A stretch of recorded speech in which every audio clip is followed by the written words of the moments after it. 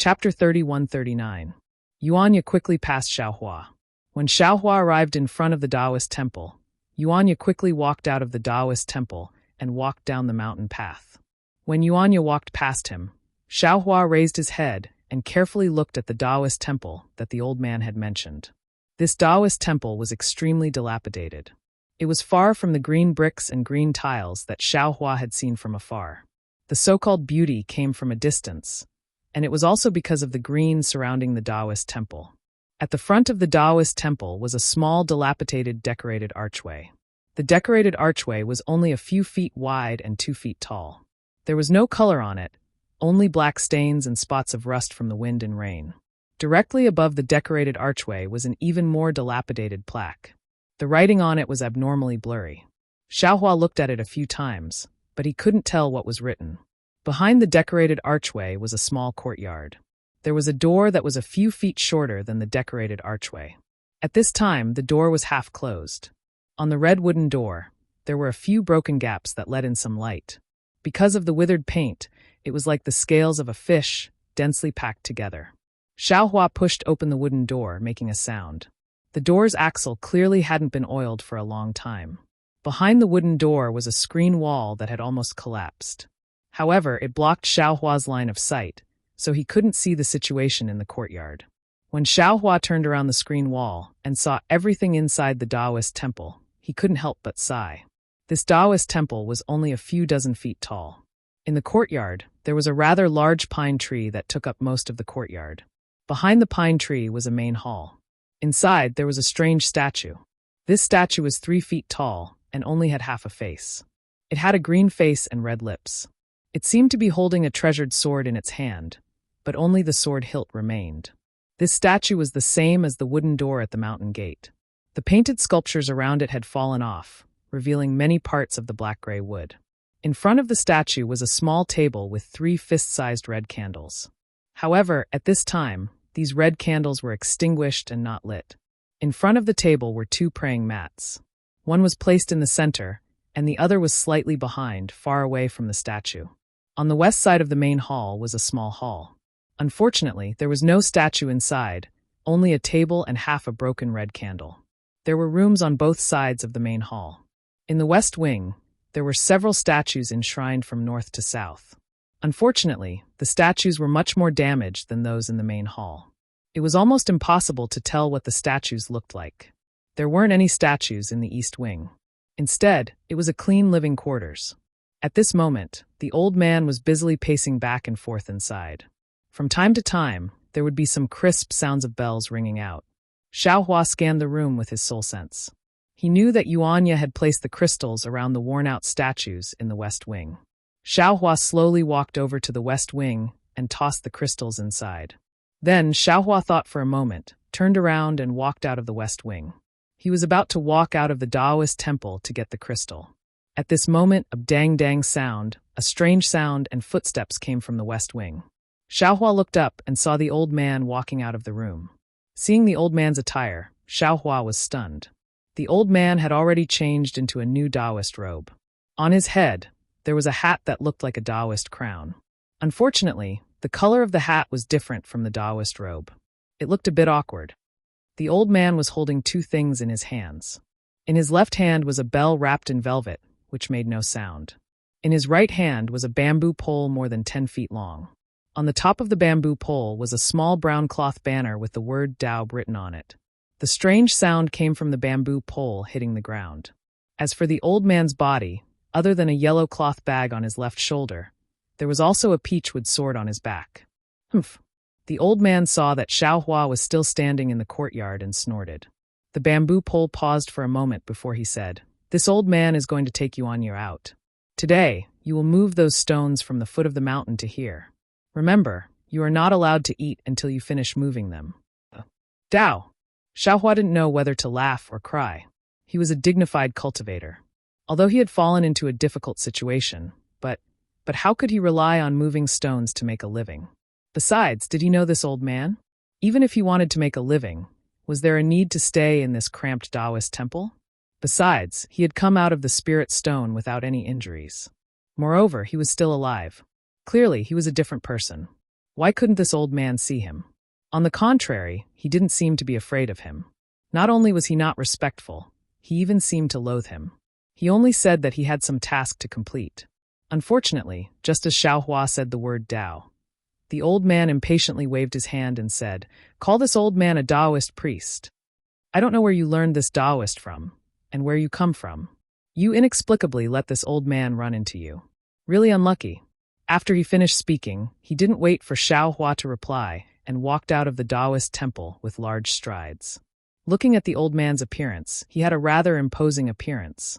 Xiaohua opened his mouth, but when he heard the last few words of this so-called Taoist priest that he couldn't understand, he still shook his head with a bitter smile.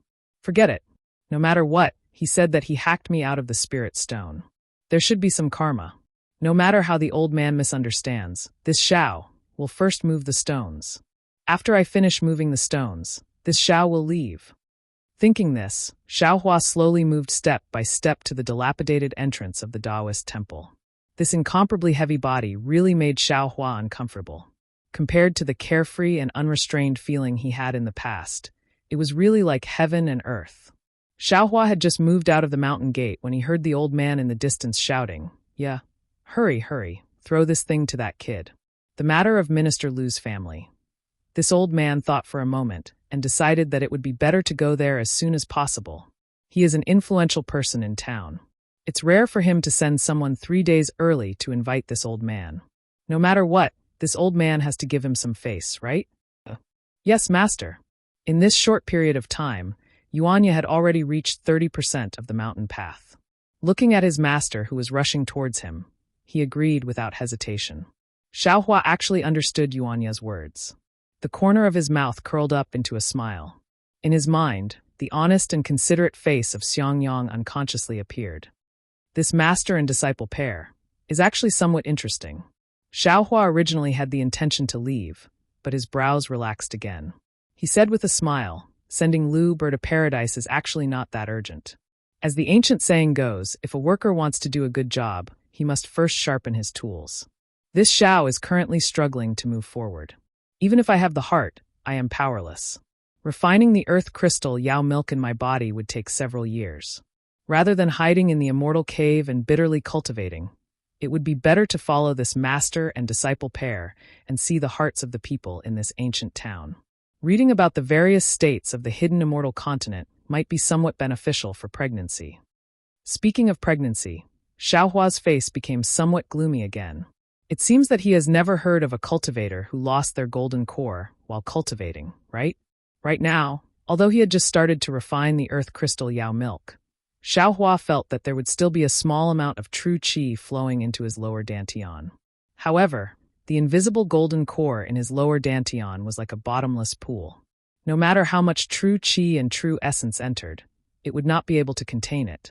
Xiaohua was afraid that one day, this golden core would mysteriously explode. Of course, that step seems to be too early. This Xiaohua thought as he slowly walked down the mountain path. However, this mountain path has always been easy to go up, but difficult to go down.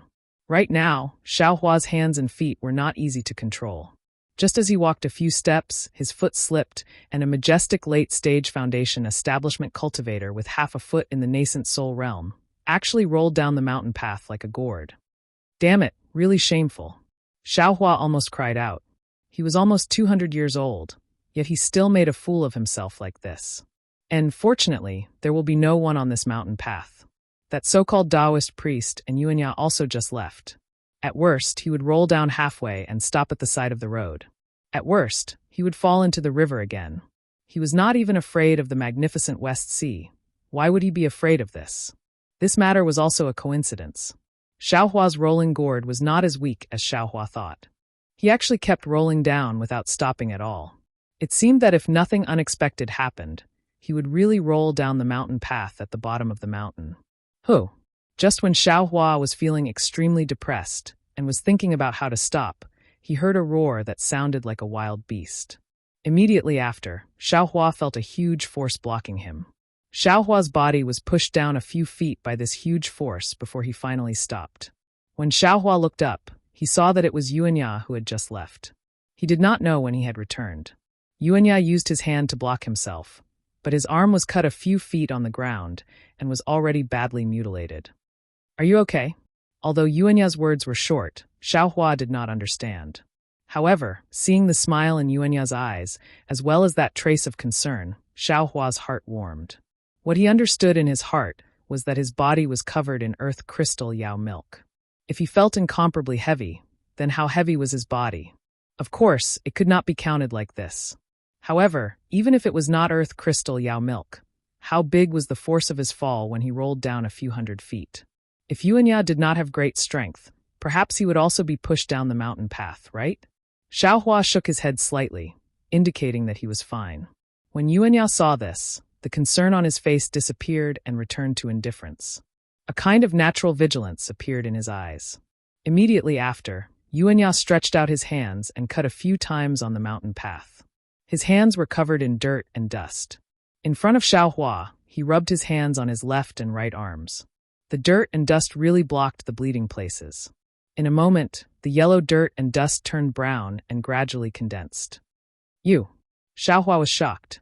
He had never thought that injuries could be treated like this. However, Yuanya did not pay attention to Xiaohua's shock. He rubbed his hands on his Taoist robe a few times, nimbly took out an oil bag from his bosom, and stuffed it into Xiaohua's hands. Then, without saying anything, he ran down the mountain. What was special was that the place where Yuanya landed was not the real mountain path, but the surrounding mountain rocks and low thorns. However, looking at Yuanya's nimble hands and feet, he was more powerful than ordinary mountain beasts. Chapter 3140. Xiaohua lifted his leg and wanted to chase after Yuanya, but he felt the weight on his left leg and smiled bitterly again. He couldn't even walk properly. How could he chase after him? Xiaohua lowered his head and looked at the oil bag in his hand. Although Yuanya had rubbed off the dust on his hand, there were still a few dust stains on the oil bag. However, the dust stains couldn't hide the faint meat fragrance from the oil bag and Xiaohua's gratitude. Yes, it was a kind of gratitude. Although Xiaohua wouldn't eat the meat in the oil bag, he had accepted Yuanya's enthusiasm. Xiaohua slid down the mountain path. Although he wouldn't be injured and wouldn't lose his life, Yuanya didn't know that Yuanya had already saved Xiaohua's life. Xiaohua couldn't help but feel grateful. How interesting.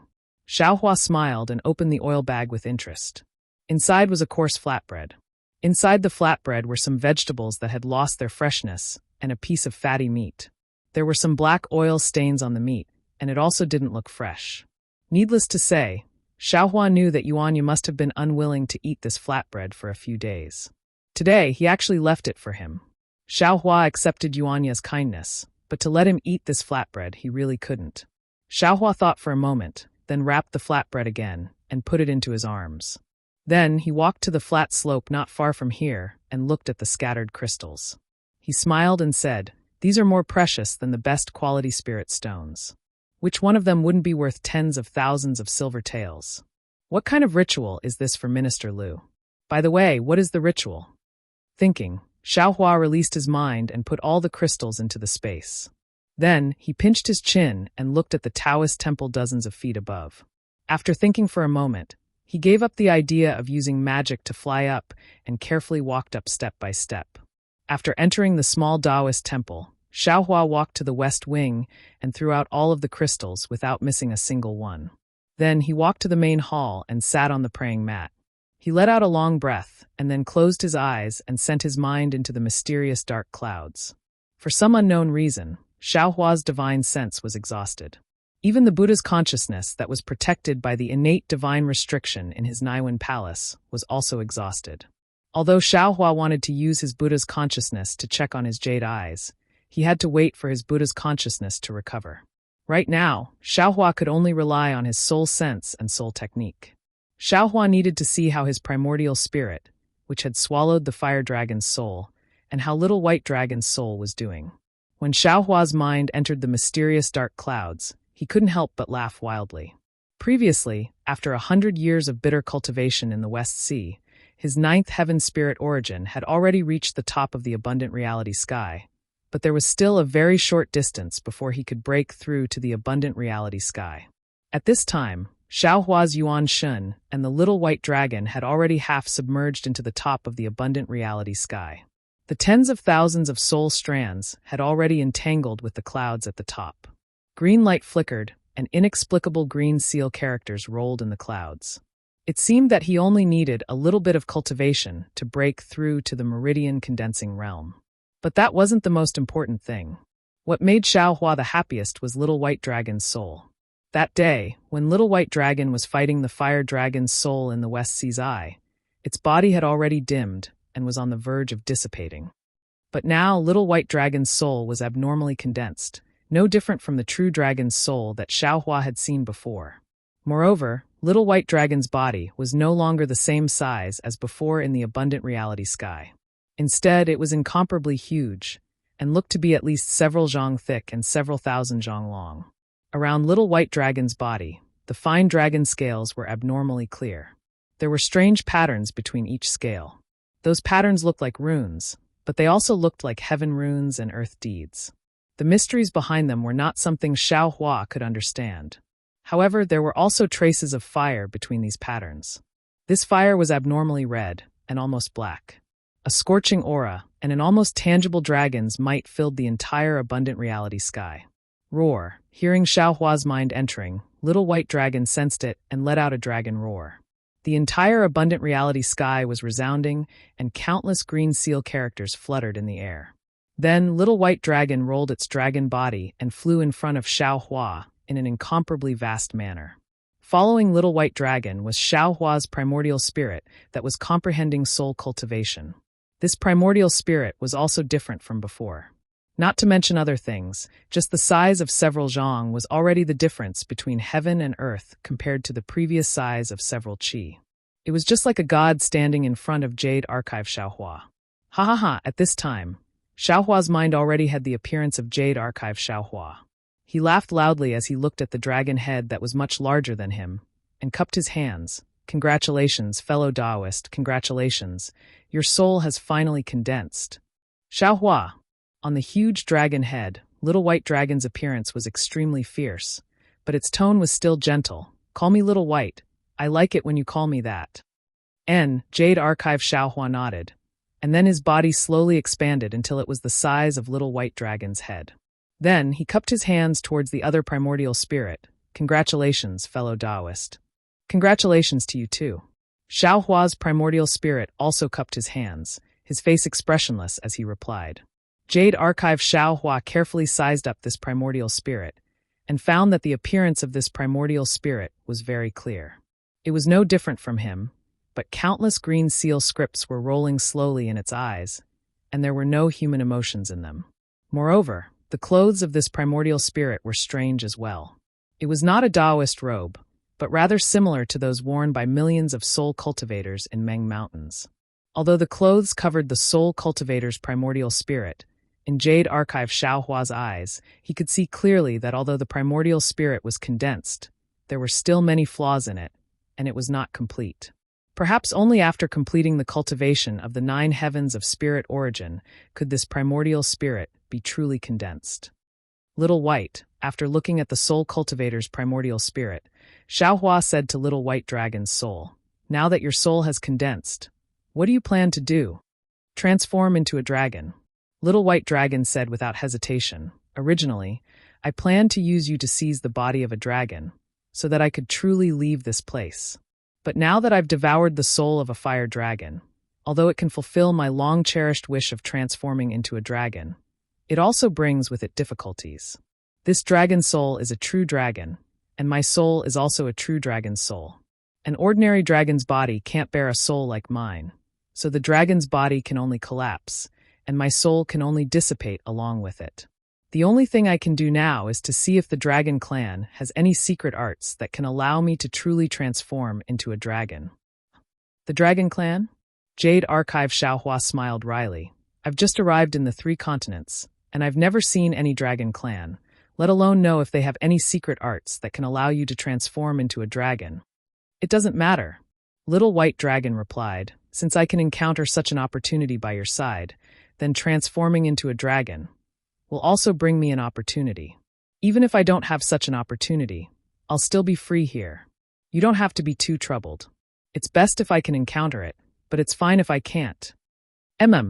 Jade Archive Xiaohua nodded, then asked, Do you know where the Dragon Clan is? What secret arts do they have? I don't know yet. Little White Dragon shook his head. Although this dragon's soul contains the inheritance of a true dragon, I'm not a true dragon, so I can't obtain it. I can only slowly search for an opportunity. However, I know that the Dragon Clan must have a secret art that allows the dragon's soul to transform into a dragon again. All right, I understand. Jade Archive Xiaohua nodded. You can cultivate here. If there's an opportunity, I'll help you keep an eye out. Many thanks. Little White Dragon didn't seem to be polite with Xiaohua. By the way, this dragon transformation art. Jade Archive Xiaohua thought of something and asked, Where did you get it? Also, Yellow Flower Ridge and Dark Flower. What's going on? I'm sorry, Xiaohua. Little White Dragon's answer was beyond Xiaohua's expectations. My memory was erased by someone, so the things you said are all blank in my memory. I only know that I was protecting the disciples of Yellow Flower Ridge, and I don't know anything else. Jade Archive Xiaohua was really shocked. He thought that Little White Dragon would give him a satisfactory answer. Then, what about the cultivator who killed you? The murderer who killed my Yellow Flower Ridge? Jade Archive Xiaohua asked again. Don't tell me you don't know. Of course I know. Little White Dragon immediately told him the whole story. Sure enough, although Jade Archive Xiaohua had never seen Sun Yunzi of Shanghua sect, Fairy Yingzhua of Xuanyan School, and Reverend Lu Shi of Qiqiao sect, he had seen the images of Sun Yunzi and Reverend Lu Shi in Tongmu City. Since the nascent soul female cultivator who could be with them, who else could it be but Fairy Yingzhua? With your current cultivation, you are still no match for them. Little White Dragon said indifferently. However, don't worry, after I transform into a dragon, I can help you kill the three of them. Jade Archive Xiaohua didn't comment. You can cultivate here first. When you cultivate, I will also cultivate. Just give me a hand. All right. Little White Dragon nodded, and then hesitated slightly, whispering, I have two things. I don't know if it's good news or bad news. Are you willing to listen? Say it. Jade Archive Xiaohua was stunned, and looked at Little White Dragon strangely. What is it about? First of all, Little White Dragon said with some suspense, I see that there is also a primordial spirit in your meridians. How many primordial spirits do you have? If there are too many primordial spirits, there will definitely be conflicts, and it will be very troublesome in the future. I know this. Jade Archive Xiaohua nodded. Now that things have come to this, there is no way to regret it. Seeing that Xiaohua was unwilling to tell him too much, Little White Dragon didn't care, and continued, But I see that your meridians also seem to have dragon chi, and that primordial spirit has also swallowed the soul of a true dragon. In my opinion, if you can find the secret technique of transforming into a dragon, you might as well transform your meridians into a dragon like me. I am now a soul, so it is difficult for me to transform into a dragon, but your meridians are much easier. Separating your meridians and primordial spirit from your body will only be good for you. Chapter 3141. How can that be? Xiaohua shook his head. Without meridians, how can I cultivate? This absolutely can't be done. Without meridians, why can't you cultivate? Forget it, this is your business, do as you wish. Little White Dragon said, I'm just giving you a suggestion. Xiaohua's idea of transforming one's meridians into a dragon was just a fleeting thought. He never thought that it would really be possible at this point. However, it was just as he said. Without meridians, how could the Dao Sect's mana and spells be used? Isn't my cultivation journey coming to an end? The path of transforming meridians into dragons. I really don't dare to try it. That's all, Xiaohua said. Also, Little White Dragon looked up at the clouds above its head and said, I don't know what kind of secret technique your soul is cultivating, but between these two grotto heavens, there seems to be an extremely powerful seal. This seal is enough to prevent your primordial spirit from breaking through to the next level. Xiaohua turned pale with fright. He really didn't expect that in addition to the seal in his Naiwan Palace and Dantian, there was another seal in his soul. Damn it, this is a seal in my soul. What kind of old monster did I offend? Xiaohua almost gnashed his teeth. If the old monster with the soul division sealed my Naiwan Palace and Dantian, it's still acceptable. How can their magic power penetrate into my soul? They are Dao sex cultivators. But you don't have to worry. Little White Dragon said again. If it was before, I wouldn't be able to do anything. Now that I have the soul of a true dragon, the heavenly fire in my soul is enough to break this seal. I have nothing to do here, so I'll cultivate while helping you break the seal. Then I'll have to trouble you. Xiaohua bowed and thanked. You're too polite with me. Little White Dragon blinked his eyes, and a strange smile appeared on his fierce face. Hee, you wait for me to cultivate. I'm going out. I'm in some trouble now. Xiaohua laughed and left the mysterious clouds with Little White Dragon's dragon roar. However, after leaving the mysterious dark clouds, Xiaohua's mood was somewhat heavy. He didn't have the mood to return to the space and return to his physical body. Motherfucker, other people's cultivation.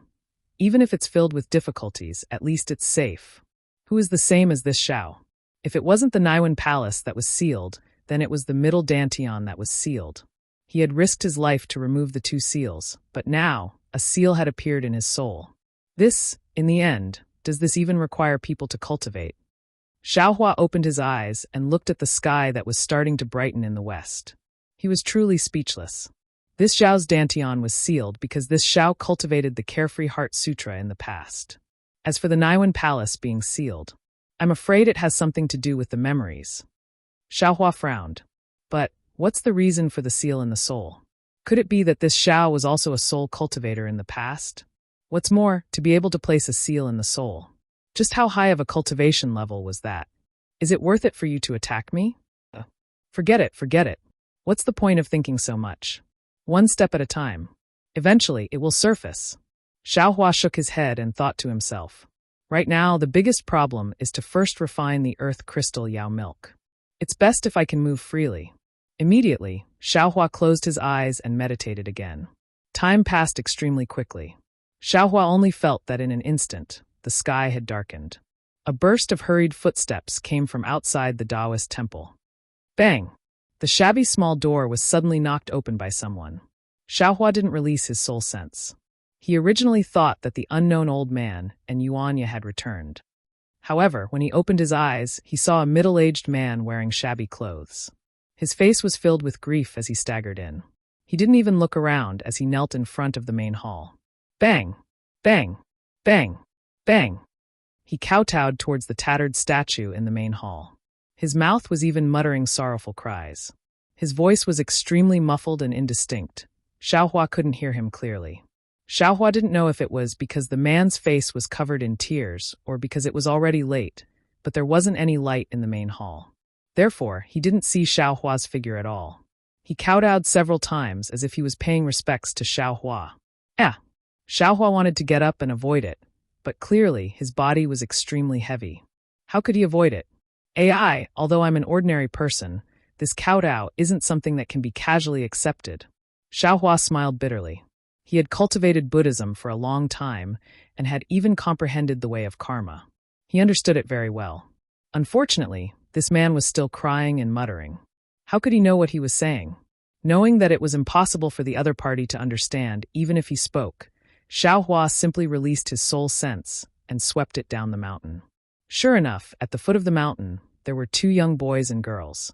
They were standing there and crying, not knowing what to do. In addition, there was also a woman lying there on the verge of death. She was already exhaling more than she was inhaling.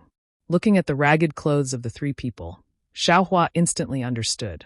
This was definitely a poor and destitute family. The mother of the two children was ill, and the father of the two children brought her to see a doctor. Either they didn't have money, or the illness was too serious and the doctor couldn't help them. The family of four in despair passed by this small Taoist temple.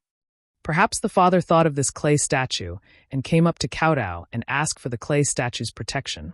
Xiaohua couldn't bear to see this kind of grief. However, he didn't have any true essence at the moment.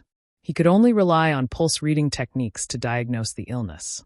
But the problem was that he wasn't a clay statue. The other party might not believe him. Moreover, other people wouldn't understand his words. Looking at this woman's appearance, she might not be able to wait until Yuanya and that old man return. And maybe I can give it a try. Xiaohua pondered for a moment. He saw the man stand up, wipe his tears, and put on a strong face. He turned around and hurriedly left.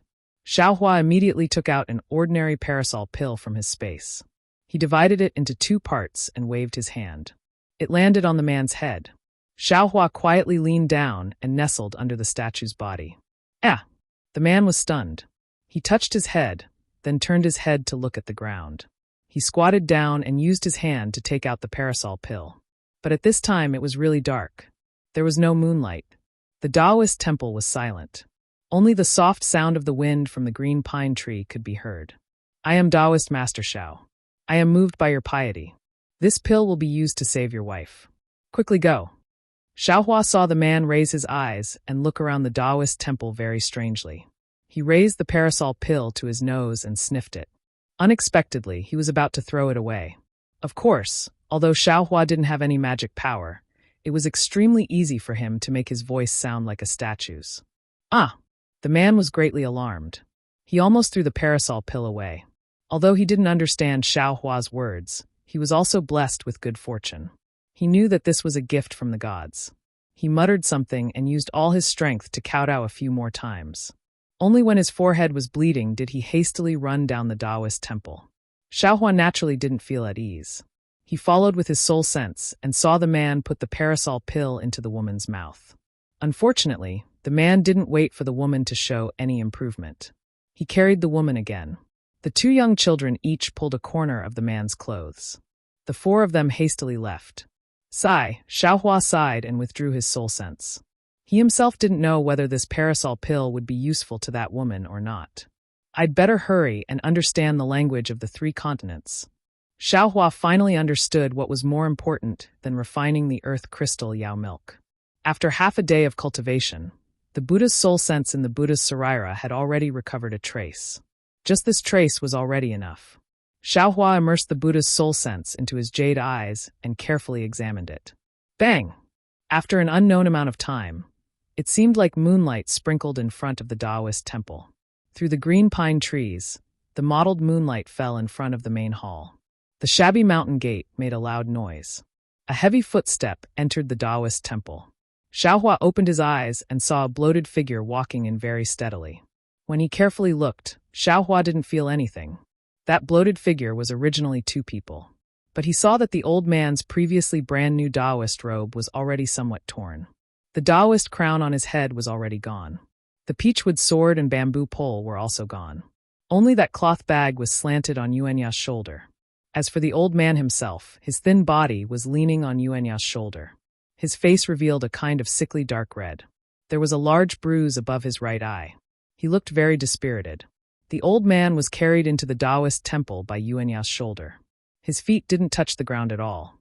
There were still some low muttering sounds coming from his mouth. His mouth emitted a kind of pungent smell of alcohol. He was unexpectedly drunk into a complete mess. After entering the Taoist temple, Yuanya threw the cloth bag and bamboo pole on the ground.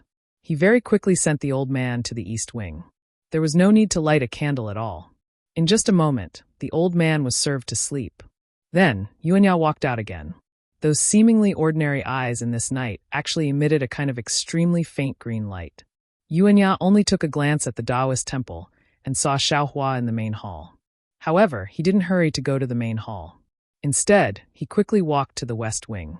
After looking at the oil lamp, he looked at the crystal stones in the room. Then, with a strange expression, he raised the oil lamp and went to the main hall. In the main hall, Xiaohua was still sitting cross-legged. He looked at Yuanya with a smile. You are hungry, right? Yuanya put the oil lamp in front of the statue.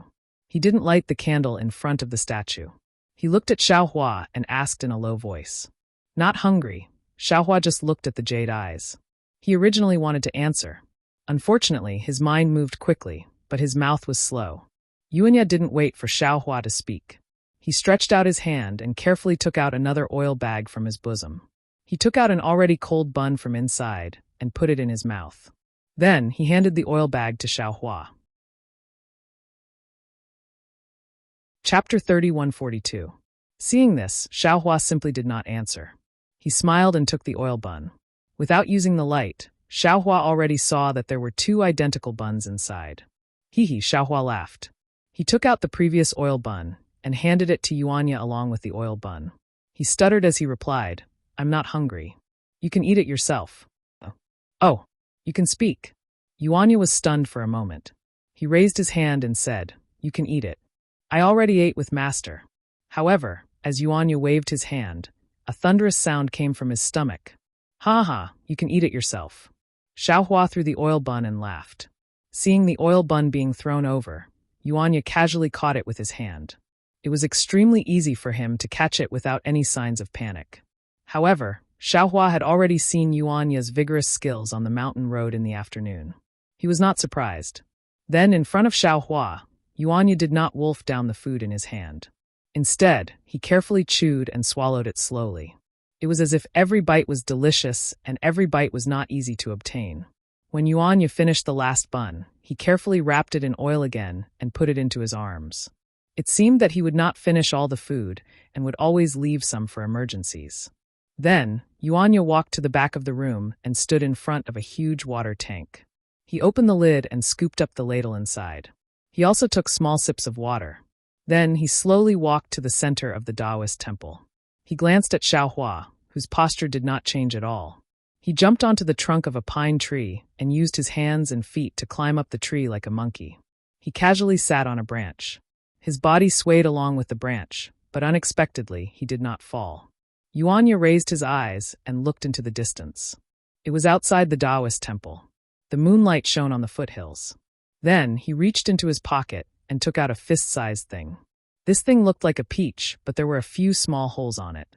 Yuanya put this thing to his mouth. Then a sad whimpering sound came from this strange thing. This sobbing sound rose and fell, and it was actually very rhythmic. In the dark night, under the moonlight, it was like a gurgling stream flowing endlessly.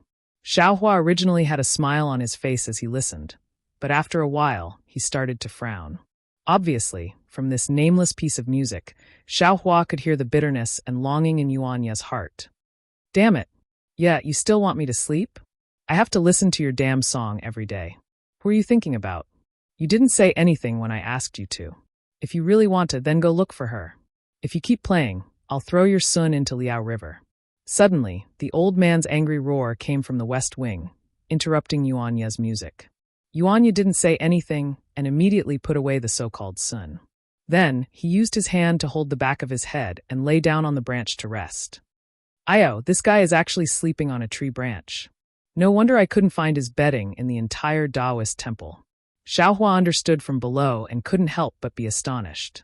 Then, Xiaohua blew on the oil lamp and extinguished it. He also closed his eyes and started to meditate. The entire Taoist temple was filled with the gentle sound of the wind. Outside the Taoist temple, wild insects were chirping, and thunderous snoring sounds came from the east wing. The night quickly passed. When the sun rose, Yuanya took advantage of the thin mist and jumped down from the tree branch. Not only did he fill the water tank with water, but he also lit a fire on a simple stove beside the water tank.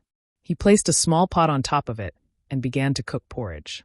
While cooking porridge, Yuanya picked up a broom and swept the fallen leaves and dust in the Taoist temple clean. Xiaohua opened his eyes and looked. Yesterday's scraped wrist and arm were already healed. Even Xiaohua was surprised by the healing ability of Yuanya's body. Looking at the fire on the stove and smelling the fragrance of the rice in the small pot, Xiaohua bitterly smiled. According to the old man's weak divine sense, even if he wasn't at the foundation establishment stage, he was at the 12th layer of the qi refining stage. He should have already fasted long ago and didn't need to eat these things. Xiaohua didn't understand why he was greedy for these things. However, Xiaohua didn't think too much about it. He clumsily got up and slowly walked out of the Taoist temple. He looked around and walked to a small open space next to the Taoist temple. Facing the morning sun, he opened his mouth and swallowed a mouthful of sun essence. Then he stretched out his hand and started to practice the Big Dipper magical fist. After Xiaohua practiced a few times, he stopped and raised his head to look at the pine branch sticking out of the wall of the Taoist temple.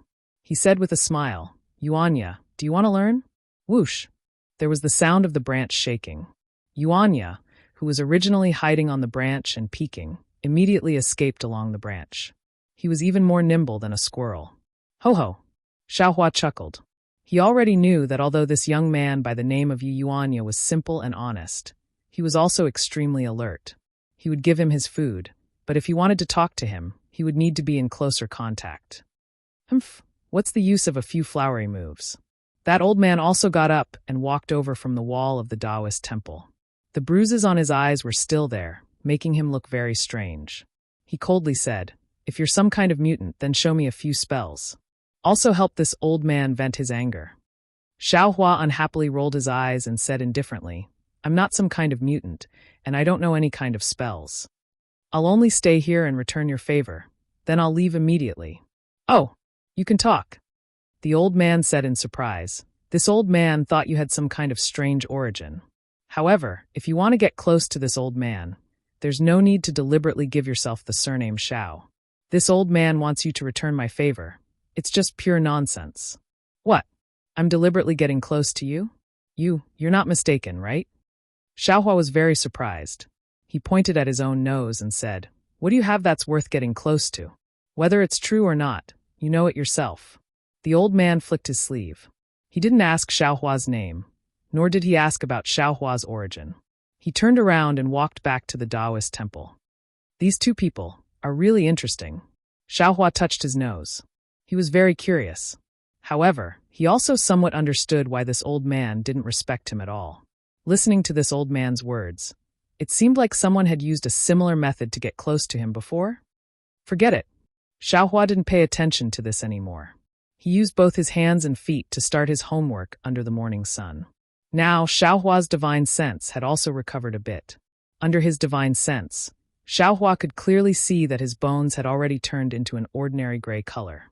However, under the cool current of the Big Dipper God fist, wherever it flowed, his bones would turn into a sparkling and translucent orange color.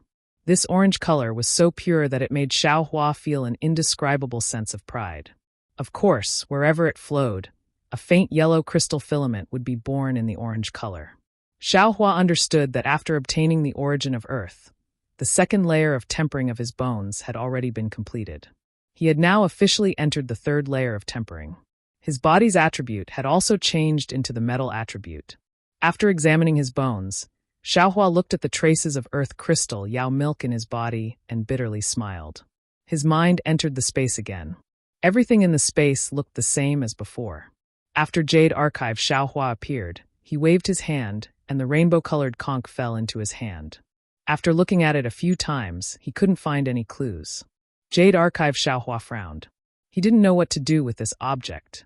Xiaohua didn't want to tell anyone about the secrets of the space.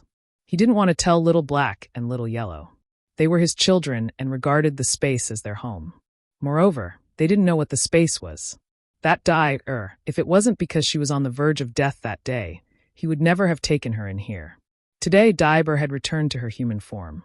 Xiaohua didn't dare to let her out. He still didn't have a good plan to deal with her. This conch was obviously not an ordinary object. It must be related to the dark mantra. Xiaohua wanted to take advantage of the fact that it hadn't formed yet to throw it out. But the problem was, where should he throw it? He definitely couldn't throw it out in the wilderness. He could only put it in the spirit storage bag. However, Xiaohua didn't know whether the spirit storage bag had any drawbacks to this conch. Forget it, I'll put it in the space first. Jade Archive Xiaohua waved his hand, and the seven-colored conch disappeared again. If there's any movement, let the green-robed boy deal with it. Oh, this spiritual fire? After putting the five-colored conch in a secret place, Jade Archive Xiaohua waved his hand, and a red and yellow spiritual fire appeared in his palm. This spiritual fire was the same as before.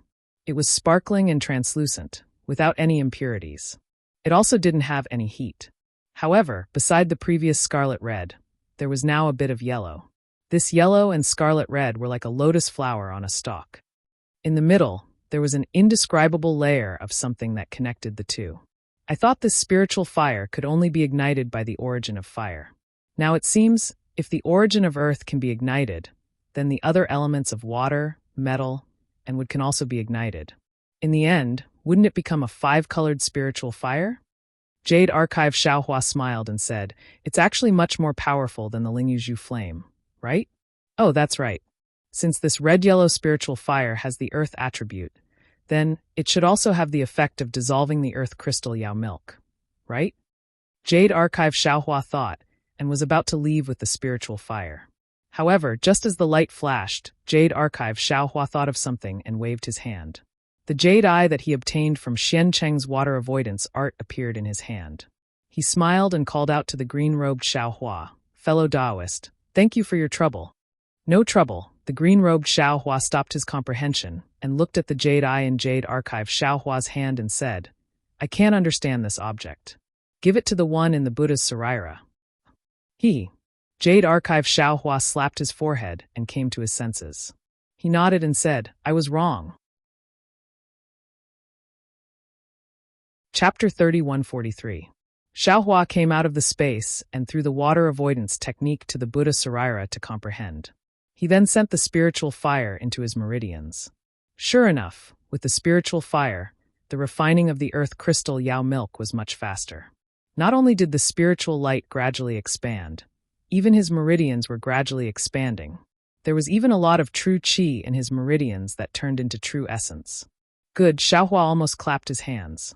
Another spiritual fire flew out and sent to the primordial spirit of his physical body. He then withdrew from his physical body. When Xiaohua came out and opened his eyes, he immediately felt that there was a heavy object in front of his arm. His arm seemed to have a natural reaction. He slightly stretched out his arm, and the heavy object was sent flying. Good, the old man's voice immediately entered Xiaohua's ears. Xiaohua stopped and looked at the situation around him. He could not help but smile.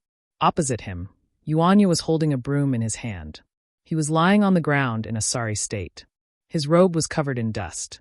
The old man was standing very far away with interest. He clapped his hands and laughed. Xiaohua raised his head and looked at the sky. The sun had already risen 3 poles. He already understood that during the time he was in the space, Yuanya came to call him. He only closed his eyes and immersed himself in the Big Dipper magical fist.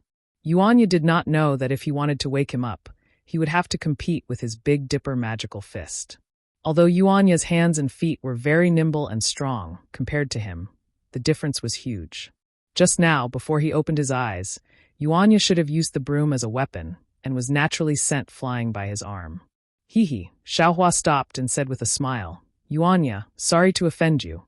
Yuanya's eyes flashed with a trace of astonishment. His eyebrows trembled.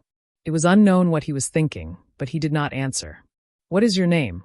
At this time, the old man opened his mouth and said, "I have seen many powerful people who could defeat you with their eyes closed.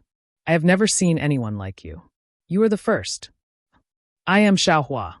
Xiaohua cupped his hands and said, "How should I address you?" "I." The old man looked at Xiaohua with a smile and replied, "Naturally, my surname is also Xiao. However, I cannot tell you my name. You can call me Spiritual Master Xiao." "What?" Xiaohua was stunned. He did not know whether to laugh or cry. Your surname is also Xiao? Spiritual Master Xiao?" "Yeah, I am Taoist Master Xiao." The old man shrugged his shoulders. "Taoist Xiao is my Dharma name. Of course, ordinary people also call me Taoist Xiao." "Forget it," Xiaohua was speechless. He nodded and said, "I understand Taoist Xiao." That's right, even though Xiaohua is Taoist Xiao in the Dawn Rain continent, but in the hidden immortal continent, this Taoist Xiao is before Xiaohua. "Go and eat," Taoist Xiao waved his hand in satisfaction. "Later, you will follow me to Longevity Town. I want to see if those bald donkeys still dare to attack me. Alas, if I had known, I wouldn't have let you move the stones in the Taoist temple yesterday. If I had brought you along, how could this old man have suffered such a huge loss?" Sweat. Xiaohua almost wanted to wipe the sweat off his forehead. He, a grand late Jindan stage cultivator, was actually going to be the so-called Taoist Zhao's hired thug. However, Xiao Taoist priest simply ignored Xiaohua. He turned around and returned to the Taoist temple. After Xiaohua gave all the food to Yuanya, who was somewhat in awe of him, Xiao Taoist priest walked out of the east wing wearing yesterday's clothes. "How was it?" Taoist Xiao shook the ground with his bamboo pole and asked after coughing twice. "How was it?" Xiaohua was somewhat puzzled. He turned his head to look at Yuanya, who was nimbly cleaning up the bowls, chopsticks, and other things. "I am asking you." Taoist Xiao felt good about himself. How was this old man dressed like a Taoist? Cough, cough. Xiaohua couldn't help but cough twice. He pretended to smile and said, "Why would a Taoist like you need to dress like this? Even if you don't wear clothes, you still look like a Taoist." Hee. Taoist Xiao heard this and his face flushed red. He immediately became spirited. He He stuck out his chest and said with a smile, "Not bad, not bad, Xiaohua, you are indeed not bad. This old man didn't bring you out in vain. And you owe this old man a favor. First reduce it by 10%. Yes, Xiaohua laughed loudly in his heart. He couldn't help but have some thoughts. He said with a smile, "No matter what, it is Taoist's favor. It is this one's fortune to be able to meet Taoist. Even if this one has returned Taoist's favor, in the future, if Taoist has any errands, please feel free to instruct me." Xiaohua kept calling him Taoist, making Taoist Xiao radiant with joy and extremely comfortable. However, Taoist Xiao still instructed in a low voice, "When Taoist calls me Taoist, cough cough, it is still a Taoist title. This old man wants to be low-key." "Yes, this one understands. Taoist." Xiaohua almost held his stomach. He looked at the ground and held back his laughter. He said in a low voice, "This one will only call Taoist in front of others." Good, the child is worth teaching." Taoist Xiao reached out his hand to stroke his beard.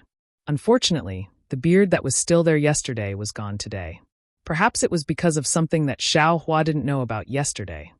Xiaohua was really choking. However, he still happily touched his still smooth face. Yes, an old thing that was almost 200 years old still had the appearance of an 18-year-old. This really made Xiaohua arrogant enough. "Yeah." The arrogant Taoist Xiao shouted loudly, "Why haven't you tidied up yet? Can't you see that this old man and your senior brother are waiting anxiously? Look at your clumsy appearance. In the future, you should learn more from your senior brother." Sweat. Xiaohua looked at Yuanya, who was washing his hands. These things, to be honest, Xiaohua seemed to be able to do it as well. However, he hadn't done it for 100 years. If he were to do these things, he definitely wouldn't be as good as Yuanya. How could Yuanya be clumsy? In particular, this so-called Taoist Xiao suddenly took a late golden core stage cultivator as his disciple. He really had a wild imagination. Perhaps this Taoist Xiao wants to say that I am clumsy and clumsy. Xiaohua smiled as he looked at Yuanya coming over. Yuanya's expression was still as calm as before. There was a sense of intimacy and vigilance, but there was no jealousy or resentment. "What are you going to do with your hammer? This old man is going to earn money. If you carry this hammer, even if someone dares to look for this old man, I'm afraid they will be scared away by you, right?" Seeing that Yuanya was about to walk to the corner to take the big hammer, Taoist Xiao couldn't help but scold him. "En." Yuanya responded and quickly walked to Taoist Xiao's side. However, when he saw that Xiaohua was standing in front of him, he actually didn't know what to do. Hurry up and help this old man hold it." Taoist Xiao coldly snorted again. It seemed that he wasn't very satisfied with Yuanya. At this time, Xiaohua hurriedly retreated a few steps, making space next to Taoist Xiao. Only then did Yuanya let out a sigh of relief. He walked forward a few steps, walked to where Xiaohua was standing just now, and reached out his hand to take the bamboo pole. "Let's go." Taoist Xiao reached out his hand and snapped his fingers. He very confidently turned around, as if he was really a real person. He calmly walked out of the dilapidated mountain gate and went down the mountain. Similarly, Yuanya habitually followed behind Taoist Xiao. However, after walking a few steps, he thought of something and turned his head to look at Xiaohua. He blinked his eyes and reached out his hand to take out the oil bun from last night, wanting to give it to Xiaohua. Xiaohua didn't need to look. Naturally, he knew that it was the meat bun that Yuanya wasn't willing to eat in the morning. He slightly smiled, waved his hand, and hurriedly followed behind Yuanya. After a night of tempering and practicing the Big Dipper magical fist in the morning, Xiaohua had now somewhat adapted to the weight of his body. Although he wasn't as agile as Yuanya, catching up to Taoist Xiao wasn't a problem. Coming down from the top of the mountain, there was a large road. It was the place where the family of four stopped last night. Now, there were already some pedestrians. There were even carriages that stirred up a cloud of dust as they left. Looking at Taoist Xiao going down the mountain road, he immediately had the appearance of an expert. His eyes slightly narrowed, and from who knows where, he took out a horsetail whisk.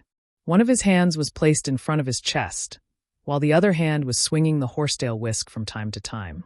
His mouth was muttering, "Give advice on marriage, give advice on confusion, divination to dispel the bloody light." This, Xiaohua was originally leisurely walking behind Yuanya. When he heard Taoist Zhao's strange words, he almost lost his footing and fell into the dust. This and the Taoist that he thought were really too different. "I owe this lady." Just as Xiaohua was tidying up his mood, a young woman just happened to walk out of the tea shed. Taoist Zhao's eyes lit up. He quickly walked a few steps, raised his hand and swung the horsetail whisk, saying, "I see that your red lawn stars are moving. I'm afraid that in a few days, a good fate will come close to you, mother." Unfortunately, before Taoist Xiao even got close, a 3 or 4-year-old girl bounced out of the tea shed and said with some dissatisfaction, "Wait for a boy." Taoist Zhao's hand froze in place just like that. However, in the blink of an eye, Taoist Xiao lowered his head and looked at the girl. With a kind face, he smiled and said, "Little sister, how old are you? I see that you have a good bone structure and an outstanding appearance. In the future, you will definitely become a hero of this generation. The heavy responsibility of saving the hidden immortal continent. I'm afraid that I will have to hand it over to you. And this old man has a secret manual here. It only costs 3 silver pieces. Take it, it will definitely help you in the future."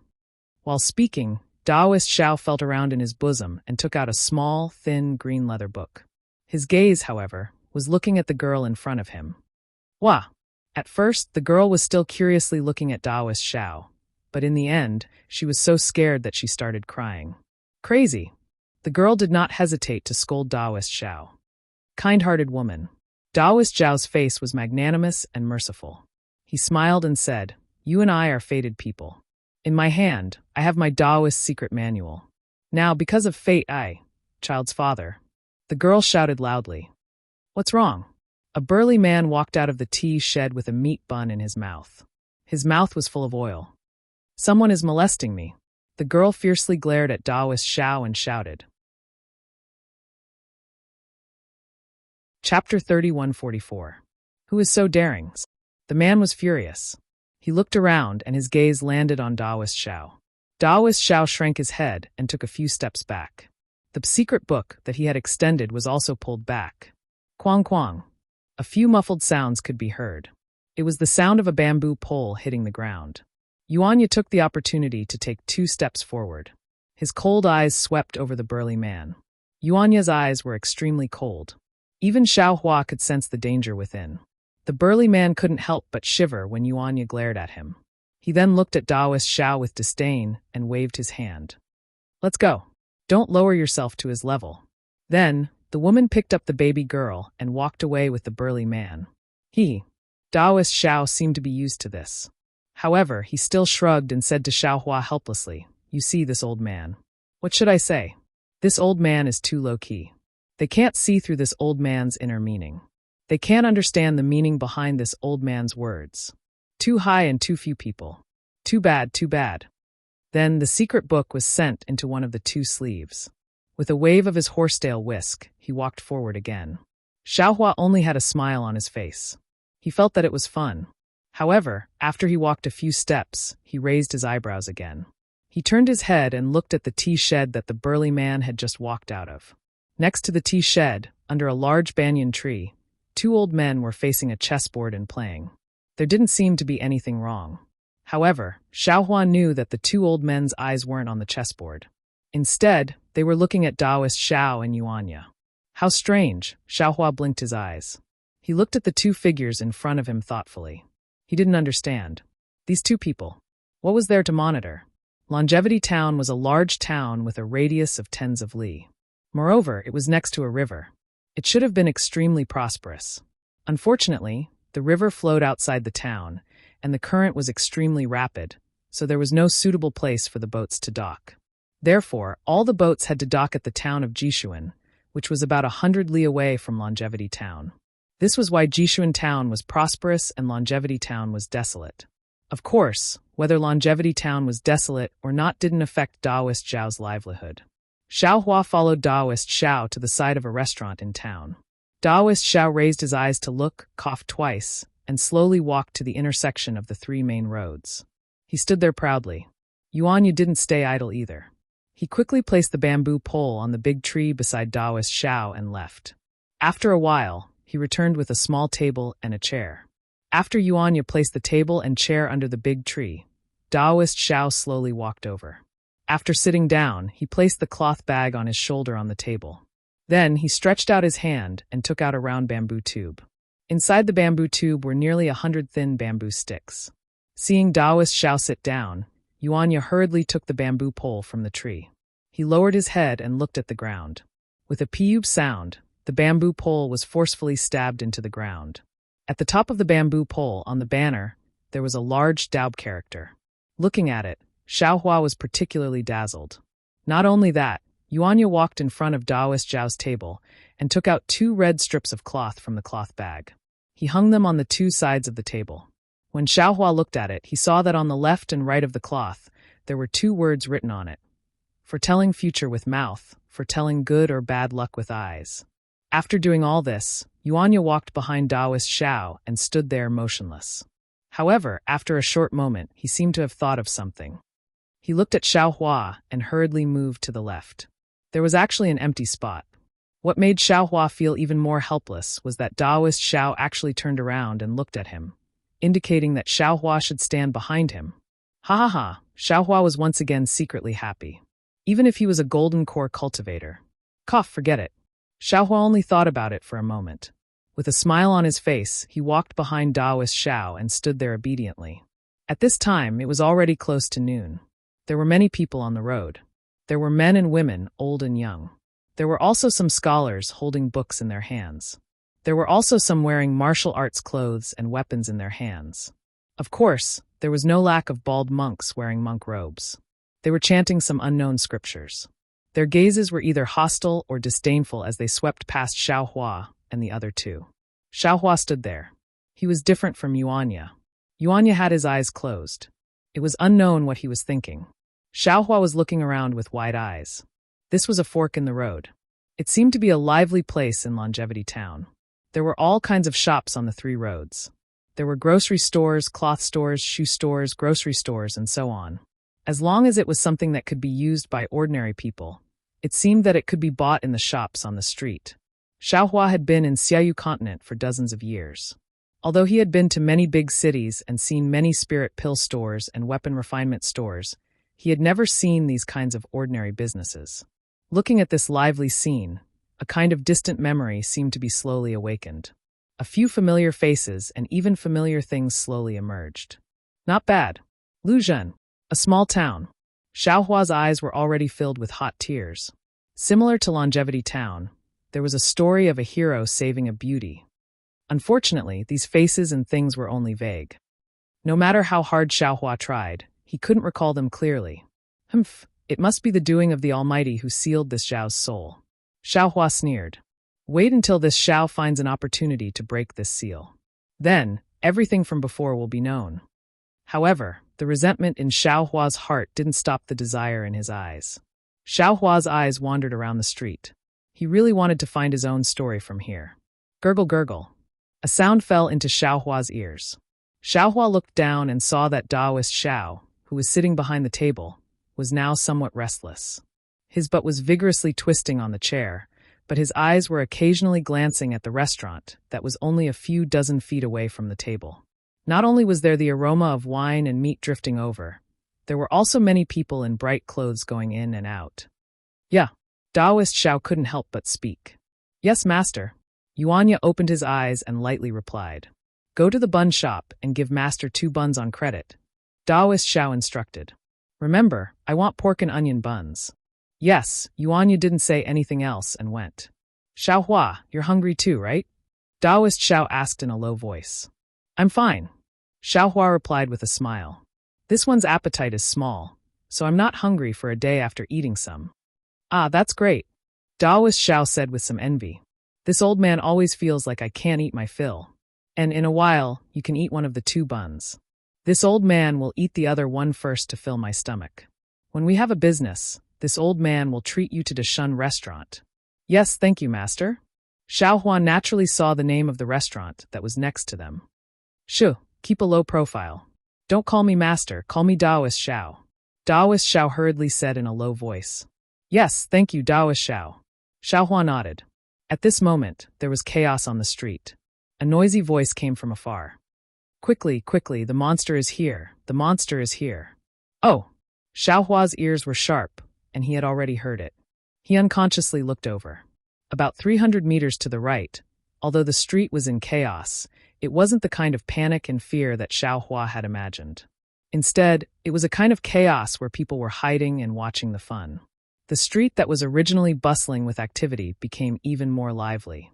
Everyone was hiding, making way in the middle of the street. Even more people ran to the shops on the street. There were even some people who actually poked their heads out from the second and third floors of the tea houses and restaurants. Hee, as expected, it's the hidden immortal continent. It's different from Luzhun or Xiaoyu continent. Xiaohua looked at all of this and sighed in his heart. It seemed like he could never see the end of the 100 forms of the world. Not long after, from the middle of the street in the distance, an ugly brawny man with a height of 2 zhang walked over. This burly man's skin was coarse, and there was only one eye on his huge head. 2 emerald-green tongues would stick out from the gaping hole that resembled a mouth from time to time. Although this brawny man was wearing a silk robe and looked like a human, under that robe, there were thick feet and a long tail sticking out. It was very obvious. The brawny man's single eye looked left and right, as if he didn't understand the reaction of these people. His curled tail was still casually swinging behind him. Humph, evildoer. Taoist Xiao stood up at an unknown time. He looked at the brawny man and coldly said, "If someone is willing to pay money, this old man will suppress him right now." Xiao Daoist master's voice was very loud. Not only did Xiaohua hear it, but the people around him also heard it. Unfortunately, Xiaohua was the only one who paid attention. The others seemed to have turned a deaf ear.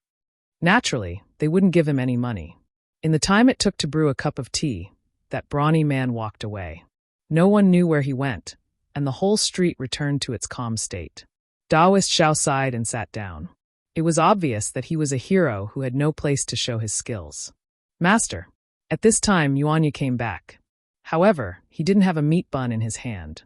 There was only a teacup filled with orange tea. The lady boss of the bun shop didn't give Disciple credit, so Disciple could only ask for a cup of tea from the tea stall for Master. Why didn't she give us credit? Wasn't the previous debt already settled yesterday? Taoist Xiao was somewhat flustered and exasperated. How could they treat this old man like this? The lady boss said. Yuanya didn't care about Taoist Xiao's feelings at all. He honestly replied, "We owe 20 copper coins. It has already been half a year." She asked for it countless times, but still couldn't get it back. In the past, she couldn't not give us credit. She was afraid that we wouldn't pay her back even a single copper coin in anger. Now that it's finally settled, she won't give us any more buns on credit. She's afraid that she won't be able to sleep well in the future. Damn it! Your hair is long and your knowledge is short. Taoist Xiao stomped his feet and fiercely said, "Look at how imposing this old man was when he was the king of the country. Now, it's only because I want to live longer that I changed my cultivation to immortality. Wait until this old man becomes an immortal, then it will be too late for regrets." Chapter 31:45. When Xiao Daoist's mouth was dry from talking, he took the teacup from Yuanya's hand and gulped it down. Then he passed the empty teacup back to Yuanya and said, "Tell the owner of the tea house that when I ascend to heaven, I'll definitely bring him along." Yes, Yuanya nodded honestly and turned around to leave. Xiaohua was a bit worried for Yuanya. He didn't know if the owner of the tea stall would think he was crazy and beat him out of there. Of course, Xiaohua's worry was unnecessary. After a while, Yuanya came back unscathed without any awkwardness or embarrassment. However, Xiaohua didn't doubt that Yuanya would repeat what he said to the owner of the tea stall. Under the scorching sun, the sound of cicadas could be heard from the banyan tree behind Xiaohua. However, the sound of cicadas couldn't suppress the sound of Xiao Daoist's stomach, especially after he drank a big cup of tea. Strange. What's wrong with today? Xiao Daoist was obviously a bit annoyed. Normally, after sitting for so long, there would be 1 or 2 people coming over. With his silver tongue, he would at least get a few copper coins. "Master, how about we go back first?" Yuanya understood Xiao Daoist's thoughts and reminded him in a low voice. "I don't believe it." Xiao Daoist originally wanted to go back, but after hearing Yuanya's words, his heart was filled with anger. "Will there be business today? Could it be that I will be kicked out of Longevity Town after being disturbed by the monks of Shao Jin Temple last night? Xiao Daoist, why don't you let me try?" Xiaohua said with a smile. "I'm unfamiliar. Maybe I can get something on credit?" "You." Xiao Daoist shook his head and said, "You're even more unfamiliar?"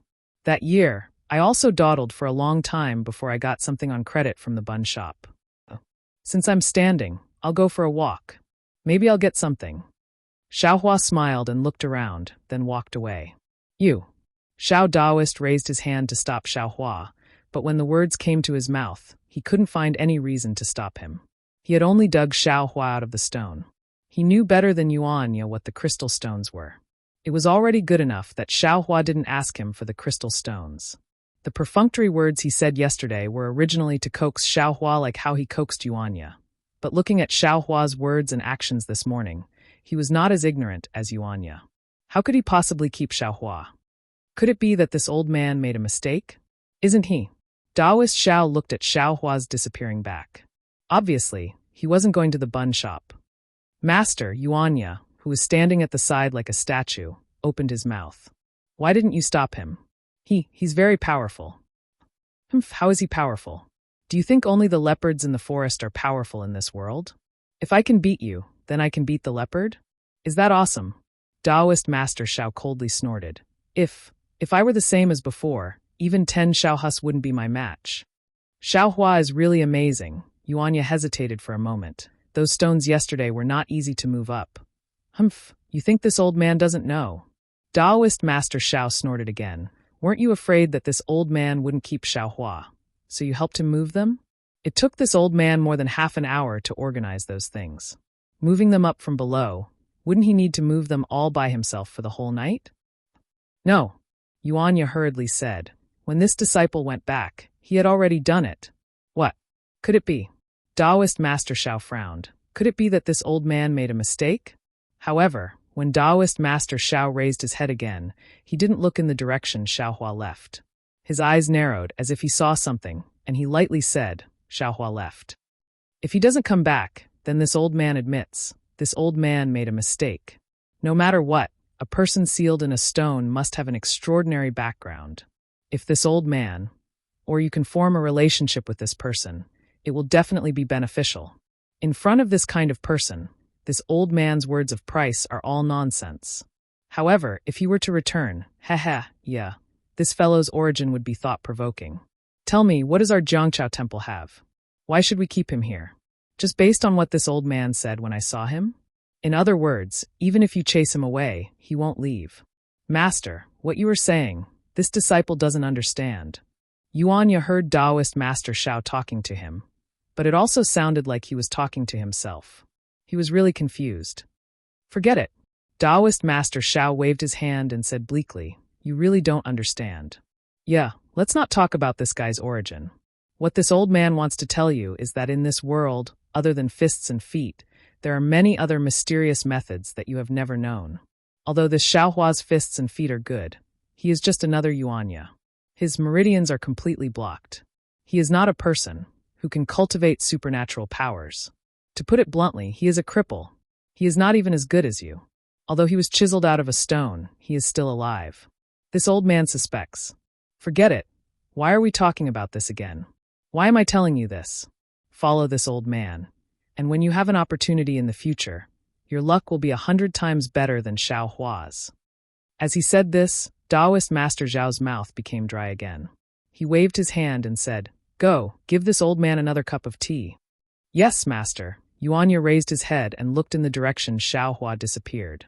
He had an indescribable good impression of Xiaohua. In front of Xiaohua, he seemed to be able to sense the safety and vastness of the wilderness he had in the past.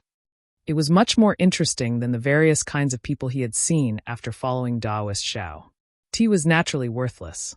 Not long after, Yuanya actually brought a teapot and teacup over from the tea house. Daoist Master Xiao knew that since 2 months ago, Yuanya beat up the local ruffian who blackmailed the tea house. He no longer needed to pay for his tea. This was also the reason why he didn't bring any tea. Daoist Master Xiao drank a mouthful of tea and held back his rumbling stomach. Unexpectedly, he also looked in the direction that Xiaohua had left, which he had previously disdained to look at. In his heart, he muttered, This Xiaohua, just what is his background? I was in a hurry yesterday and didn't think too much about it. If he really isn't. Xiaohua left Daoist Master Xiao and casually picked a direction to walk in. He had a smile on his face and didn't release his divine sense, Buddhist sense, or even soul sense. He just strolled along the side of the street like an ordinary mortal, looking at the hawkers shouting, listening to the waiter calling out to him, and looking at the little boy crying on the side of the street. His heart was filled with an indescribable feeling. It seemed that many years ago, there was also a day in Lu Town when he also walked like this. That seems to be the end of the year, right? It seems that I met some bully? Xiaohua's gaze was somewhat wandering, and the scene in front of him seemed to change. But at this moment, his eyes focused and looked at a place not far from him. A young child stretched out his hand and was about to use his finger to hook the emerald green purse at the waist of a woman. Pay attention to your purse. Xiaohua shouted for no reason. Another name appeared in his mind, Qiu Tong. When Qiu Tong's name appeared, his memories of Lu Town receded like the tide. Aside from a few remnants, there was no trace of it. Xiaohua's shout was heard by almost half the street. The woman who was being stared at by the thief very naturally raised her hand and protected her purse. The thief could only withdraw his hand and turn his head to look at Xiaohua, who was wearing an ill-fitting Taoist robe. His eyes were filled with shame and anger. Xiaohua's eyes narrowed, and he also fiercely glared at the thief. However, Xiaohua wasn't much older than the thief, and his face wasn't fierce. The thief actually wasn't afraid and even raised his fist to threaten Xiaohua. It was quite funny. Ha ha. Xiaohua laughed loudly. His heart was filled with sunshine. He really felt that everything in this world, everything in this longevity town, was very interesting. Even a thief made him feel very cute. Seeing Xiaohua laugh, the thief was actually a bit scared. He looked to his left and immediately ran far away. Xiaohua ignored him and looked to his left. It was a general store. Xiaohua thought for a moment and walked in. There were 2 shop assistants standing at the door, and they had been shouting the whole time. However, when they saw Xiaohua turn around and walk in, one of them frowned and glanced at the other shop assistant. That shop assistant gave him a look, and the shop assistant immediately blocked Xiaohua with his hand. He said with a smile, "Taoist sir, please wait." "Oh, what's wrong?" Xiaohua was surprised. "Hee, it's nothing." The shop assistant was still smiling. "My Gao Lianqing General Store is a small business, and has just opened today. I don't have anything to give out. Taoist sir, please go somewhere else." "Give out?" Xiaohua didn't know whether to laugh or cry. He lifted his hand and pushed away the shop assistant's arm. "How could this old man want your charity? Little bastard." Hearing Xiaohua call himself an old man, the shop assistant couldn't take it anymore. He rolled up his sleeve and said angrily, "Don't be so shameless. If you want money, go somewhere else. Don't think that you are a monk. If you stay a bit longer, this old man will beat you up." Ba. Just when Xiaohua was frowning, a Buddhist chant came from behind him. "Although Tanyue is not a monk, you still have to listen to my Buddha's teachings. You have to treat people kindly. No matter what, this is still a Taoist friend. Like this old man, he is also a monk. How can you beat him up just like that?" "Oh, so it's Monk Mingyu." When the shop assistant heard, his face immediately changed. He hurriedly saluted behind Xiaohua and said with a smile, "Sir, how come you have time to come to the secular world today?" Xiaohua turned around and saw a fat white monk wearing a monk's robe standing behind him with a small alms bowl and a monk's staff in his left hand. He had a smile on his face as he stood behind him. Chapter 3146. Unfortunately, this smile was the same as the shop assistant's, both with a kind of hypocrisy and sarcasm. Buddha has said, "If I don't go to hell, who will? You all have suffered in this mortal world. Although this old monk has already escaped from the sea of suffering, I still can't bear not to come and save you all." Yes, the great monk is merciful. My longevity town has Shaojin Temple, with a great master like the great monk. Only then can we have a peaceful life. Those demons and ghosts don't dare to disturb us. The shop assistant's mouth was sharp, and now it was like a lotus flower blooming from his mouth. Hearing this, Xiaohua was flabbergasted. "The great monk must already be thirsty, please." Another shop assistant hurriedly bowed and said, "Please come to my humble store to serve tea." This Zen Master Mingyu's face showed an awkward expression. This old monk still has to rush. However, without waiting for the monk to finish, a similarly fat shopkeeper immediately rushed out of the grocery store and shouted, Zen Master, please come quickly. Last month, when I went to Shaojin Temple to worship Buddha, I didn't receive any guidance from the great monk. Now that you've come, you must stay in my humble store for a while. This little one here has the newly arrived daughter tea from Cha New Country. It was picked by a young chick who was less than 16 years old. It's this year's new tea, just right for the great monk's status. Moreover, this little one has already prepared everything for next month's visit to Shaojin Temple. Facing the enthusiasm of the grocery store owner, Zen Master Mingyu was helpless. That fat hand pulled on his robe, he couldn't break free. He could only reluctantly say, "This old monk will only stay for the time it takes to brew a cup of tea. Please, please." Seeing Zen Master Mingyu relent, the grocery store owner was overjoyed. He hurriedly extended his hand to invite Zen Master Mingyu into the store. Zen Master Mingyu turned his head and asked Xiaohua with a smile, "This fellow immortal clearly looks unfamiliar. Are you a traveling Taoist from outside? Do you want to go in with this old monk to taste the tea?" Seeing Zen Master Mingyu's flaunting expression and the grocery store owner's disdainful gaze, how could Xiaohua go in with them? He smiled. He wouldn't lower himself to the same level as these people. He waved his hand and said, "Forget it. How can the tea of the secular world enter this old man's mouth?" After saying that, he walked away. "TSK. Zen Master Ming, you naturally wouldn't speak." The grocery store owner sneered and said, "I've seen many traveling Taoists like you." He was not even comparable to ordinary beggars. Beggars could at least bow and kowtow. Taoist Shao from Jiangchao Temple can still. At this point, the grocery store owner suddenly stopped talking. Looking at Monk Mingyu's displeased expression, he hurriedly smiled and said, "Of course, Shao Taoist is just a wild fox Zen from some Taoist temple. It can't be compared to Master's boundless Dharma." "Hee, fellow immortal Shao, let's not talk about it. After being locked in a stalemate with this old monk for so long in that small Taoist temple, his illness has seeped deep into his bones, and he has reached the end of the wrong path." Monk Mingyu immediately hid his displeasure. He looked at Xiaohua's disappearing figure with pity and said, "But in this world, there are many people like that immortal friend just now. They have just stepped onto the wrong path, like a lost lamb. I can't bear to see them go further and further away. I always want to give them a reminder or a warning. Grandmaster is an expert. This little one admires you." The grocery store owner had a pious expression and respectfully welcomed Monk Mingyu into the store to serve him tea. This hidden immortal continent is actually different from Xiaoyu continent. Xiaohua also didn't take this matter to heart. While walking, he pondered, according to Su Zhuoliang, this hidden immortal continent is where Confucian cultivators live. It is reasonable to say that Buddhist sects should avoid it. At the very least, they shouldn't be so arrogant, right? But this Monk Mingyu is openly walking around this longevity town. Moreover, from what the grocery store owner said, this small gold temple seems to be quite famous in Longevity Town. Those Confucian cultivators don't care? Also, these mortals in Longevity Town seem to have a very good impression of Buddhist sections. Even when they saw the demon just now, they weren't afraid. How is it that the mortals of Xiaoyu continent don't know the situation of Tao sects at all? It really is like the saying, the great Tao is 3,000. Not only for Tao sects, but also for Buddhist sects, Confucian cultivators, Tao sections. Amen. Even that demon seems to be within the great Tao. Xiaohua understood. What Buddhist sects emphasize is to enter the secular world. In this secular world, one can see through the secular world and comprehend the good fortune of Buddhism. But what about Confucian cultivators? Thinking up to here, Xiaohua stopped. He looked at the few children who were playing around and smilingly went over to ask. Xiaohua naturally didn't know where those Confucian cultivators were, but when the slightly older child heard Xiaohua ask where there were scholars, he immediately became excited. He smiled and pointed to the east of Longevity Town, saying that it was inside Longevity Academy.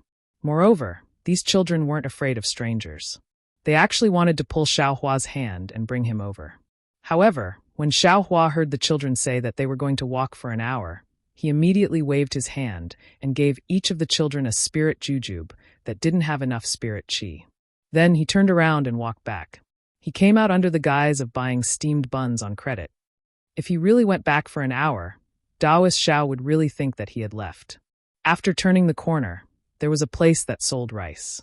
There weren't many women going in and out, each of them carrying bamboo baskets or cloth bags. Xiaohua's eyes lit up. He immediately had an idea. He looked around and walked to the side of the store. He found a shabby cloth bag, and with a wave of his hand, some rice seeds fell into the bag. Then he leisurely walked in. Not long after, Xiaohua came out with half a string of copper coins in his hand. There was a satisfied smile on his face. Actually, not all of Longevity Town's residents are like the owner of a grocery store. Xiaohua looked at the street in front of him and laughed in his heart. The owner of this rice shop didn't wait for this Xiao to open his mouth and immediately asked for some rice. Even if he accepted the rice, he still gave a few extra copper coins. Looking at those children just now, this world isn't as bad as this Xiao thought. Soon after, Xiaohua started walking again. He didn't go back the way he came. He still wanted to see more of Longevity Town's situation. Unfortunately, Xiaohua still underestimated his sense of direction. After walking for half a cup of tea's time, he saw that there were fewer people on the street, more trash on the roadside, and even fewer shops on the street. I'm really successful. Xiaohua's gaze swept over the distance. It seemed to be where people lived. He sighed and was about to release his soul sense. At this time, a pop-pop-pop-pop sound rang in his ears. Following this sound was a low moaning sound, and there were even sounds of begging for mercy. These sounds were extremely soft, but in Xiaohua's ears, they were extremely clear. Oh! Xiaohua was astonished. He scanned with his soul sense and couldn't help but frown. Thinking for a moment, Xiaohua walked across the street and entered a shabby door. He then passed through several deserted courtyards and arrived in front of a small courtyard. This courtyard was several zhang in size. There was a pile of unknown junk in the courtyard. A crooked tree that was about to die was standing in the corner of the courtyard under the scorching noon sun. At this moment, a young boy was tied to the crooked tree. Beside him were two strong men in their 30s. Their chests were open, revealing their chest hair and fat flesh. They held a stick as thick as a thumb in their hands. They were hitting the boy's head, face, and body with the stick one after another. The pop-pop sound, the low moaning, and the begging came from the boy's mouth. This boy was the one Xiaohua saw on the street. That thief. Master. Without waiting for Xiaohua to enter the courtyard, an even weaker voice came from the shabby house in the courtyard. I beg you, spare my big brother. He hasn't eaten in 2 days. In order to treat my illness. So it's like this. Without waiting for the voice to finish speaking, an arrogant voice called out, I was wondering why Lu Gub was giving us so little money these days. So it was all given to you, this little wench. Master, the boy called Lu Gub weakly called out, I've always given you what I should. The money used to treat Xiao Yun's illness is my own money. Your own money? The other man hit Lu Gub's cheek with his stick, leaving a trace of blood on his cheek. At the same time, a stream of blood flowed from the boy's mouth. Your money is my money. It's already noon today. How come I don't see a single copper coin? What about yesterday and the day before? You don't seem to have paid enough. If you have money to treat this wild girl, why don't you give it to me? Xiao Yun isn't a wild girl. She's my little sister. The boy coldly snorted and endured the pain. She's just a bastard picked up from Liaojiang. You still dare to lie to me and say that you're looking for your little sister. The man who hit the boy was still angry. He used all his strength to hit the boy and scolded. I didn't want to make it clear. I'll wait for you to raise her, then I'll sell her to a brothel. However, seeing how sick she is now, I'm afraid she won't be able to live for long. Third brother, why don't we? Ga. The other man very lasciviously laughed and scolded. Second brother, how can you bear to lay your hands on such a weak and petite girl? Besides, she doesn't have any taste. What do you know? That man threw the stick in his hand to the ground. Uncle. Brother Lu yelled. Xiao Yun is only 8 years old. Please let go of her. She's still very young. Xiaohua was standing outside the courtyard listening. At this time, he couldn't hold back anymore and kicked open the half-closed door. With a bang, the door was kicked flying. Who? The two large men were greatly alarmed. When they turned around and saw that it was only an 18-year-old youngster, they unconsciously put down their guard.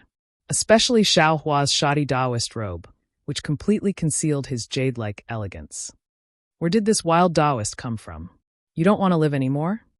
The fat-on second brother's face trembled as he scolded. This Taoist master, quickly leave. Lu Ge didn't mention that Xiaohua had bumped into him earlier. He thought that Xiaohua was looking for him to give him bad luck, so he anxiously shouted. Chapter 3147. Since you're here, where are you going? Old San laughed. Brother Lu went, and a little Taoist came. Isn't this perfect? As he spoke, Old San stretched out his hand and pulled out a sharp knife from his waist. He grinned as he approached Xiaohua. Why would Xiaohua care about him? He raised his eyes and looked towards the end of the courtyard. Sure enough, a skinny little girl in ragged clothes was lying on the doorstep with difficulty. She raised her little head with difficulty, and on her somewhat filthy little face, there was actually an indescribable beauty. Woo! Old Third raised his sharp knife and arrived in front of Xiaohua.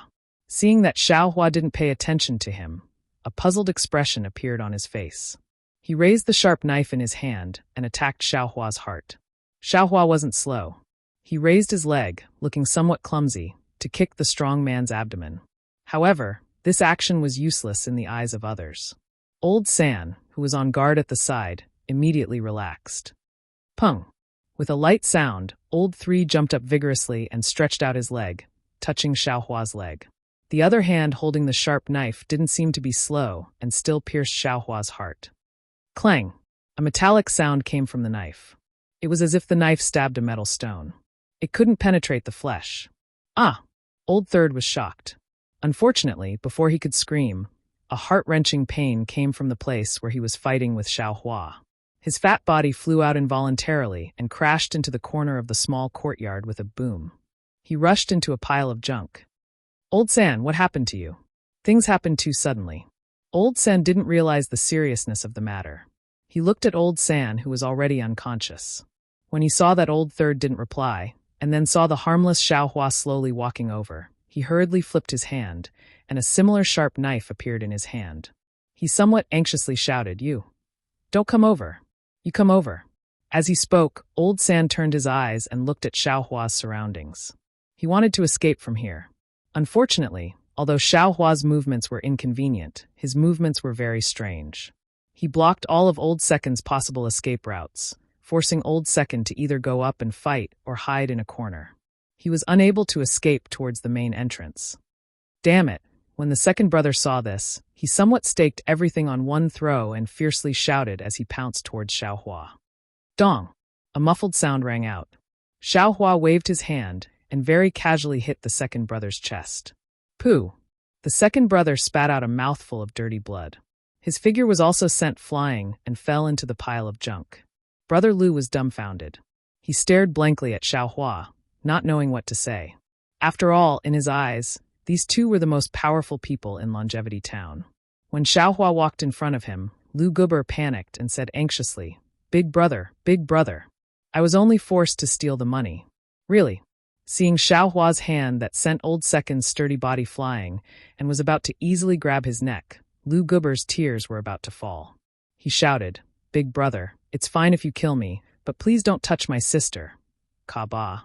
With a soft sound, the hemp rope binding Lu Guber, causing him to be unable to move, snapped like grass in Xiaohua's hands. Lu Guber was already exhausted. He could no longer lean on the banyan tree. His body involuntarily slid down and collapsed on the ground. However, Lu Guber did not care about his own sorry state. He stared at Xiaohua's slender fingers in disbelief. In his mind, he recalled the scene of Old San's sharp knife stabbing Xiaohua's heart. Xiaohua opened his mouth. Lu Guber suddenly felt a huge pressure. Even his breathing became hurried. He did not know what the most powerful person he had ever met would ask him. What would he ask him? However, when Xiaohua asked the first question, Lu Guber's mouth opened so wide that a large duck egg could be stuffed inside. How many meat buns can one copper coin buy? This was the question Xiaohua asked Lu Guber. "WH. What?" Lu Guber blinked his eyes. He could not believe his ears. He felt that Xiaohua was afraid that he would be scared silly. Big brother," Lu Guber stuttered. I am not stupid." Xiaohua was a little impatient.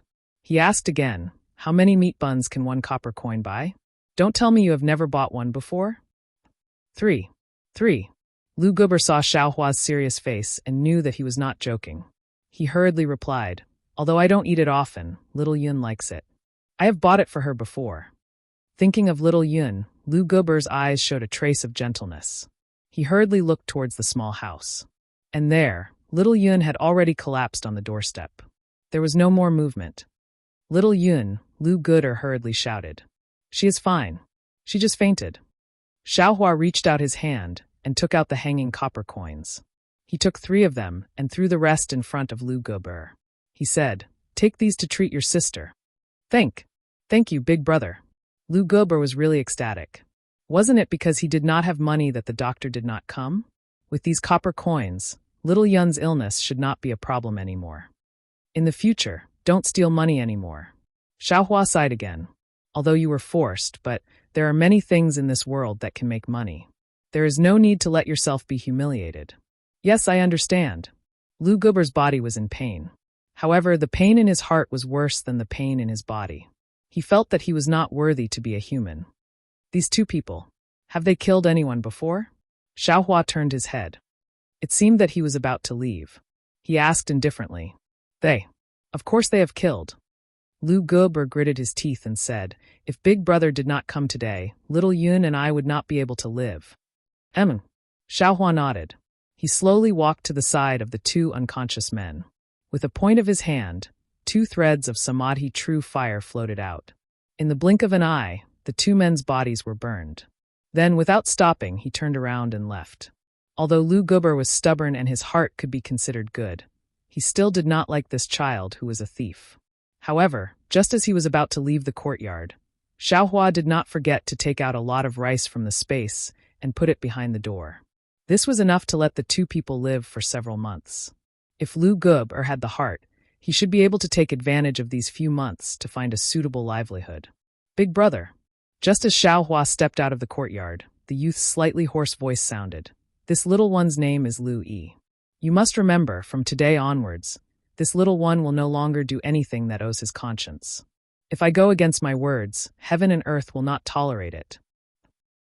Take care of yourself," Xiaohua smiled faintly. Today's matter was just a matter of convenience. The people of the secular world. In his eyes now, they were really somewhat comparable to ants. Admittedly, he was unable to use the magic of the Taoist sect, unable to use the flying sword of the Confucian cultivator, but his body was tougher than any weapon in the world. This boundless strength was probably not something that the people of the secular world could imagine, right? In fact, if it was in the past or 100 years ago, Xiaohua would have done more than this. He would have stretched out his hand to check on Xiao Yun's condition or treat Lu Yi's injuries. However, today, in Xiaohua's view, these copper coins were enough to replace these things. Perhaps this was Xiaohua's gradually deepening cultivation, a kind of progress towards the master realm. Of course, the most important thing was that Xiaohua knew that if he stayed here for a while longer, that Taoist master Xiao would really starve. Xiaohua used 3 copper coins and the appearance of the shabby Taoist robe to buy 10 meat buns from the bun shop's lady boss. Looking at the situation under the big tree, it was simply too far from what he had imagined. Taoist Master Xiao and Yuanya not only did not panic from hunger, but also, their faces were flushed, very moist.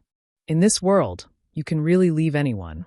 Xiaohua touched his nose, looking at the oil bag in his hand. He couldn't help but sigh.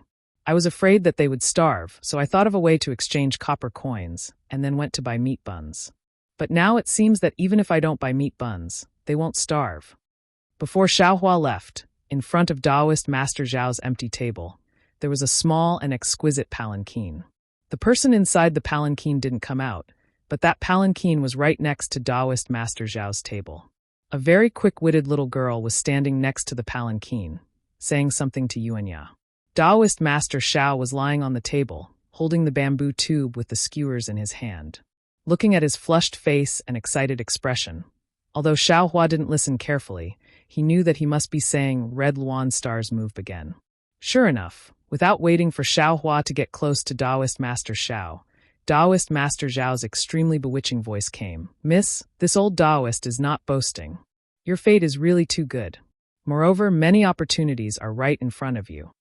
Of course, it's precisely because there are so many opportunities that if you don't grab hold of them as your last destined marriage, you might regret it for the rest of your life. If you remember today, and remember what this old man said just now, you'll blame this old man even more for not giving you directions, for not enlightening you of these mazes. Taoist Master, since it's like this, why don't you enlighten me?" A clear and indifferent voice sounded. This little girl was able to meet Taoist Master Xiao here. According to Taoist Master Xiao, isn't this also a kind of fate? Yes, this old man came here to experience the world of mortals, to enlighten the world's infatuated men and women, to prevent them from regretting it for the rest of their lives. Taoist Master Shao said righteously, however, this is a heavenly secret. If this old man were to easily reveal it, I would be punished by the heavens. Please speak, this little girl understands. The girl smiled again and said, Qing Huan, give Taoist Master Shao some incense money. Chapter 3148. Miss, the servant girl who was talking to Yuanya immediately became unhappy. Didn't we just go to Shao Jin Temple a few days ago? The master said. Qing Huan. The woman lightly scolded. I didn't ask you to speak. Why are you saying so much? Yes, miss. The servant girl helplessly took out a few copper coins from the pouch at her waist and shook the empty pouch. Miss, there are only a few copper coins left. Taoist. The woman's voice came from the palanquin again. I'm very sorry, there are only a few left. No, Taoist Shao waved his hand and said, this old man's words are not to ask Miss for money. Besides, even if Miss wants to give, you have to wait for this old man to finish speaking. Miss needs to see if this old man's words are pleasing to her ears before deciding whether or not. If I ask you to take it, then take it. Qing Huan was unhappy. It seemed that when she talked to Yuanya wasn't too enthusiastic. Following which, Qing Huan threw the few copper coins on the table. Seeing the few copper coins fall, one of them rolled on the table and actually fell to the ground. Taoist Shao was very embarrassed.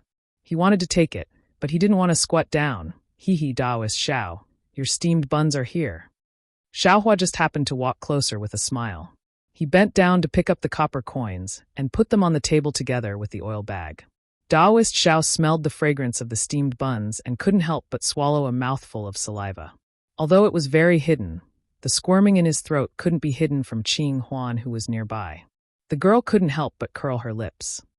Taoist Shao, this little girl won't delay your meal. The voice in the palanquin sounded again. This little girl didn't bring enough money today, so these copper coins can be considered as a deposit. When you have time, you can come to Zhendong's Hao family. This little girl will listen to Taoist Zhao's guidance again. After saying that, she ordered, Qing Huan, call the sedan bearers to move the palanquin. Yes, miss. Qing Huan answered, and hurriedly called the 4 strong men who were sitting under the shade of a tree to lift the palanquin, and hurriedly left. Humph. Taoist Shao glanced at Xiaohua and said angrily, you don't come back earlier or later, always interrupting at the most crucial moment. However, while he was complaining, Taoist Master Shao had already put the copper coins into his cloth bag. He even took out a meat bun from his oil bag and took a big bite out of it. Seeing Taoist Shao eat the meat bun, Yuanya also took out his leftover meat bun and hesitantly handed it to Xiaohua. Seeing Xiaohua smile and shake his head, Yuanya didn't say anything else and carefully ate it bite by bite. The 10 meat buns were quickly devoured by Taoist priest Shao, and Yuanya's bun was still in its last bite. Taoist Shao was embarrassed. He burped and let out a long sigh. He took out a copper coin and threw it to Yuanya. Yeah, go buy some buns. Then, I'll make some tea for master. Yes, master, Yuanya replied almost invariably. He quickly took the copper coin and walked away. Where did you get the copper coins? Taoist Shao looked at Xiaohua and burped again. I thought you left. Where can I go? Xiaohua laughed. I still want to follow Taoist master to broaden my horizons. Where did you get the copper coins from? Seeing Xiaohua avoid answering, Taoist Shao continued to ask. He didn't believe that Xiaohua got these 10 meat buns on credit. Even if I stole them, didn't Taoist Shao still eat them? Xiaohua said with a smile. Did you really steal them? Taoist Zhao's face changed, and his tone became cold. Xiaohua was stunned. He didn't think that his joke would make Taoist Shao have such a big reaction. He then laughed and said, Do you think I'm that kind of person? I can't see through people's hearts. I don't know what kind of person you are. Who knew that Taoist Zhao's words would make Xiaohua even more shocked? Even if many people seem to be honest on the surface and do things in the name of justice, who knows if they're right or wrong? I used to say that I can see through people's hearts, but even if I can see through them, what can I do? Just like that Hao family's young miss. She clearly wanted to let her sedan bearers rest for a while and avoid the scorching sun. At the same time, she saw that no one came to my table, so she pretended to read my fortune and wanted to give me a few copper coins. Do you think she'll believe this old man's nonsense? Even if you didn't come back, she would find an excuse to leave.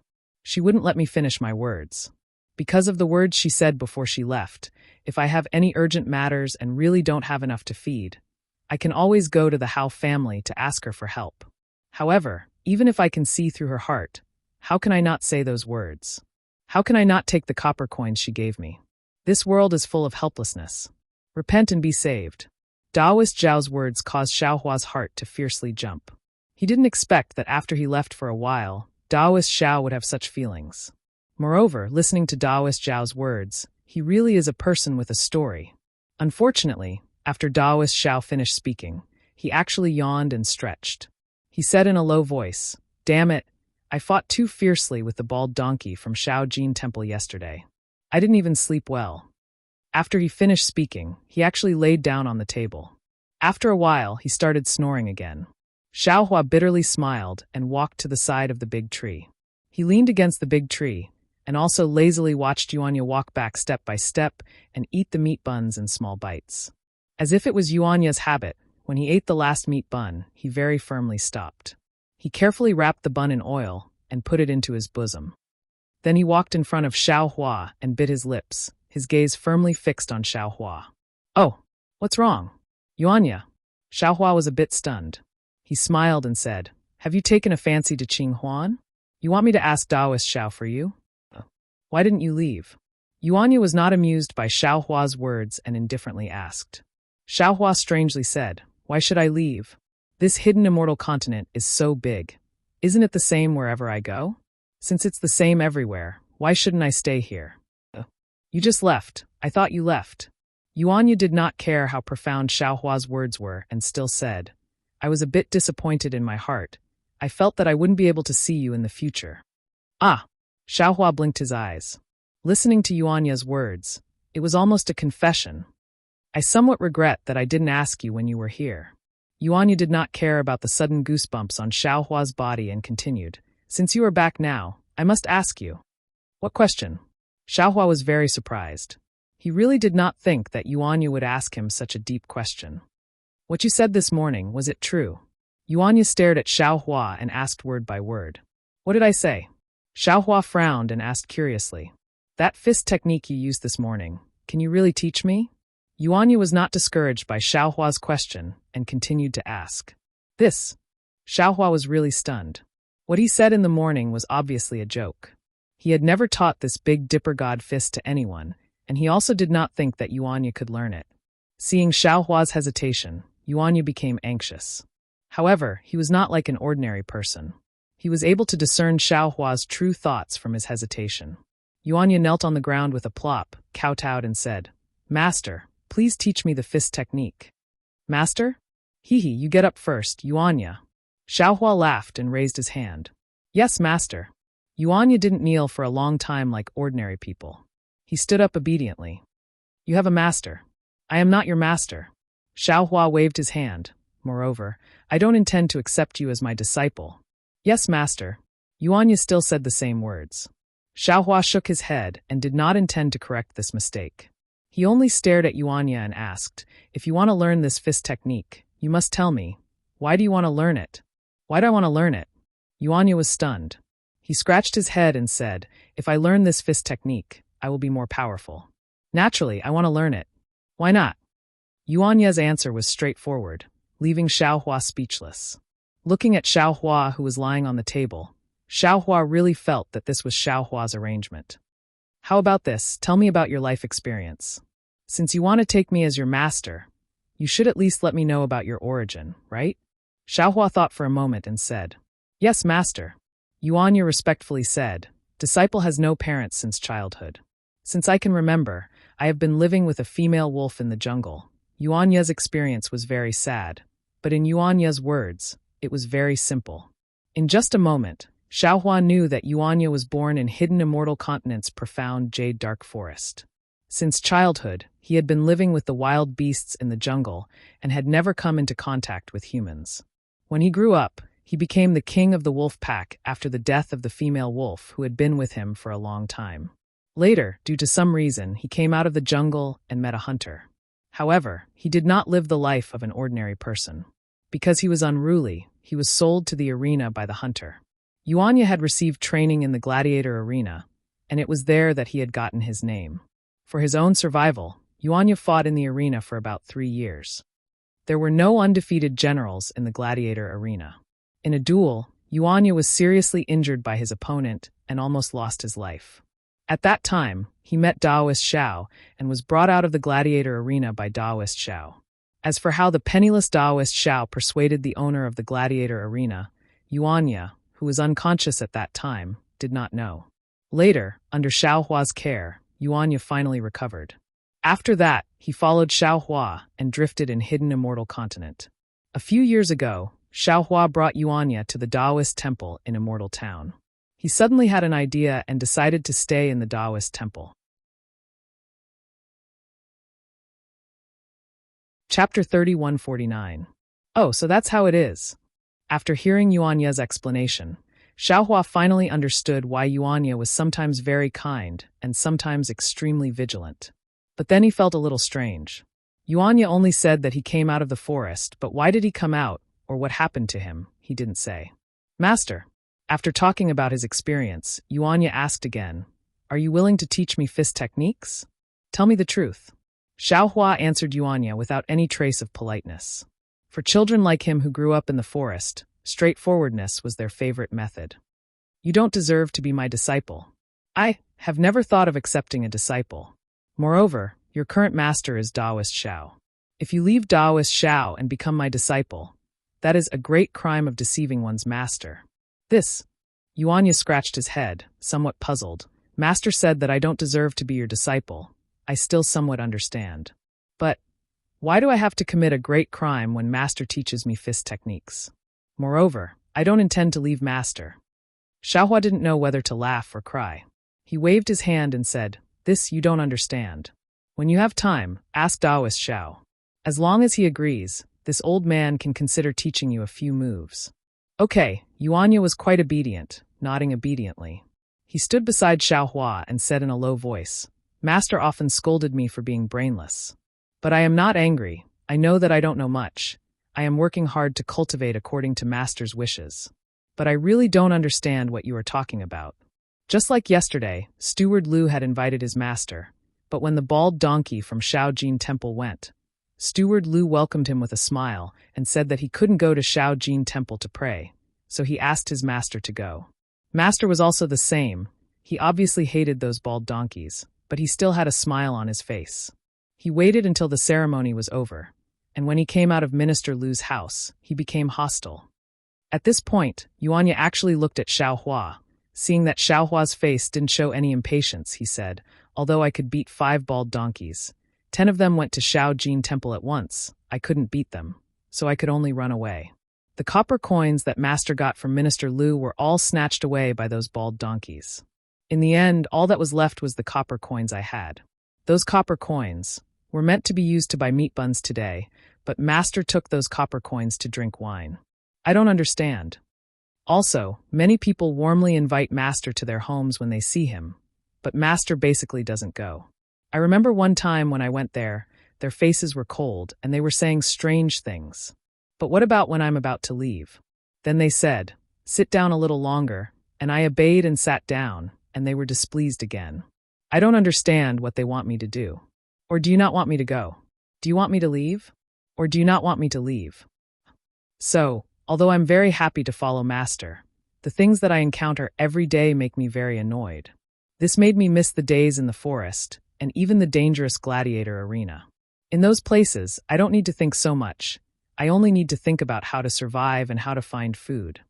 Looking at this extremely simple youth, ripples appeared in Xiao Hua's heart.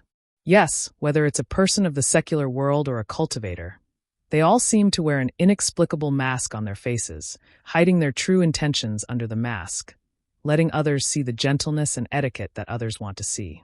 And when these manners and gentleness are torn apart, it's bloody man-eating. Even I can't deal with the various forms of the human world and the ways of the world, let alone this Yuanya who has never lived a normal life in the human world.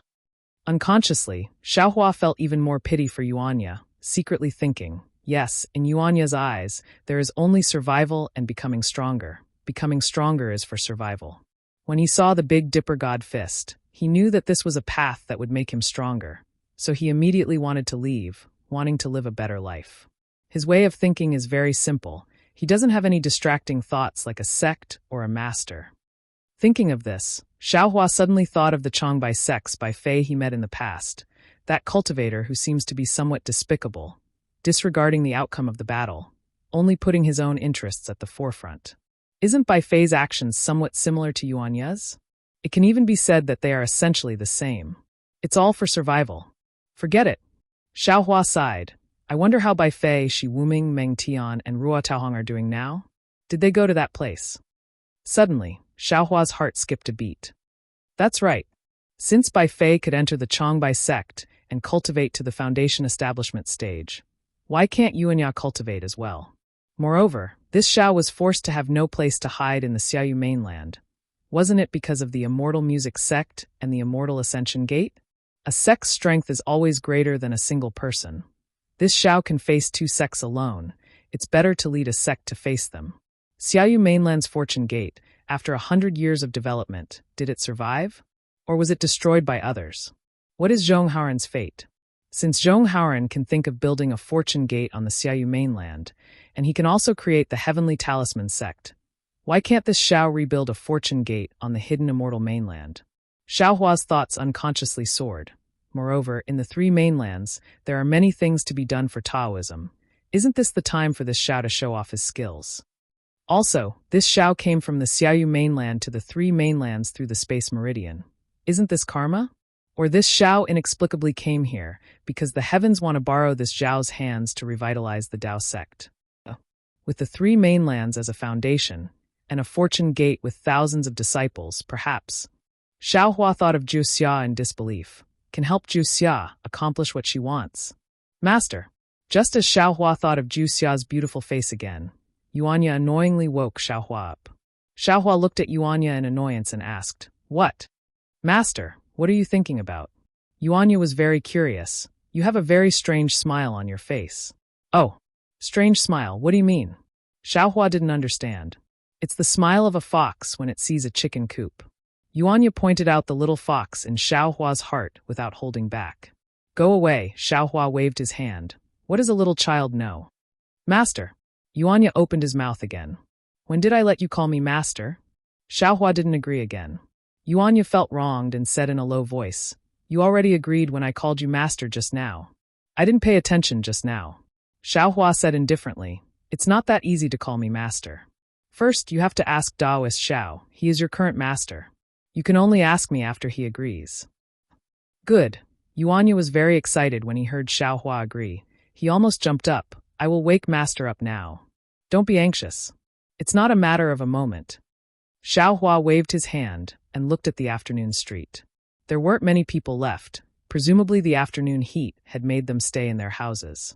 Even in the stalls and shops on the side of the street, whether it was the staff or the customers, they were all listless. I also want to know, what did Daoist Xiao teach you? Xiaohua glanced at Daoist Xiao, who was still sleeping on the table, and asked. This. Yuanya hesitated when he heard this. When Xiaohua saw this, he immediately smiled and said, If it's not convenient to say, then don't say it. No, Yuanya said with some distress. I was thinking. What did master teach me all these years? Why do I have to call him master? Xiaohua was shocked. Daoist Xiao didn't teach you anything. Master seems to have taught me a lot, but I have never seen anything like master's martial arts. Yuanya said with some distress, He didn't even teach me anything that could increase my strength. This is also the reason why I want to learn from master after seeing him display his martial arts. So it's like this. Xiaohua understood a little. Maybe Daoist Xiao saved Yuanya because he wanted to make him his guard? Master, what else do you want to ask? Yuanya looked at Xiaohua very carefully. A beast's instinct told him that this person in front of him was not only safe, but could also make him stronger. He had to seize this opportunity. Nothing. Xiaohua looked at this young man who was not only simpler than cultivators, but also more simple than ordinary people. He really didn't know what he wanted to know. Oh, right, what instrument did you play last night? This Xiao heard. You seem to have something on your mind. Xiaohua suddenly thought of the instrument Yuanya played last night. That instrument is called sun. It was given to me by someone. It was rare for Yuanya to be a little embarrassed. His eyes, which had never changed, suddenly widened. It seemed that his mood had changed. But this is my secret. If Master wants me to say it, then I can only tell Master. Haha. Xiaohua laughed when he heard this. He looked at Yuanya, who was feeling uneasy because of the threat in his words, and waved his hand. Since it's your secret, it's fine if you don't tell this Xiao. And this Xiao is not your master. Yes, Master. Yuanya was a little disappointed, but his answer was still the same. Xiaohua actually wanted to ask about Daoist Xiao. But looking at Yuanya, even if Daoist Xiao had a story, he might not be able to tell, not to mention that Daoist Xiao wouldn't tell his own story to this wild child who didn't understand the ways of the world. Immediately, Xiaohua didn't ask anymore. He closed his eyes and sat there, refining the earth crystal Yao milk and recovering his cultivation. Yuanya waited for a long time. Seeing that Xiaohua didn't say anything, he didn't get angry. He also sat there like Xiaohua and closed his eyes. When he was very young, he already understood that if he wanted to catch prey, he had to be patient, and if he wanted to get something, he had to pay a price. He could ambush an antelope in the grass for 3 whole days. In order to learn the fist of the North Star from Xiaohua, he still had this bit of patience. Chapter 3150. The scorching sun slowly moved over their heads, and the scorching heat had already subsided. As the streets resumed their liveliness, Daoist Xiao also woke up. Yuanya imitated Xiaohua and closed his eyes for a while, but in the end, he couldn't endure it any longer. His eyes opened again, and he vigilantly looked around. Seeing Daoist Xiao stretch and sit up straight, he also hurriedly stood up and stood behind Daoist Xiao. Yuanya stood up, and Xiaohua also stood up. However, looking at his lazy and somewhat clumsy appearance, where was the demeanor of an expert? For hours after noon, Daoist Zhao's table seemed to be bustling with noise and excitement. Not only did 2 families bring their children to ask Daoist Xiao to name their children, but there were also 3 couples who secretly asked Daoist Xiao to give them advice on marriage and the so-called 8 characters of horoscope. Of course, the 8 characters of these 3 couples were all suitable in Daoist Zhao's mouth. Even if one pair didn't seem to be suitable, with 3 copper coins, Daoist Xiao used his great divine ability to change the heavenly secrets and make them suitable. Xiaohua found it funny behind Daoist Xiao, but this had nothing to do with him. He only slightly narrowed his eyes and stood there. Seeing that the sun was already setting, Xiao Daoist's face was filled with joy under the orange sunlight. He had earned a lot of copper coins today, which was really out of his expectations. A faint melody came out of his mouth, which was a rare sight. "Ayo, is this fellow Daoist Xiao?" A slightly exaggerated voice came from not far behind him. "Did you sing this little tune of Liao Jiang?" Xiaohua's lips curled up. He didn't need to look. Although this voice wasn't very familiar, it was familiar. It was Zen Master Mingyu that he met in front of the general store. As Zen Master Mingyu's voice entered his ears, Daoist Zhao's body clearly stiffened. Without waiting for him to speak, another faint voice came out. "Ba, fellow Daoist Xiao, is this the kind of gaudy little tune passed down in your Daoist school? It's no wonder. Such a difficult song. Even a talented person would not be able to master it easily. Even a senior monk of my Buddhist sect would not be able to understand it. Who would dare to be a disciple of your Daoist sect?" Thinking about it, senior brother Mingyu often lamented to this poor monk that Daoists aren't popular. This poor monk probably knows the reason now. Daoist Zhao's mouth was filled with bitterness. What else could he say? He had been careless and allowed the Buddhist monk to grab his braid. He turned his head to look at the 3 of them. Although they were smiling submissively and occasionally clasping their hands together to greet the villagers they met, the pride in their eyes and the brand new monk robes made Xiao Daoist priest feel that it was a form of mockery. "Oh, and this fellow immortal, I think we met before noon?" Zen Master Mingyu looked at Xiaohua again and said with a smile, "This poor monk sees that you are still young and inexperienced in the world. Don't be deceived by this Daoist. If you have time, I hope you can make a trip to my Shaojin temple and see the brilliance of my Buddhist sect. Immeasurable Heavenly Lord, where are you 3 fellow immortals trying to deceive the ignorant? How many men and women have you fished up from the sea of sin today?" Daoist Master Xiao straightened up and retorted without backing down, "Looking at your physiques, they are indeed stronger than I. It's quite suitable for us to fish someone out from this sea of misery. Alas, my Taoist sect emphasizes being detached from the world. I sang a few songs to experience the suffering of the people, and also to improve my cultivation. Fellow immortals, it's said that the Buddhist sect emphasizes going ashore, treating the boundless mortal world as a sea of misery. You guys don't rest on the shore, but wander in the sea every day. How can you fish people out from the sea of misery? Could it be that you want to use silver to make boats? As for this fellow Taoist, he has long been a disciple of my Taoist sect. Even if you beat him to death, he won't go and learn any Buddhist doctrine.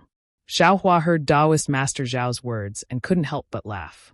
That's right, except for Zen Master Mingyu. The two monks behind him were fat and big, looking like wine sacks and rice bags. If it weren't for the fact that the Buddhist sect's days were too comfortable, how could they be like this? Without waiting for Zen Master Mingyu to speak, the other monk smiled faintly. Even if my Buddhist sect uses silver to make boats in the sea of misery, it's still because my Buddha sacrificed himself. It's 100 times better than your Taoist sect using copper coins to make boats. Even if my Buddhist sect has disciples fishing people out from the shore, it's still tens of thousands of people. It's 1,000 times better than your Taoist sect's 3 to 5 lone men. You. Taoist Master Zhao's soft spot was obviously poked by the three monks. After being at a loss for words, he coldly said, "Speaking of lotus flower tongue, I can't compare with the Buddhist sect that only relies on words to save people. However, my Taoist sect has always emphasized cultivation of Tao techniques. If you guys can do it, I don't even need to make a move. This good-for-nothing disciple of mine can also fight 1 against 3. Why don't you give it a try?" Xiaohua, who was at the side, laughed in his heart. He really didn't expect that on the hidden immortal continent, the Taoist sect and the Buddhist sect would actually confront each other like this. Seeing the embarrassment on the faces of the three monks, Taoist Master Xiao was very proud of himself. He didn't know how many times he had fought with the monks of the small gold temple, so he was very clear about each other's strength. He clearly knew that other than Zen Master Mingyu, the other two monks couldn't possibly be Yuanya's opponent. Furthermore, how could Zen Master Mingyu fight him on the street? He couldn't win against them with words, so he could only use a challenge to suppress the three of them. Unexpectedly, the three monks suddenly laughed, as if they had seen something very interesting. They looked at each other, then Zen Master Mingyu opened his mouth and said, "Fellow Taoist Xiao, is this a challenge from your Jiang Chao temple to my small gold temple?" Oh, Taoist Master Xiao had a bad feeling. However, now that the matter had reached this point, there were already a few villagers of the Longevity town standing on the side. How could he shrink back? Seeing Taoist Master Xiao nod his head, he stiffened his neck and said, that's right. Does small gold temple dare to accept my Jiang Chao temple's challenge?" Of course, Zen Master Mingyu laughed as if he saw a little lamb falling into a trap. He replied, "This old monk will represent my small gold temple to accept the challenge from Jiang Chao temple. 3 days later, it will be in front of my small gold temple's mountain gate. However, it doesn't need to be 1 against 3, it only needs to be 1 against 1. Why 3 days later? Why not in my Jiang Chao temple?" Taoist Master Xiao hurriedly shouted. "Since it is the Jiang Chao temple that issued the challenge, the time and place naturally will be decided by my small gold temple. This is the custom of the 3 continents. Could it be that Taoist Master Xiao doesn't know? Besides, does Taoist Master Xiao think that your Jiang Chao temple has a place to show off your martial arts?" Zen Master Mingyu replied with some disdain. "Fine." Taoist Master Xiao clenched his teeth, not knowing whether to agree or not. However, Xiaohua looked at Taoist Master Zhao's slightly moving eyes and already somewhat understood what he was thinking. The small gold temple knew of Yuanya's strength, yet it still didn't need to fight 1 against 3. Something must have changed in 3 days. Other than running away, what other good plan could Taoist Master Xiao have? Taoist Master Xiao, this old monk will spread this matter throughout Longevity Town. If the Jiang Chao temple doesn't show up in 3 days, then Taoist Master Mingyu's face. Whatever Xiaohua could think of, Zen Master Mingyu naturally had already thought of it. Right after Taoist Master Xiao opened his mouth, Zen Master Mingyu immediately said, and his gaze swept across the surrounding villagers. "Fine." Taoist Master Zhao's teeth were about to be bitten off. His face was full of bitterness, but he couldn't not agree in front of everyone. Also, Zen Master Mingyu laughed again. Since it's a challenge, naturally there must be a reward. Oh, okay. Hearing this, Taoist Master Zhao's eyes brightened. His teeth suddenly didn't hurt anymore. He shouted, "How many copper coins?" "Not the copper coins you Taoists use to redeem people." Zen Master Mingyu said with some disdain, "This time, my Buddhist sect and your Taoist sect will make a big bet. Whoever loses will have to leave Longevity Town." What? Taoist Master Shao was shocked. He hurriedly clenched his teeth again, as if the teeth that had stopped hurting just now were starting to hurt again. Hee, there's actually such a grand event between Buddhism and Taoism? Just as Taoist Master Shao was clenching his teeth again and almost swallowing them into his stomach, a clear voice rang out from outside the crowd. 10 days later is the day of the decennial immortal and Buddha ceremony between us Confucian cultivators and Buddhism, right? It's been a long time since my Longevity Academy and Small Gold Temple joined hands to discuss the friendship between Buddhism and Confucianism. Why don't we just move this challenge to 10 days later? How about my Longevity Academy also participate once? When Zen Master Mingyu and the others heard this, joy appeared on their faces. They looked towards the source of the voice, put their palms together, and said, "So it's Zhu Tanyue, this poor monk greets you. You're too polite, 3 great masters, please." Xiaohua raised his head and looked over. In the crowd, there was a middle-aged man wearing Confucian attire, wearing a Confucian headband, and holding a feather fan in his hand. He smiled and cupped his fists in return. The surrounding crowd also respectfully called out, "Greetings, Principal Zhu." Looking at this square face, sharp eyebrows, fine nose, and bright eyes Principal Zhu, Xiaohua already understood that this Confucian cultivator should be the principal of Longevity Academy in Longevity Town. Behind this Confucian cultivator, there were several rows of scholars of various ages wearing the same Confucian attire. They lined up in a neat formation and very elegantly walked over from outside the town. Presumably, Longevity Academy had something to do outside the town, and they were returning in the afternoon and were about to pass by here. Taoist Priest Shao. That Principal Zhu slightly greeted Zen Master Mingyu and the people beside him. He looked at Taoist Priest Shao with a smile and said, "Although you and I have never met before, this little one has long heard of Taoist Priest's name. Now is a good opportunity. You won't stop my Longevity Academy from participating in this matter, right?" Hee. Taoist Priest Zhao's face was a bit unnatural. He concealed his laughter and said, "This challenge was originally a matter between my Taoist sect and Buddhist sect. I also didn't want to shed all pretense of cordiality with Small Gold Temple, but Zen Master Mingyu is pressing on step by step. I have no choice but to accept. Longevity Academy is a Confucian cultivator and has nothing to do with Buddhist sect or Taoist sect. There's no need for them to get involved, right? Moreover, since the Immortal and Buddha ceremony is in 10 days, your Longevity Academy and Small Gold Temple can freely exchange pointers. Why are you pulling my Taoist sect in for no reason? Are Buddhist sect and Confucian cultivators joining hands again?" Taoist Priest Shao is thinking too much. Principal Zhu smiled and cupped his hands, saying, "The Immortal and Buddha ceremony that is held once every 10 years is merely a tradition of my hidden immortal continent and Western paradise. It is to celebrate that time in ancient times when the 3 continents joined hands. Now, who knows how many years have already passed, this Taoist sect has already lost many other Taoist sect. Why is Taoist priest thinking too much?" Chapter 3151. There was a towering mountain range that stretched for thousands of miles. This mountain range was very strange. There were no trees on the mountain range, nor were there any birds or beasts. There were only red rocks. The surface of the rocks emitted a faint light, and within the light, there were layers upon layers of talismans that slowly rotated. In the western sky, the blood-red sun shined on the red rocks, making them look like they were emitting a faint flame. Thousands of feet above the mountain range, there were also countless powerful formations and restrictions. There was no wind or clouds, and the central part of the sky was filled with a faint grayish-white color. Within the grayish-white color, there were layers upon layers of black clouds that were like mountain ranges. Looking from the outside, there were only bursts of lightning flashing in the gloomy black clouds. There were also faint sounds of thunder, but if one listened carefully, they wouldn't be able to hear it at all.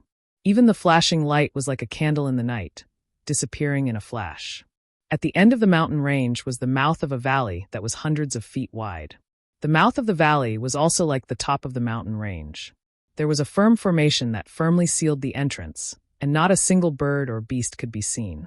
The powerful fluctuations from the formation spread out without any concealment. However, at this moment, there were thousands of cultivators 100 feet away from the entrance of the valley. They wore different clothes and held different magical treasures in their hands. They stretched from the ground all the way to the sky and completely surrounded the entrance of the valley. All of the cultivators had nervous expressions as they stared at the formation at the mouth of the valley without blinking. The treasures in their hands emitted different lights, as if they had all made ample preparations. As long as there were any abnormalities at the mouth of the valley, countless treasures would fly out and smash into the mouth of the valley. The inside of the valley was not as calm as the outside. The inside of the valley was much more spacious than the outside. It was likely several miles wide. The stone wall inside the valley was different from the stone wall outside the valley. Although it was also made of red rocks and had layers of restrictions, the restrictions here were 10 times finer than the ones outside the valley. Every single rune was covered in fine lines, and those fine lines created wind runes. The wind runes rushed into the runes, and once again, they emitted various colors of brilliance. However, this light was covered by a black and red color on the rocks. This black and red color covered the entire walls of the valley, and the thickness was different. Experienced cultivators would know that this black and red color was caused by the blood that had splashed on the walls. Looking into the depths of the valley, the walls of the valley seemed to have been washed by blood. It was a black and red color, and it was very strange. The valley seemed to have just gone through a fierce battle. The air was filled with the smell of blood. The air was rich with the yuan qi of heaven and earth. At this moment, it was extremely violent. From time to time, one could hear the sound of explosions. Small, strong storms suddenly formed and rushed in all directions. Most of them hit the mountain rocks of the mountain range. On the crimson-red mountain rocks, talismans flashed and the storms disappeared without a trace. Even the black and red blood didn't fall. It was unknown how much blood had been spilled on the rocks, and how many years this blood had existed for. Not only that, but because of the battle, the space inside the valley had become extremely unstable. From time to time, spatial cracks would appear. Although these spatial cracks only appeared for a short period of time, they were very destructive. Occasionally, a spatial crack would hit the rocks, and the blood on the rocks would scatter. Then the talismans on the rocks would collapse, revealing the red rocks. Only when the spatial cracks disappeared did the talismans around the rocks slowly gather and restore the formation. At this time, there weren't many living people in the valley. There were only corpses lying on the ground.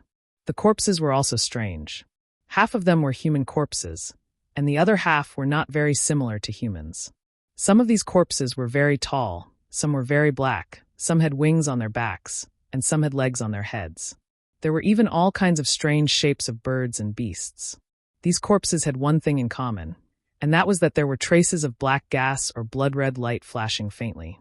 These black gas and blood-red light were between the scattered pieces of the corpses.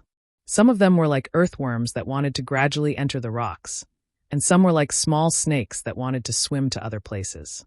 However, without exception, they were all caught by the flashing restrictions on the ground. Traces of lightning-like brilliance flashed, and they were gradually strangled to death. There weren't many living people in the valley, and they all had magic treasures in their hands. Their bodies flashed with various colors as they flew rapidly in the air. From time to time, they avoided the spatial cracks and extremely strong hurricanes as they flew into the depths of the valley. Everyone's eyes were filled with vigilance, and their faces were filled with extreme exhaustion. However, their divine senses were like a spider's web, sweeping around inch by inch. They didn't dare to miss a single spot. The deepest part of the valley was an area with a radius of 10,000 feet. This space of 10,000 feet was like a giant cocoon, filled with black and red mist. This mist rolled violently like a cocoon squirming. Inside the black and red mist, there were countless broken limbs moving up and down from time to time. There were even some wailing heads that suddenly appeared and let out a shrill cry. However, before this shrill cry could be heard, a layer of violent fluctuations appeared outside the black gas, blocking it. The core of the black and red mist wasn't inside the stone wall, nor was it on the ground. Instead, it was at the center of this 10,000 feet wide area. The core was no longer covered in mist, but rather extremely condensed. Drops of sticky blood mixed with the black flames slowly flowed in the center. The black flames surrounded a hole that was several hundred feet wide. Almost endless black gas and black flames flowed out from this hole. They couldn't rush into the valley in time, so they condensed at the core. Bursts of obscure and indescribable sobbing sounds came from this hole. Aside from the black gas and the sobbing sounds, the depths of the hole were filled with blood-red light. It was impossible to see what was inside at all. At this moment, at the edge of the hole, countless thunderous sounds came from the void and endless lightning flashed. Waves of slow, unparalleled, and inhuman force came from the edge of the hole and squeezed inwards. Under this pressure, the hole began to shrink bit by bit. Looking at the black-red ball of chi that had shrunk to about 1,000 feet in size, there were over 200 cultivators dressed in different Taoist robes standing in the air. There were old and young cultivators, men and women, and some had simple faces and some had ferocious appearances. However, without exception, these cultivators were even more tired than the cultivators flying in the outer valley. The light around many of them had dimmed, and the treasures in their hands were damaged. Many of them had lost an arm or a leg. Among these cultivators in Taoist robes, there were more than a dozen young men in sword robes. They didn't have any treasures in their hands, but they stood straight as if they were treasures themselves. What was special was that strands of spiritual energy rushed in from all directions. There was a faint flash of light around them, and flying swords flew out from their bodies. The silhouettes of the flying swords flashed by and didn't linger for even a moment. Whether it was the cultivators in Taoist robes or the swordsmen in sword robes, their expressions were filled with vigilance and pride. Although they were staring at the black gas, there was a sense of relief in their eyes. Although these 200 cultivators appeared to be standing in a disorderly manner, it was actually a very powerful formation. Slowly and rhythmically, the natural energies of heaven and earth rushed into the formation from all directions, evenly and in an orderly manner, falling into the left side of different cultivators. As the spiritual energy rushed in, the formation seemed to be breathing and flashed with a faint golden light. A faint rooster shape appeared, but there were many flaws in this rooster shape. It was clear that there were cultivators in those places, but they were no longer there. About 10,000 feet above the hundreds of cultivators, there were several people standing under an oval-shaped canopy. The cultivator at the front looked to be around 30 years old. His face was simple and his forehead was bulging. Under his thick eyebrows, his eyes were as bright as the stars in the sky. The cultivator's gaze swept across the formation, as if his gaze could pierce through the black and red fog. He smiled and said to the 40-year-old cultivator next to him, Vice Alliance leader Luo, the reason why the 3 cultivation countries were able to defeat the Devil Realm was all because of the Alliance leader's Pleiades Devil-Devouring Immortal formation. I thank the Pleiades Devil-Devouring Immortal Alliance on behalf of the 3 cultivation countries and the country of sword cultivators. Vice Alliance leader Luo, who was in his 40s, had a very dignified appearance. Even though he did not speak, there was an indescribable presence about him that was like the light of the rising sun. This presence was not some sort of Dharma power or divine ability, but it made people feel close to him at first glance, as if he was the only friend they had in their lives. Vice Alliance leader Luo's movements were even more elegant. When the cultivator finished speaking, he immediately bowed and said, Senior Xianqing, you are the Alliance leader. Ah, you are too polite. Hearing this, Starry Sky panicked. Starry Sky had always believed that no matter if it was the 3 cultivation countries or the Pleiades Immortal Alliance, they were all part of my Taoist sect. Their inheritance originated from the ancient times. You and I are going to work together. No matter if it was the ancient Buddhist sect or the Confucian cultivators, or even the current Devil Realm, they will all be destroyed under the torrent of my orthodox Taoism.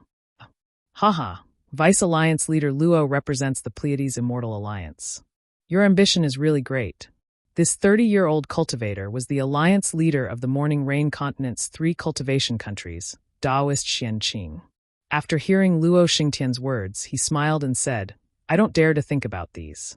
I only want to be able to resist the invasion of the Devil Realm during my time as the alliance leader, protect the demon-resisting valley, and protect the 3 cultivation countries, as well as the country of Huan and other places. At this point, a hint of worry flashed across Taoist Xianqing's smiling face. He opened his mouth, wanting to say something, but hesitated.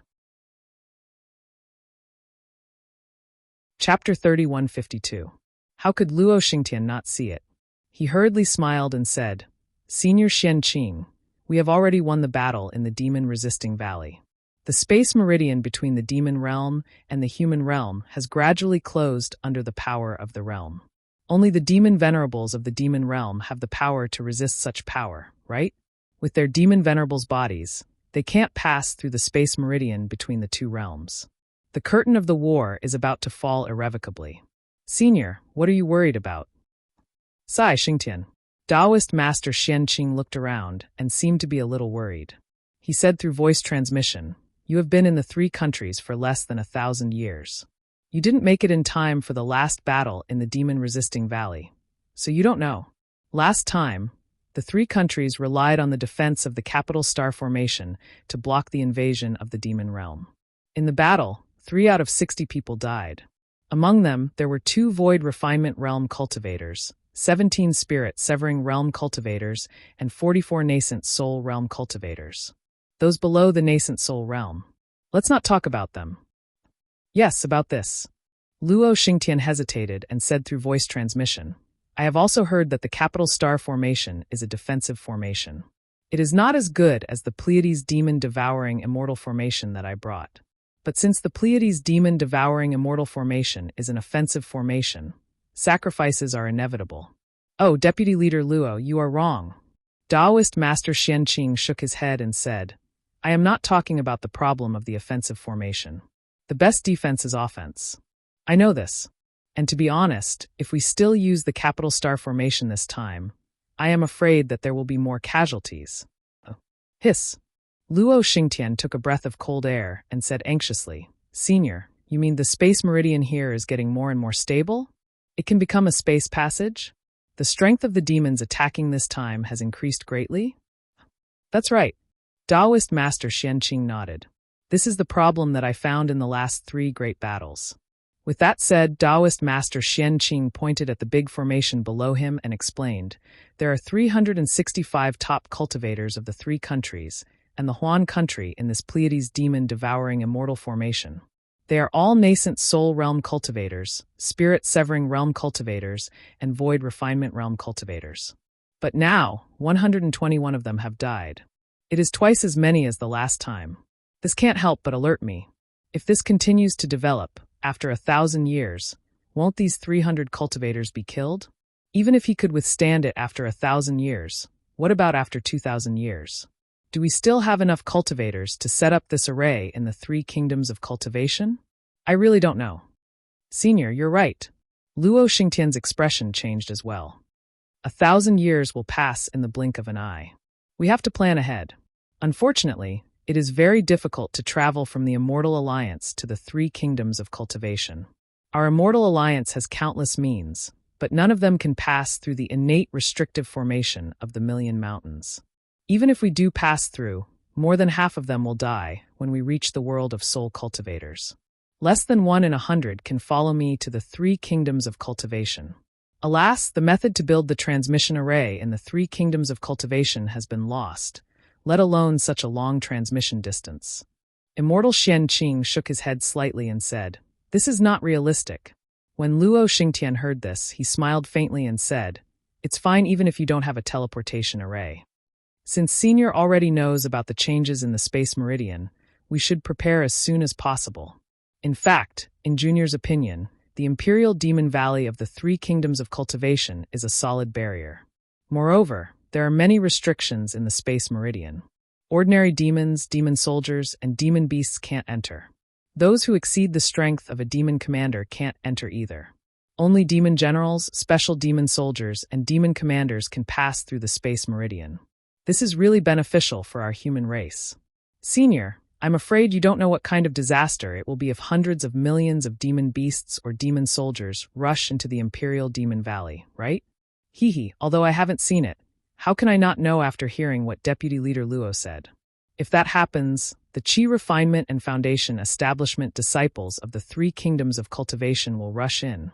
We don't have to rely on the cultivators above the nascent soul stage to resist. Yes, after today, Lord Alliance Leader has to think carefully about how to mobilize these low-level disciples. Luo Xingtian didn't hide it and transmitted his voice. Although the great war of immortals and demons in the Imperial Demon Valley is very important, The leaders of the various sects didn't participate, and the low-level disciples of the various sects didn't participate. Even many cultivators don't particularly understand the Great War of Immortals and Demons. Except for the dozens of days of the Great War of Immortals and Demons, the various sects didn't mention this matter. This is not good for the future war situation. Indeed, Taoist Master Xianqing nodded. With the experience of defeating the Immortal Alliance, the three kingdoms of cultivation will definitely. Not good.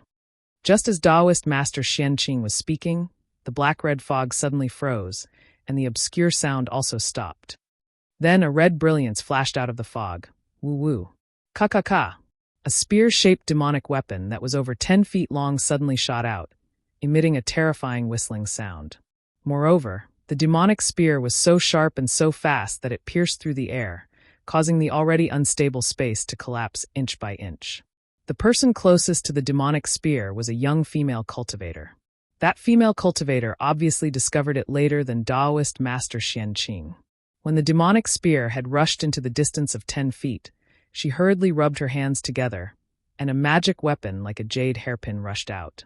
A blue wave emerged from the female cultivator's body, and the fine lines like scales protected the space of 10 feet around the female cultivator. However, before the demonic spear could hit this layer of protection, the collapsed space fluctuations had already rushed close. With a crisp ka-ka-ka sound, the scale-like ripples produced even finer cracks. Boom! A loud sound rang out, and the jade hairpin was immediately broken under the impact of the demonic spear. The female cultivator's face changed greatly, and her figure flashed, wanting to teleport out. However, the space around her was shrouded by the demonic spear, so how could she teleport? Swoosh swoosh. A sharp sound rang out, and the female cultivator's protective magic weapon was broken. The flesh on her left arm instantly disappeared, and the demonic spear whistled past her. Alas, one force breaks 10,000 techniques. Taoist Master Xianqing's heart relaxed when he saw that the female cultivator only had her left arm broken. He sighed and said, Changbai Sect's Fairy Liu has escaped a disaster. Fairy Liu has already reached the early stage of void refinement, Luo Xingtian next to him said with a smile, but the one who threw the demonic spear should have the cultivation of a devil monarch. This guy can't pass through the space meridian, so I'm afraid he will use the demonic spear to vent his anger. This is probably the last blow before the space meridian closes. Yes, it should be so. Taoist Master Xianqing looked again. At this time, the entire great array was flashing with golden brilliance. Layers of protection appeared in front of the demonic spear out of thin air. Although these layers of protection were easily broken, they seemed to be continuous and slowly blocked the demonic spear in midair. Clang! 2 sword sounds rang out, and a huge red sword that was also 10 feet long appeared in midair. With a boom, it slashed the demonic spear. Waves of chi surged from the demonic spear, shaking the brilliance of the great golden array. In the middle of the demonic spear, traces of black chi flickered, and thousands of fine cracks appeared in the space. The demonic spear was actually cut into 3 pieces by the huge sword. Good, Luo Xingtian clapped his hands and said, Void Heaven Sword School's Zhang Zhuzhang Spirit Sword is becoming more and more fierce. Humph, such a good demonic spear. It's a waste.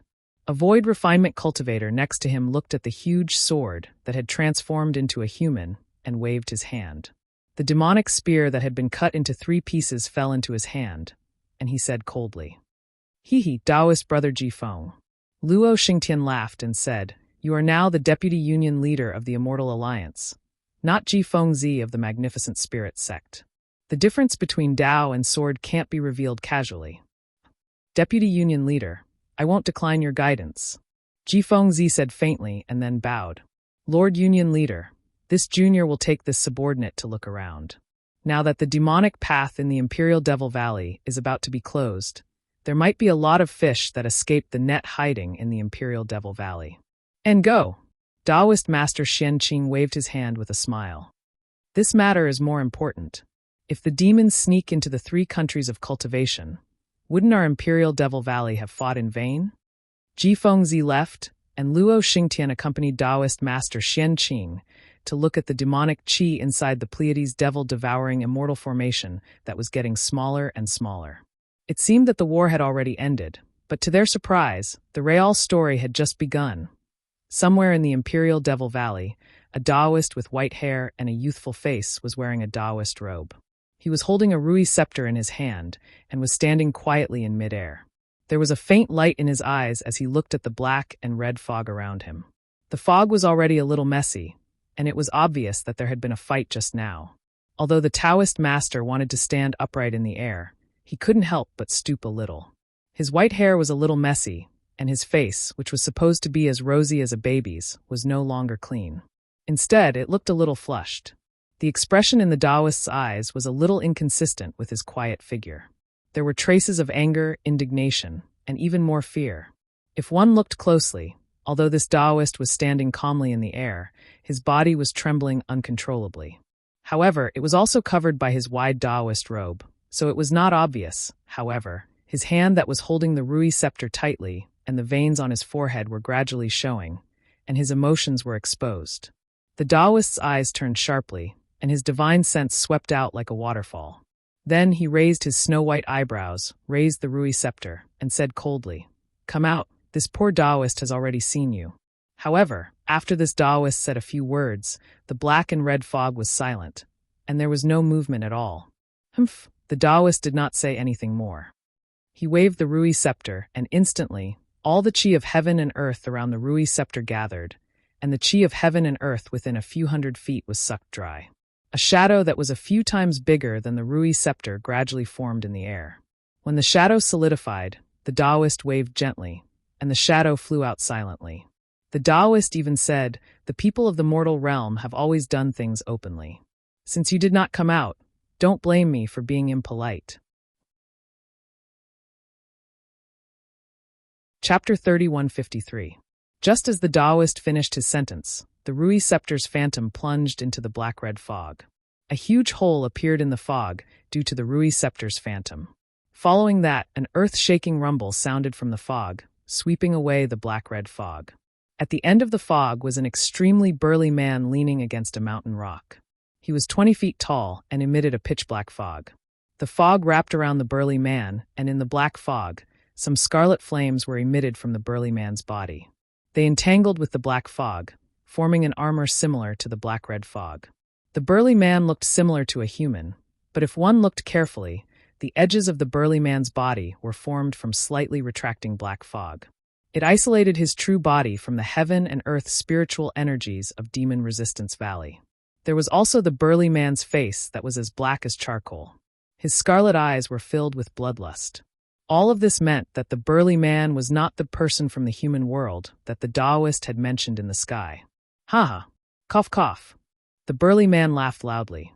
Before he could finish laughing, he coughed and held his chest with his hand. He panted rapidly, as though he had suffered serious internal injuries. As he panted, sparks mixed with wisps of black fog rushed out of his mouth and nose. Upon closer inspection, the burly man's armor had indeed cracked in many places. However, it was obscured by the thick black fog. And at his waist, there was a hole the size of a skull. Black blood was flowing out, and there were also sparks in the black blood. "Ha ha, people from the human world are only SOSO. Taoist you. Who are you? Why did you only chase after me?" The burly man didn't seem to be hurt by the Rui scepter's shadow. He jumped out of the black and red fog shakily and flew in the air with his body tilted. He said with a grin, but his words were very unfamiliar. He almost spat out each word awkwardly.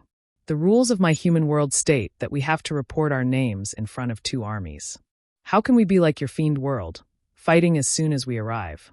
If you hadn't ambushed I and injured I, how could I have chased after you alone?" The Taoist priest seemed to be a little impatient. After saying that, he waved the Rui scepter and shouted, "Both sides are grim fiends. It doesn't matter who I kill. Why bother asking for the reason? I am Reverend Sun Lu of the Chongbai sect.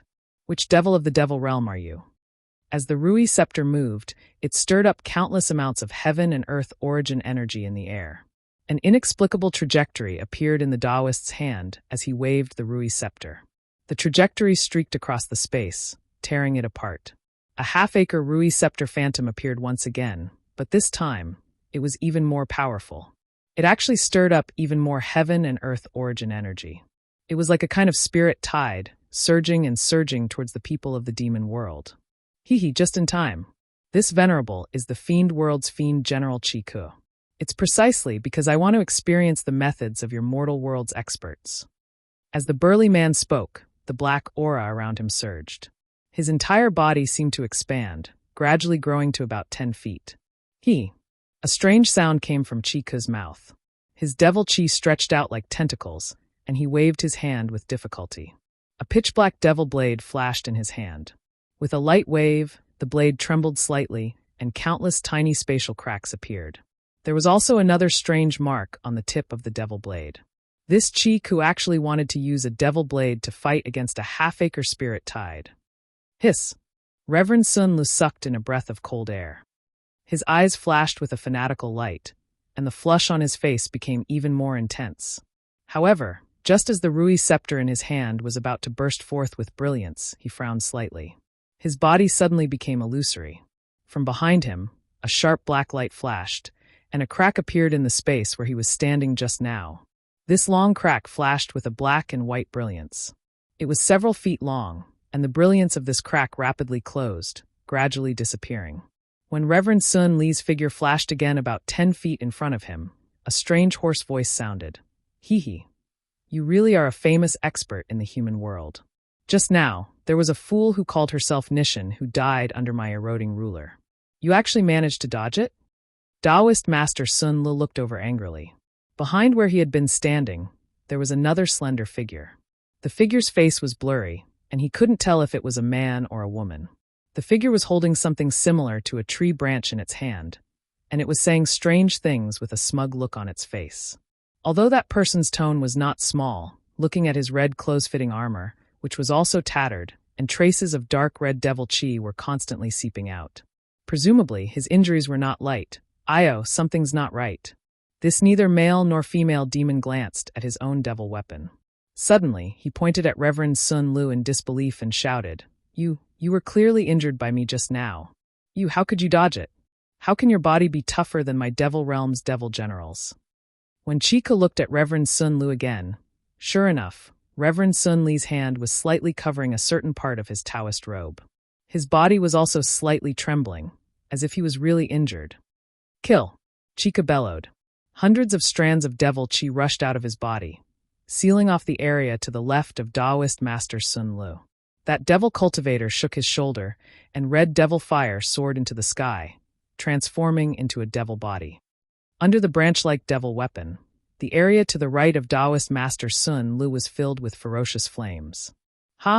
Even if you all come, what can you do? Reverend Sun Lu raised his head and laughed. Thousands of rays of light rushed out of his body. These rays of light were as small as silk, and they bloomed like bees. These rays of light intertwined together, like pythons winding around Reverend Sun Li's body. At this time, Reverend Sun Li's body also expanded, and a Dharma body of 10 feet in size gradually emerged. Roar! Like a dragon's roar, the rays of light around Reverend Sun Li's body turned into the shape of a dragon and twisted towards the jade scepter in his hand. But at this time, a strange change occurred. Reverend Sun Li's body suddenly trembled, and the surging dragon let out a miserable roar, and quickly withdrew into Reverend Sun Li's body. Reverend Sun Li's face changed dramatically, and his fingers trembled, as if he wanted to take something. However, just as his finger moved, before he could touch the storage bag at his waist, his expression suddenly changed drastically. His body, which was dozens of feet tall, flashed rapidly. Clearly, he wanted to turn into a void and fly away. At this moment, a pitch-black spearhead, which was emitting black chi, flashed out from the void behind his back and pierced into his heart with lightning speed. Bang! Reverend Sun Li's body flashed with brilliance. Obviously, his protective chi was unable to block the spearhead. His body shrank at a speed visible to the naked eye, and the dragon-shaped brilliance disappeared. Not only that, but the green brilliance on Reverend Sun Li's Taoist robe also flourished and blocked the spearhead. But the black chi on the spearhead was incomparably agile, like a spirit snake, and when it opened its mouth, it devoured the green brilliance completely. Therefore, the spearhead pierced deeply into Reverend Sun Li's back, as if it was piercing tofu. It pierced through Reverend Sun Lu, and a small part of the spearhead came out from his chest. Reverend Sun Lu staggered, and without turning his head, a huge shadow appeared on his jade scepter, and with a whoosh it brushed behind him. Kakaka. An owl-like laughter sounded, and the spearhead on Reverend Sun Li's chest disappeared at the same time. A demon general, holding a long spear as thick as a bowl, appeared behind Reverend Sun Li. This demon general's face was black, and his flesh was blurred. It was impossible to see his true face. Facing the shadow of Reverend Sun Li's Rui, this demon general's face was full of astonishment. His figure retreated slightly, and his mouth spoke half-cooked words like "Chi Ku." The people of the human world are indeed our food. What I saw before was a weak body, and it was tasteless for me to chew. This guy's body is somewhat interesting. Even after being stabbed by me, he still has such strength. I'm afraid that his muscles are strong, and his chewing is tasty. Reverend Sun Li's Rui. Sure enough, it was only halfway through, and the brilliance suddenly dimmed, and the huge shadow gradually shrank back into the scepter. At this moment, Reverend Sun Li did not bother to say anything. He gritted his teeth and narrowed his eyes at the three demons who surrounded him in a triangle, and the light of revenge faintly appeared in his eyes. Reverend Sun Li. How is it? You've killed many disciples of my demon world, and now you know the taste of being killed. I remember that there's a saying in the human world, those who kill will be killed by others. Is it like this? Chica coldly said, holding the demon saber in his hand. You invaded my human world, killed my people, and ate my people. Killing you will be accumulating merit. Reverend Sun Li's voice was getting weaker, but his spirit was rising. Chiku, why are you being so long-winded with him? Capture his nascent soul, and we'll share his blood essence. The time for the demon gate to close is coming. The last man to appear raised his spear and said impatiently, Good. Chiku smiled, and a long blood-red tongue came out of his mouth and licked the side of his mouth with a whoosh. The thin and tall blood shadow, whose face could not be seen clearly, swung his hand, and a fishnet-like net, shining with blood-red brilliance and suffused with black gas, covered Reverend Sun Li's head. Reverend Sun Li's body gradually withered, and a five-colored brilliance appeared above his head. An infant's nascent soul, whose face was exactly the same as Reverend Sun Li's, appeared above Reverend Sun Li's head. Reverend Sun Li's nascent soul was wearing an extremely exquisite armor, and there was also a small scepter in his hand. Seeing the nascent soul leave his body, Chiku and the others unconsciously drooled. Go, the thin and tall blood shadow pointed his finger, and the black net fell towards the nascent soul. Reverend Sun Li's nascent soul did not seem to panic, nor did it prepare to teleport away as the three demon generals thought. They only heard the nascent soul's sneer, revealing endless ridicule. Chapter 3154. Seeing Taoist Master Sun Li's nascent soul suddenly grow, it was as if someone had blown a lot of air into his stomach. This is bad, this guy. How can he self-destruct his nascent soul? Chico was shocked. There were too few self-destructing nascent souls. Who wouldn't want to escape if they could teleport? Chica cursed and turned to leave. The large man holding the spear also spat and cursed. Bad luck. I didn't say I was going to capture your soul essence. If you explode your nascent soul, even your soul essence won't be able to escape, so how can you talk about reincarnation? You're harming others without benefiting yourself. As he spoke, he also wanted to leave. But just as the two were about to turn around, a faint golden light flashed from Taoist Master Sun Li's nascent soul. The two unconsciously glanced. A dragon-shaped thing was held in Taoist Master Sun Li's left hand. Long Yu. Both of them were shocked, and the same thought came to their minds. How can this thing fall into the hands of a human cultivator? That's right. The demon general, who was neither male nor female, yelled, It's the Dragon Jade. If it wasn't for the Dragon Jade's dragon body, how would he have been able to block my attack? Quick, this thing is a gift from the heavens. It's our chance. Hearing this, how could Chi Ku and the others shrink back? Although the self-destruction of nascent souls was a bit troublesome, it was impossible to take their lives. Chica shouted, Taoist Yuna, I'll let you see my means. As he spoke, Chica's entire body instantly became thinner. A pitch-black flame emerged from his hand, and his body suddenly turned into a cloud of mist. Faster than the wind, he slapped down on Taoist Master Sun Li's nascent soul. The man with the long spear didn't hesitate. He put away the spear in his hand and punched himself in the chest. The bloody face completely rushed out, as if spitting out a mouthful of blood, also sprinkled towards Taoist Master Sun Li's nascent soul. Since Chi-He and Sun Li could see it, the blood shadow, who was neither male nor female, could see it even more clearly. He was even closer. Although he was extremely regretful of his slip of the tongue, he waved his hand, and the black flames turned into a black net about 10 feet wide. He wanted to imprison Taoist Master Sun Li's nascent soul before it exploded. Poof! He spat out a mouthful of blood essence onto the Rui scepter in Taoist Sun Li's nascent soul's hand. With a loud bang, the Rui scepter shattered into powder. The yuan qi that burst out from the powder was like a fuse, igniting Taoist Sun Li's nascent soul. It's too late. Without waiting for Qi Ku and the other two to think, Taoist Master Sun Li's yuanying flashed a few times before exploding with a bang. This was the self-destruction of a yuanying. In an instant, it set off a boundless hurricane within the valley. The already unstable space, at this moment, walala. The window paper that was already riddled with holes was blown apart by the hurricane. Several huge holes were formed in the air nearby. If it was an ordinary yuanying self-destruction, the power might not be so great. However, Taoist Master Sun Li was not an ordinary yuanying cultivator. He had the dragon jade in his hand. Not only was his body tougher than a demon general's, the amount of heaven and earth spirit qi his nascent soul could hold was several times that of an ordinary person. In particular, this nascent soul was as tough as the body. When it exploded, the power was more than 10 times that of an ordinary yuanying. In addition, the 3 demon generals had set up a restriction around 10 feet around them. In this small space, the power of Taoist Master Sun Li's nascent soul's self-destruction was too powerful. On the ground behind Taoist Master Sun Li's nascent soul, a hole suddenly appeared and gradually tore open. Just as the hole appeared, a golden light flashed, and the dragon jade in Taoist Master Sun Li's hand shot into the gradually expanding oval-shaped hole without anyone noticing. Under the effect of the power of space, the hole gradually shrank. And when it was only about 10 feet away, a naked, skinny man flew out from the hole and floated straight into the distance, then slowly fell down. Qi He and the other 2 from the demon realm were greedy and wanted to take the initiative. But if they knew the common sense of the human realm, they would know that they had tried to steal a chicken only to end up losing the rice used to lure it. Just as they saw that the situation was hopeless, they turned around and tried to hide in the void. But the strong energy storm and the swift and violent self-destruction had already caught up with them. They were already seriously injured and were at the end of their rope. The power of Taoist Master Sun Li's self-destruction was more than 10 times that of an ordinary yuanying. The moment they came into contact with this power, their armor collapsed, revealing their bodies. Just as they tried to resist, it was as if they were hit by an infinite hammer.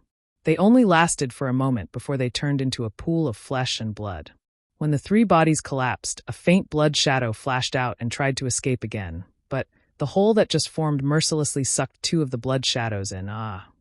2 screams came out from the hole, and in the blink of an eye, there was no more sound. The last blood shadow looked at the hole not far away in panic, and quickly flew into the depths of the valley. Just as the blood shadow flew away, the hole that Taoist Master Sun Li had torn open on the ground slowly closed and disappeared. However, Taoist Master Sun Li's self-destruction was really powerful. In the void, after the hole closed, countless space bubbles expanded and expanded like bubbles. In just a few breaths, puff, puff, puff, several deep piercing sounds could be heard, and several space cracks were pierced through, and rays of light rushed into the void. Whoosh, whoosh, whoosh. From 3 consecutive holes, a small marten rushed out and fell into the mountains. A small black dog appeared in the sky tens of thousands of miles away, and also fell down. As for another hole between 3 towering mountains, a sword embryo fell like a meteor.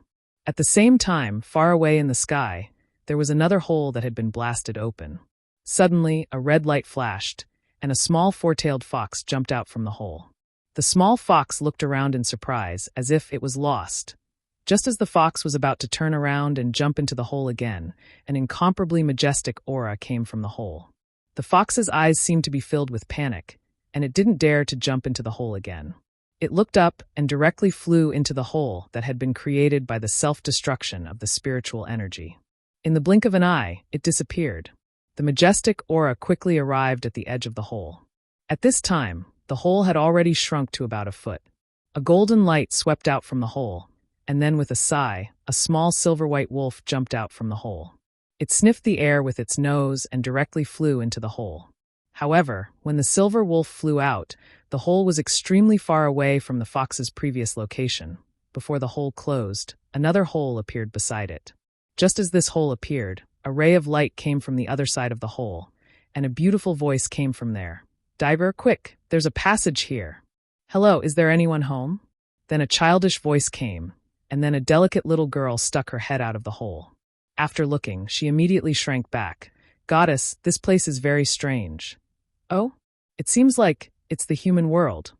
The little girl shrank back, and another woman flashing with 5-colored light appeared in front of the hole. The woman looked and shouted in ecstasy. "Human world? What human world?" The little girl called Dai, or clearly didn't understand. "Quick, let's go." The woman called Empress waved her hand, and the same 5-colored radiance enveloped the little girl. The two of them rushed into the crack and landed in midair. "Let's hurry over while the crack in space hasn't closed yet." "Thank you, the merciful Holy Mother. You're really merciful. When I find it, I'll thank you again." A multicolored brilliance flashed across the sky, and the woman disappeared. The crack that had already closed suddenly swelled again for some unknown reason. However, it was only the last time that it swelled, and its position moved a few miles away. At the same time, a human figure in a black cloak flashed out of the space. This human figure only appeared on a corner of the cloak when the crack was squeezed together. This human figure didn't stop at all, and squeezed through with all his might. "Who?" With a soft sound, the crack disappeared.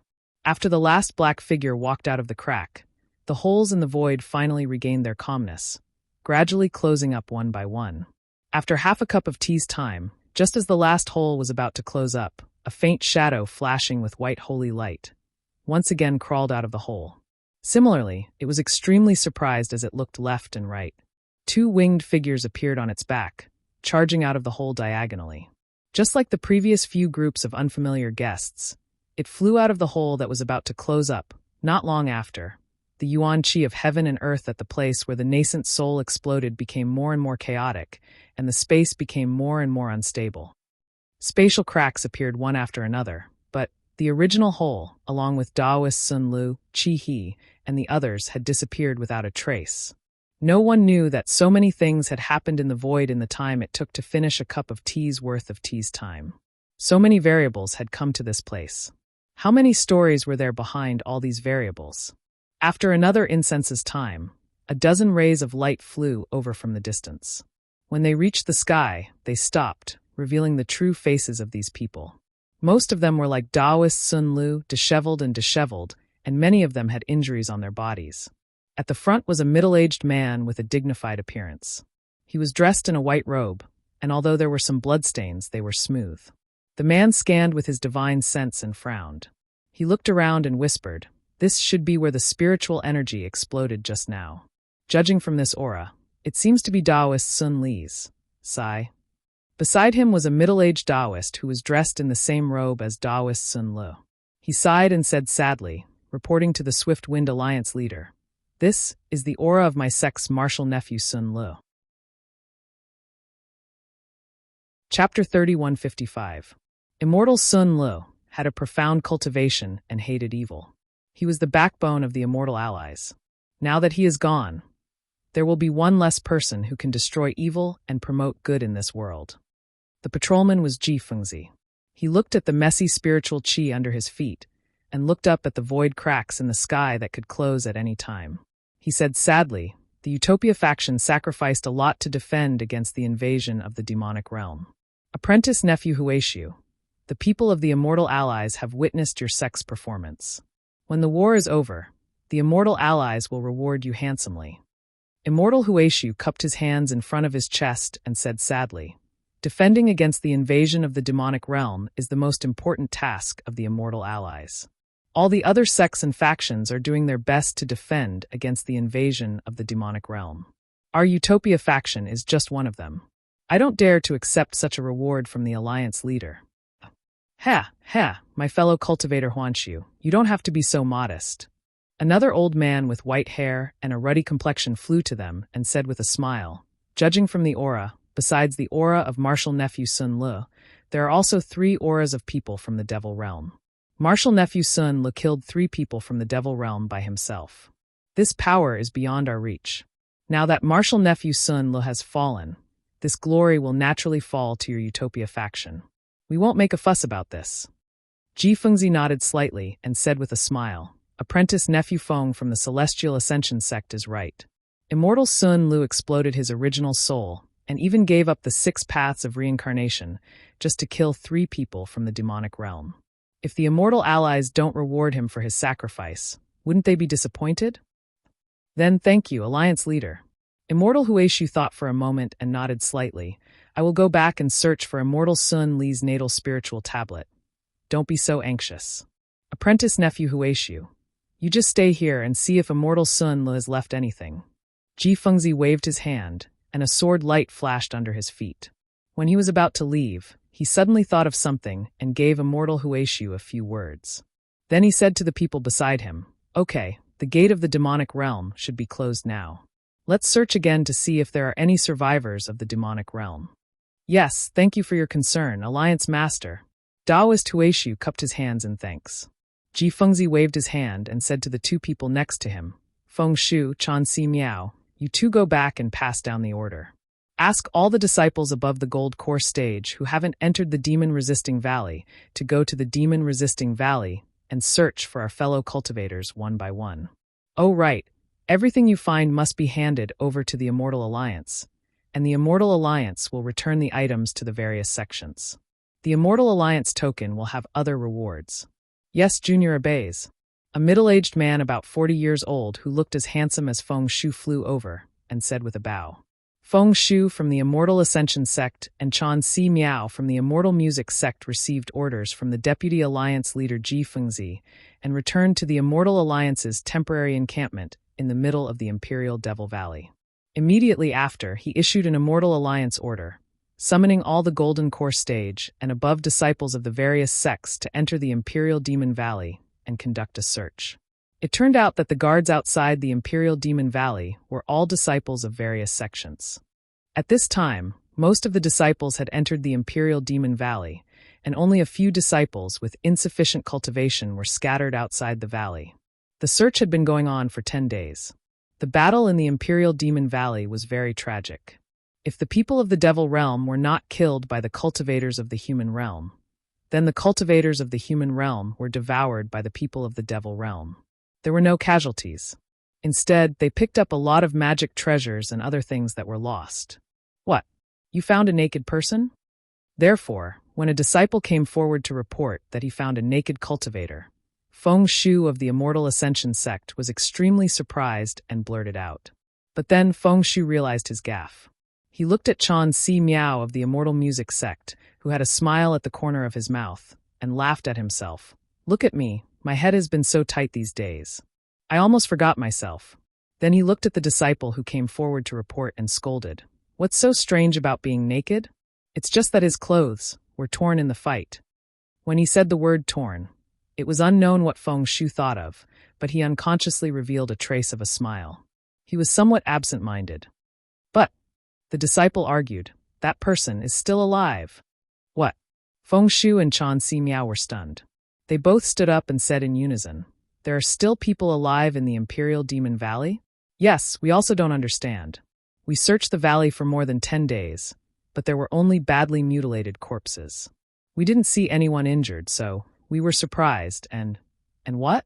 Chan Si Miao was also interested and asked curiously. And this person didn't have any injuries. The disciple's face revealed a strange expression. He said, also, we were afraid that he was a senior from some sect. So we went forward to check his injuries, but we found that this person was actually only at the qi refining stage. That's impossible, absolutely impossible. Feng Shu heard this and shook his head. Only nascent soul cultivators can enter the Imperial Demon Valley. This has been the rule of the Immortal Alliance for millions of years. Even if you Golden Core disciples came, you would only be snacks for the people of the Devil Realm. How could you let a qi refining disciple in? Maybe. He's a disciple that the Alliance leaders brought? Chan Si Miao frowned. How could the Alliance leaders be so reckless? Feng Shu waved his hand and said, it's useless to say more. Let's wait and see first. As he spoke, he asked the disciple to bring the person in. However, when the disciple turned around, Feng Shu suddenly asked, Where did you find this person? Senior Feng, that person is not in the depths of the Imperial Demon Valley. The disciple naturally understood Feng Shu's meaning and answered without hesitation. Then he thought for a moment and said hesitantly, if you think about the surroundings, it's not far from the place where Reverend Sun Lu died. The place where Reverend Sun Lu self-destructed? Chan Si Miao was curious. He looked at Feng Shu and said, if that's the case, with the power of Reverend Sun Li's self-destruction, this person doesn't seem to have any reason to survive. At least, it's impossible for him to be unharmed. So, that means he went there after Reverend Sun Lu self-destructed? Feng Shu nodded and said, otherwise, when Reverend Huaxiu of the Utopia faction cleaned up the mess, there's no way he wouldn't be discovered. Suddenly, Chan Si Miao's expression changed drastically. He said in horror, could it be? Feng Shu also realized and said anxiously, no. At that time, the gate of the demonic realm was not closed. Could it be that he's from the demonic realm? The disciple smiled bitterly and said, seniors, that person is clearly from the mortal realm, and the cultivation of the qi refining stage. Chan Si Miao's expression was slightly embarrassed. Then he smiled and said, the people of the demonic realm are getting more and more shrewd. Maybe they're imitating our demonic realm cultivation skills. Yes, quickly bring that person in. Feng Shu also agreed. Not long after, the disciple brought in a thin and tall person. The person was wearing a Taoist robe that was stained with blood. His shiny head was drooping, and his slender arms were exposed outside of his Taoist robe. When the disciple put the person on the ground, Feng Shu looked at the person's beardless face without eyebrows and closed eyes. After a while, he said softly, fellow cultivator Chan, could it be that he's not from the demonic realm? Instead, he's from the Buddha? Before Feng Shu could finish, Chan Si Miao shook his head and said in a low voice, as far as I know, the bald head might not be theirs. Also, I've never heard that they don't even have eyebrows. Yes, Feng Shu nodded and said, this person's cultivation is indeed at the qi refining stage, but the true qi in his meridians is a little strange. Yes, I think so too. This amount of true qi should be at the foundation establishment stage, but why hasn't it liquefied yet? I'm afraid it's a good-for-nothing disciple of some sect, stuck at the foundation establishment stage? Chan Si Miao said with a smile. Fellow cultivator Chan, even if it's a good-for-nothing disciple, they definitely wouldn't throw him into the demon-resisting valley. This is clearly against the rules of the Immortal Alliance. Feng Shu shook his head. By the way, isn't this person uninjured? Why didn't you wake him up? Feng Shu looked at the disciple and asked. I've already stimulated this person's meridians, but he doesn't know at all. The disciple smiled bitterly. Oh, I see.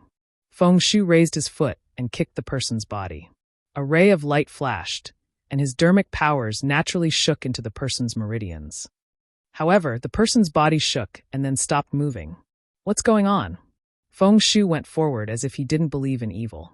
He reached out and patted the person's lower dantian. However, just as his palm touched it, a trace of surprise flashed across Feng Shu's face. Just as he was about to raise his head, he immediately lowered it.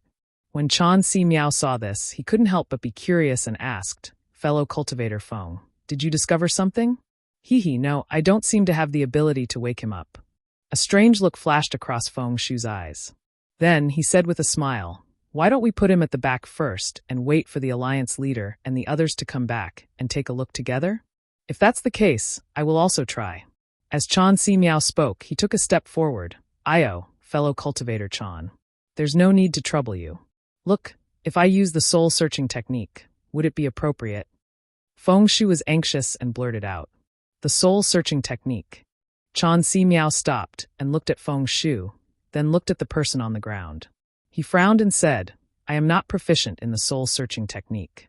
If you are anxious to know the ins and outs of this person, only the soul-searching technique is suitable. Then I'll have to trouble fellow cultivator Feng. It's no problem. Feng Shu seemed to be relieved and said, however, I's soul-searching technique can't guarantee that I will be able to find something from this person's memories. Furthermore, there's a possibility that this person will become an idiot. This person is just a kid in the qi refining stage. How much defense can he have?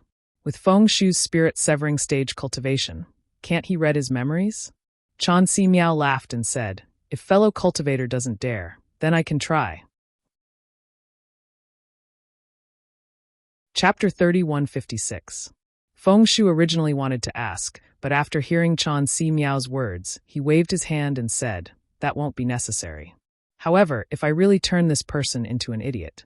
"Fellow Chan, please don't blame me." "Of course not. Soul-searching techniques have always had a chance of failing. Even if the alliance leader were to come in person, he might not be able to guarantee a 100% success rate. So please proceed, fellow Taoist Feng," Chan Si Miao replied with a smile. Feng Shu nodded and glanced at the person on the ground. His right hand formed dozens of complicated seals, all of which hit the person's head.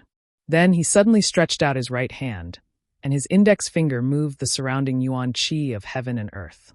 Circles of four-colored brilliance were born like colorful butterflies. Along with Feng Shu's finger, they pressed on the person's forehead. However, in an instant, Feng Shu's originally relaxed expression became serious. Slowly, it turned into a kind of mockery. He snorted from his nose and took out his index finger. He turned to look at Chan Si Miao and shook his head. "I have embarrassed myself. This person has really become an idiot. In his memory, there is nothing. I'm afraid that just now Chan Si Miao didn't seem to be surprised, but the disciple next to him exclaimed. Then Feng Shu's sharp gaze swept over him, and he immediately lowered his head. "Ayo, Feng Shu," his eyelids moved. The moment the disciple lowered his head, he actually saw the person's eyelids move slightly. This time, Feng Shu didn't dare to move. He just stood to the side and watched quietly. Sure enough, in less than 10 minutes, the person finally opened his eyes. He first looked around, then sat up. He looked at the three people next to him and asked, "You, who are you? Where is this place?" Feng Shu smiled and said, "This is the Imperial Demon Valley." "Who are we? Don't you know?" "Imperial Demon Valley?" The person muttered. He looked at Feng Shu and shook his head. "Who are you? How would I know?" "Then who are you?" Chan Si Miao smiled. "Yes, who am I?" The person was stunned and said this sentence inexplicably. Then he seemed to be talking to himself. "Who can I be? If I knew who I was, would I not tell you?" This person was naturally Zhang Xiaohua, who had floated out of the void crack. However, his memories had been sealed by the bracelet in the void. Now that Feng Shu had searched his soul, how could he have any memories? Forget it. Since I don't know his name, there's no need to think about it anymore. Feng Shu understood in his heart that there might be a problem with his soul-searching technique. He waved his hand and said, "This old man wants to ask you which sect are you from? Why are we in the Imperial Demon Valley?" "What sect?" "That's right. What sect am I from?" Zhang Xiaohua frowned and said, "Sigh." Feng Shu sighed and looked at Chan Si Miao. His eyes were filled with helplessness, as if he was feeling guilty for failing to search Chan Si Miao's soul. Then Feng Shu asked again, "Little guy, where did you come from? Or, what are you doing here?" "This." Zhang Xiaohua stretched out his hand and scratched his head. He smiled bitterly and said, "This? I don't remember. It seems I should know, but I just don't know." Chan Si Miao nodded slightly and turned to look at Feng Shu. His eyes were filled with schadenfreude. When Feng Shu saw Chan Si Miao's gaze, he could only smack his dry lips. He looked at the confused Zhang Xiaohua with a complicated gaze and waved his hand. "You don't even know the Imperial Demon Valley, and you don't even know where you came from. You are really an idiot. Forget it, you can leave first." Then, he said to the disciple beside him, "Take him to rest and wait for orders from the Alliance." "Yes, this disciple understands." The disciple bowed and quickly left with Zhang Xiaohua. When the two of them were far away, Feng Shu's face was filled with smiles. He turned to Chan Si Miao and said, "Fellow Chan. Cough cough, I've embarrassed myself in front of you. Not at all. People make mistakes and horses stumble. This soul-searching technique has always been like this. It's convenient, but it's very harmful. I believe fellow Feng is thinking for our immortal alliance and is anxious to know this child's origin. That's why you came up with this plan." Chan Si Miao replied with a smile. "Hee, fellow Chan's words are exactly what I'm thinking." Feng Shu sighed. It's really strange that such a person with such low cultivation suddenly appeared in the Imperial Demon Valley. I'm afraid he's a monster from the demon realm. That's why, as Feng Shu spoke, he wanted to say something but hesitated. If that's the case, fellow Feng can rest assured. The people of the demon realm have been fighting with our human realm for so long. The meridians and bodies of the people of the demon realm are completely different from those of the human realm. This person is obviously from the human realm. Moreover, his meridians have the Qi refinement realm's true Qi. How can the demon realm imitate this?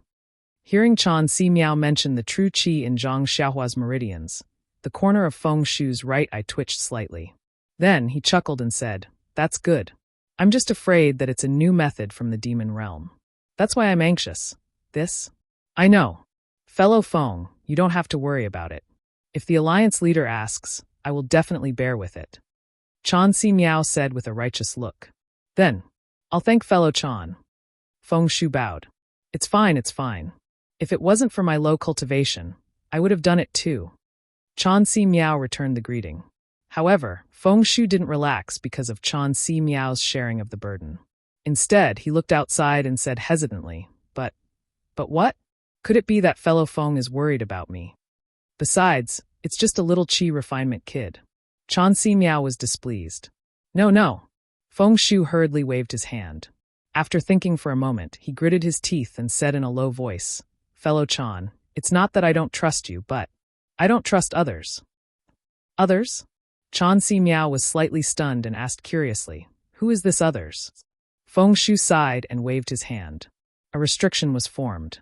Then he walked to a chair and sat down.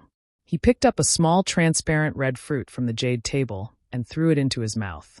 After chewing it a few times, he said with a smile, "Chan Si Miao, you and I have a deep friendship. Why are you pretending to be confused?" Chan Si Miao seemed to be even more confused.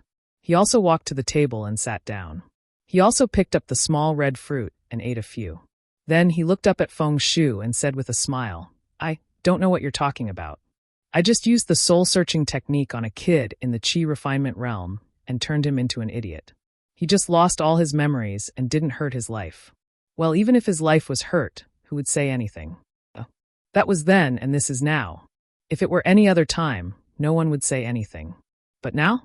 It's really hard to say," Feng Shu said mysteriously. Then, seeing that Chan Si Miao was still confused, he felt a little disappointed and said in a low voice, "Our immortal alliance has always been loose. It only shows its effect when the people of the demon realm attack our human realm. Normally, it is just an empty shell." Feng Shu listened and looked at Chan Si Miao's expressionless face. He said again, "But why are Kunlun Sect's immortal Xian Qing, Taiching Sect's immortal Huan Hua, and Splendid Sect's Ji Fengzi all fighting for the position of immortal alliance leader? Isn't that obvious? I'm not a person who only meditates. Of course, I know about this." Chan Si Miao said unhappily, "Isn't it because every time the immortals and demons fight, the immortal alliance's resources in the demon-resisting valley are allocated by the alliance leader? There's a lot of tricks in this." Isn't that so? Today, the Dawn Rain continent is lacking in resources. We don't have the advantages of ancient cultivation. Which disciple isn't worried about spirit stones and spirit pills? In addition, every 1,000 years, the demon realm invades our human realm and consumes a lot of resources. The path of cultivation is getting more and more difficult. The sword cultivators of the Huan country also attack the 3 countries of cultivation from time to snatch resources. Fortunately, we've already cultivated to the soul-forming stage. If we work harder, we'll reach the void refining stage. It's just that the minor heavenly tribulation from the soul-forming stage to the void refining stage is not easy to pass. Once we pass it, it'll be easier for us to reach the void refining stage and form synthesis stage." Feng Shu nodded slightly and changed the topic. "But us younger disciples are in trouble." "Exactly.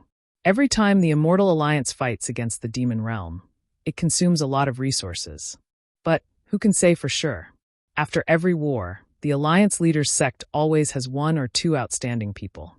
What does this mean? Also, the fellow cultivators who died in the demon-resisting valley. For example, Sun Lezhenren from the Utopia faction exploded his nascent soul. His magic weapons, elixirs, rare materials, who knows if they're all destroyed? The Vice Alliance leader only asked Sun Lezhenren to take care of them. There's bound to be a mistake. If they're picked up by other disciples and handed to the Immortal Alliance, who would know that they belong to Sun Lezhenren from the Utopia faction. But those things belong to Sun Lezhenren himself. Sun Lezhenren probably doesn't know about them. Even if he wants to ask the Immortal Alliance for them, he has no basis. Chan Si Miao said disdainfully. But he can't blame the Immortal Alliance. He might blame the disciples who are searching for them. He might even blame you and me. Feng Shu said mysteriously. How is that possible? Chan Si Miao almost jumped up and said, What does this have to do with us? Ha, fellow cultivator Chan, I'm just guessing. Sun Lezhenren might not think so. Feng Shu waved his hand and said, However, while we shouldn't have the intention to harm others, we should always be vigilant. What do you mean? Chan Si Miao asked curiously. We're indebted to the Vice Alliance leader of the Strong Wind Alliance for giving us the task of searching. I wonder how many people are jealous. Fellow cultivator Feng, you mean? Chan Si Miao seemed to understand. He stared at Feng Shu and asked without blinking. Seeing Chan Si Miao's reaction, Feng Shu's expression didn't change. He nodded slightly and said, Yes, just as I thought this. Qi refining kids' matter is not a big deal. But if someone uses it as an issue, this issue is very profound. Is this necessary? Chan Si Miao almost jumped up. Chapter 3157. Fellow Taoist Chan, calm down, Feng Shu smiled and said, This is just my guess. However, we'd rather believe it than not. Then, according to Brother Feng, what should we do? Chan Si Miao seemed to have sensed the seriousness behind this matter and subconsciously changed the way he addressed Feng Shu. Sai, this matter is my fault in the end. If I wasn't too confident, why would I be so long-winded? Feng Shu said apologetically, however, since things have already come to this, I think it's better to avoid trouble. What do you mean? Chan Si Miao seemed to have understood something. This person is just a kid in the Qi refinement realm. Even the lowest-level disciples like us won't take him seriously. How can he attract the attention of the people from the Immortal Alliance? We'll just instruct the disciple just now to say that he is the personal attendant of the Deputy Alliance leader, or someone else, and let him leave on his own. Isn't that enough? Could it be that the disciple will confront the Deputy Alliance leader? We'll remind him again and say that it's the Alliance leader's verbal order. Even if he has 10 guts, he won't dare to say it out loud. Wonderful. Chan Si Miao clapped and praised. We'll do as Brother Feng says. However, we still have to remind this little cultivator more. He has lost all his memories and doesn't know any vital points. He can't talk nonsense. That's easy. I've already thought about it. Give him a little benefit. He's just a kid in the Qi refinement realm. He's like an ant. He can only be happy secretly. Why would he spread it everywhere? Feng Shu smiled and said, Since fellow Taoist Feng has thought about this matter so carefully, then I'll let you handle this matter. He's just a kid in the Qi refinement realm. How can two soul formation cultivators like us waste time with him? Chan Si Miao said with a smile. Well, that's good. Since fellow Taoist Chan has no objections, I'll deal with it now. The sooner I do this, the sooner I'll be at ease. Feng Shu stood up and smiled bitterly. It's my fault. Sai, if I didn't use the soul-searching technique, why would there be so much trouble? Chan Si Miao's face was full of sympathy. The ancients have a saying, the more you do, the more you make mistakes. The less you do things, the less you make mistakes. Fellow Taoist Feng, have you forgotten? Feng Shu slapped his forehead and said with a smile, I really forgot. Then his figure flashed and turned into a beam of light that shot out of the door. Chan Si Miao smiled as he watched Feng Shu leave in a hurry. He picked up a red fruit, looked at it, and put it into his mouth. In a valley in the Imperial Demon Valley, there were layers of restrictions flashing with light. Behind the restrictions was a large number of wooden houses. At this moment, the surroundings of the wooden houses were very quiet. There was no sound and no one could be seen. In a remote wooden house, Zhang Xiaohua was frowning and sitting cross-legged. Yes, where did I come from? Who am I? He muttered to himself, I can't even remember my own name. How can I remember anything else? Where is this place? Shaking her head, Zhang Xiaohua very naturally released her divine sense. The heaven and earth spirit qi here is actually so dense? Zhang Xiaohua was shocked, but then she came to a realization. How do I know that the heaven and earth spirit qi here is dense? Could it be that the place I came from, the heaven and earth zero spirit qi, is not dense? Zhang Xiaohua's mind raced. The true qi in his body flowed, and a cultivation technique that he could not remember the name of was activated. But then Zhang Xiaohua's face changed greatly. What is going on? The heaven and earth spirit qi here is so dense. Why can't I draw it into my body? Zhang Xiaohua's divine sense scanned the outside for a moment. He tried the cultivation technique in his body a few times, but could not draw in any heaven and earth spirit qi from the outside. Zhang Xiaohua then gave up disappointedly. Why is this? Zhang Xiaohua was puzzled. Could it be that my meridians have some changes? Thinking, Zhang Xiaohua unconsciously scratched her head. Why am I bald again? Zhang Xiaohua was stunned. At this time, he did not pursue the reason why she said the word again. The true qi in her meridians followed the memory in her heart and circulated a few times. She did not feel any abnormalities. Zhang Xiaohua then checked the other parts of her body. What is this? Zhang Xiaohua finally found the place that was different from her impression. Finally, she found the mysterious place behind her head. At this moment, behind Zhang Xiaohua's head, there was a space that was dozens of feet in size. The ground of that space was like an ordinary ground, with a layer of soil. On top of that space, there was a ball of golden light, slightly and slowly rotating, just like a small sun. My mind, why would such a thing appear? Zhang Xiaohua was completely confused. Without waiting for her to recover from the space behind her head, Zhang Xiaohua found a section of the snake-shaped ring in her body. With a thought, that curved ring actually obediently flew out of her body. Zhang Xiaohua used his hand to hold it and looked at it carefully. This was a golden object, made of an unknown material. The incomplete ring looked like the middle section of a coiling snake. There was no snake head above, nor was there a snake tail below. On this ring, there were thin scales similar to the scales of a small fish. Tsk tisk. Zhang Xiaohua smacked his lips and could not help but say, "How much is this worth?" Then he scratched his head and said in confusion, "What do I mean by this sentence?" Thinking, Zhang Xiaohua immersed his divine sense into the snake-shaped ring. Who knew that the snake-shaped ring was like an ordinary object? There was no fluctuation of true qi at all. Impossible. If it's not, what kind of treasure? How can it be integrated into my body? Zhang Xiaohua could not believe it. But he tried for a while and still did not gain any insight. He wanted to keep the snake-shaped ring. Before he could think of a way to keep it in his body, Zhang Xiaohua thought of the space behind her head. Could it be that the space is used to store things? Sure enough, Zhang Xiaohua's mind was focused. With a sweep of his divine sense, the snake-shaped ring in his hand immediately disappeared. When Zhang Xiaohua looked again, that dragon-shaped ring stayed in a corner of the space. Haha, not bad. This space can actually store things. Zhang Xiaohua was overjoyed.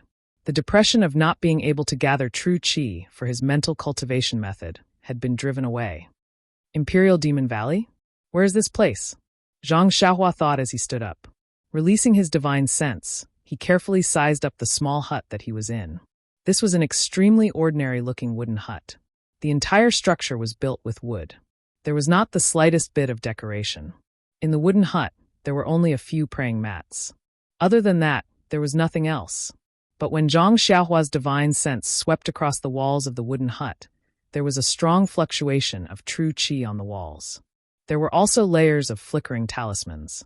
Only then did he know that this wooden hut was definitely not ordinary. Standing up, Zhang Xiaohua walked to the door and pushed it open. Before he could step out of the door, a gust of bloody air assaulted his face. Zhang Xiaohua frowned slightly and secretly thought, what a heavy murderous aura. Then his divine sense swept across the wooden hut once and was about to sweep to the front. "You're out." A voice suddenly came from behind him. Zhang Xiaohua was shocked. When he turned back to look, the door of the wooden hut beside him was open. The disciple who had brought him here earlier was standing in front of the wooden hut. "Ah!" Zhang Xiaohua almost screamed out in shock. Just now when he walked to the door, he had clearly used his divine sense to check. Although the wooden hut's door was open, but he did not see this disciple. Very naturally, Zhang Xiaohua's divine sense swept towards that disciple again. But as before, his divine sense was unable to see the disciple in front of him. Seeing Zhang Xiaohua's divine sense sweep over, that disciple frowned slightly.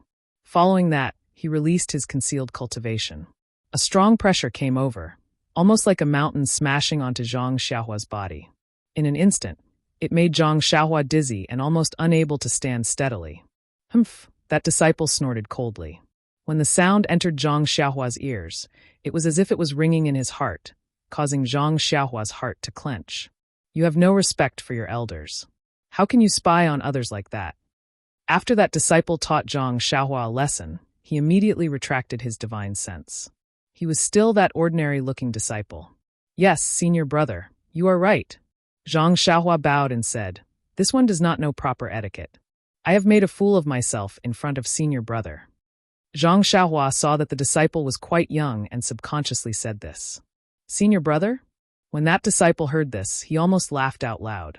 Pointing at Zhang Xiaohua with his finger, he said, how can you call me senior brother? Zhang Xiaohua was flabbergasted. He looked at that disciple and was very puzzled. Oh, I forgot. The disciple suddenly realized something and said, now that you… Haha, I'd better tell you this.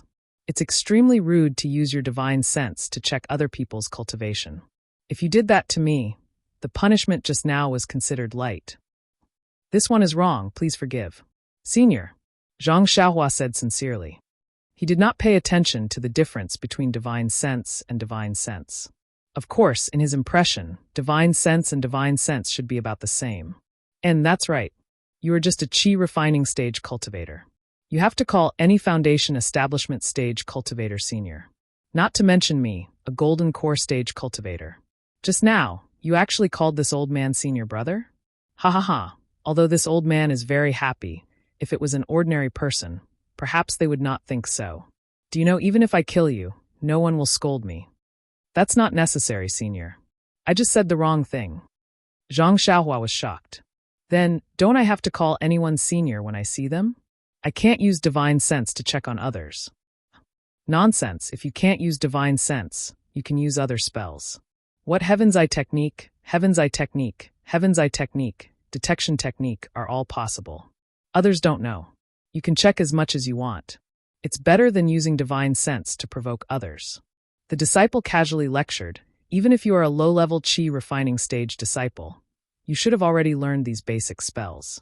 If you can't remember, go back and ask your master carefully. Chapter 3158. Then the young disciple said with a proud smile, this old man had a fortuitous encounter in his early years and ate spirit herbs to maintain my youthful appearance. Otherwise, wouldn't I have to wait until I reached the nascent soul stage to be able to reconstruct my appearance? So, this old man is not the senior brother you are talking about, ha ha ha ha. The disciple seemed to be very proud of his youthful appearance and couldn't help but laugh. But then he suddenly realized something and said, oh right, your divine sense is quite strange. How? Is it comparable to the early stage of foundation establishment?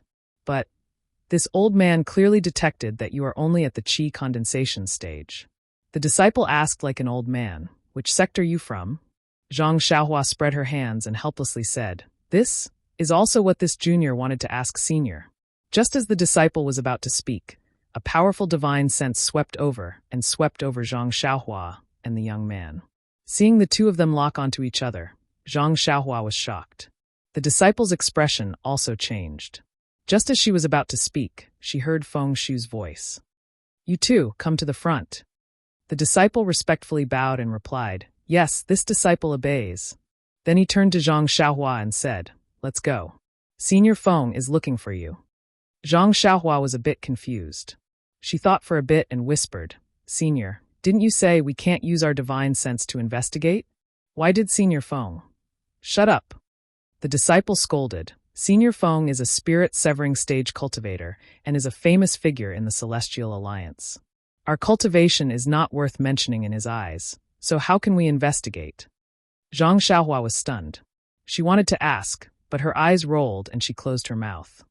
Spirit-severing stage cultivator? Let's go. The disciple took out a flying sword and threw it on the ground. He sent in a spell, and the flying sword became slightly bigger. The disciple reached out and grabbed Zhang Xiaohua's arm. He stepped on the flying sword and sent it flying forward. In front of Zhang Xiaohua was a tall cliff.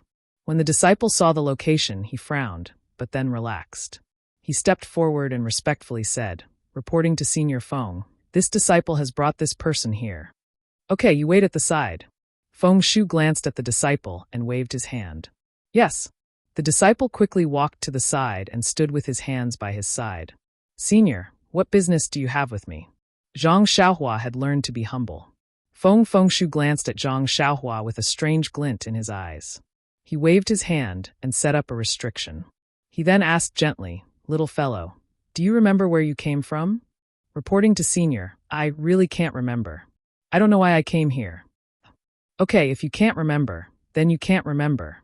Sect leader Feng said with a smile. However, this Imperial Demon Valley is the place where the human realm and the demon realm confront each other.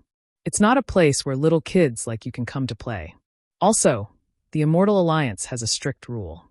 Any disciple below the Golden Core stage can't enter the Imperial Demon Valley. They have already been found and punished severely. I'm afraid. I really don't know why. Zhang Xiaohua bowed and said, well, it's too late to say anything now, but… Feng Shu changed the topic and said, not many people know that you entered the Imperial Demon Valley. I'm Feng Shu from the Immortal Ascension sect. Hee, I'm also a famous person in the Immortal Alliance. Although you don't know now, you will know if you go out and ask. I like you and don't want you to delay your cultivation, so… When Zhang Xiaohua heard this, she was surprised and surprised. She bowed again and said, Senior Feng, thank you for your kindness. I will never forget it. Haha, it's okay. I like to guide the younger generation. When I saw you, I felt that we were fated. However, although the demon gate of the Imperial Demon Valley has been closed, I still have some things to take care of. You can't stay in the Imperial Demon Valley for too long, otherwise. I will guide your cultivation properly. Ah. Xiaohua Zhang was a little dumbfounded. This happiness seemed to have come too quickly.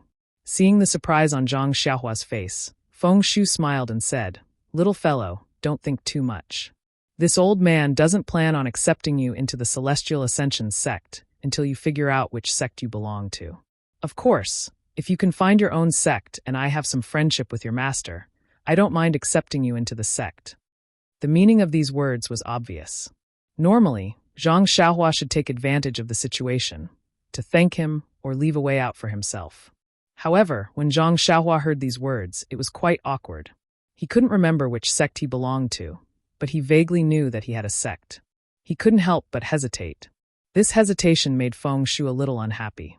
He released his pressure and sneered, Don't tell me. I don't have the qualifications to guide you? In an instant, the powerful pressure enveloped Zhang Xiaohua. Boom. Zhang Xiaohua felt his vision turn black, and there was a roar in his ears.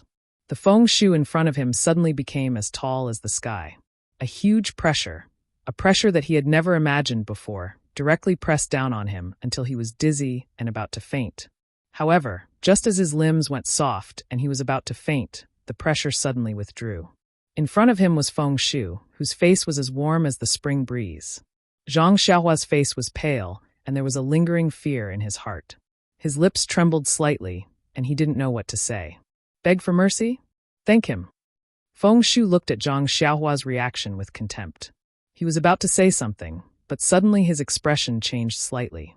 He raised his head as if looking in a certain direction. The corners of his mouth curled up and he laughed.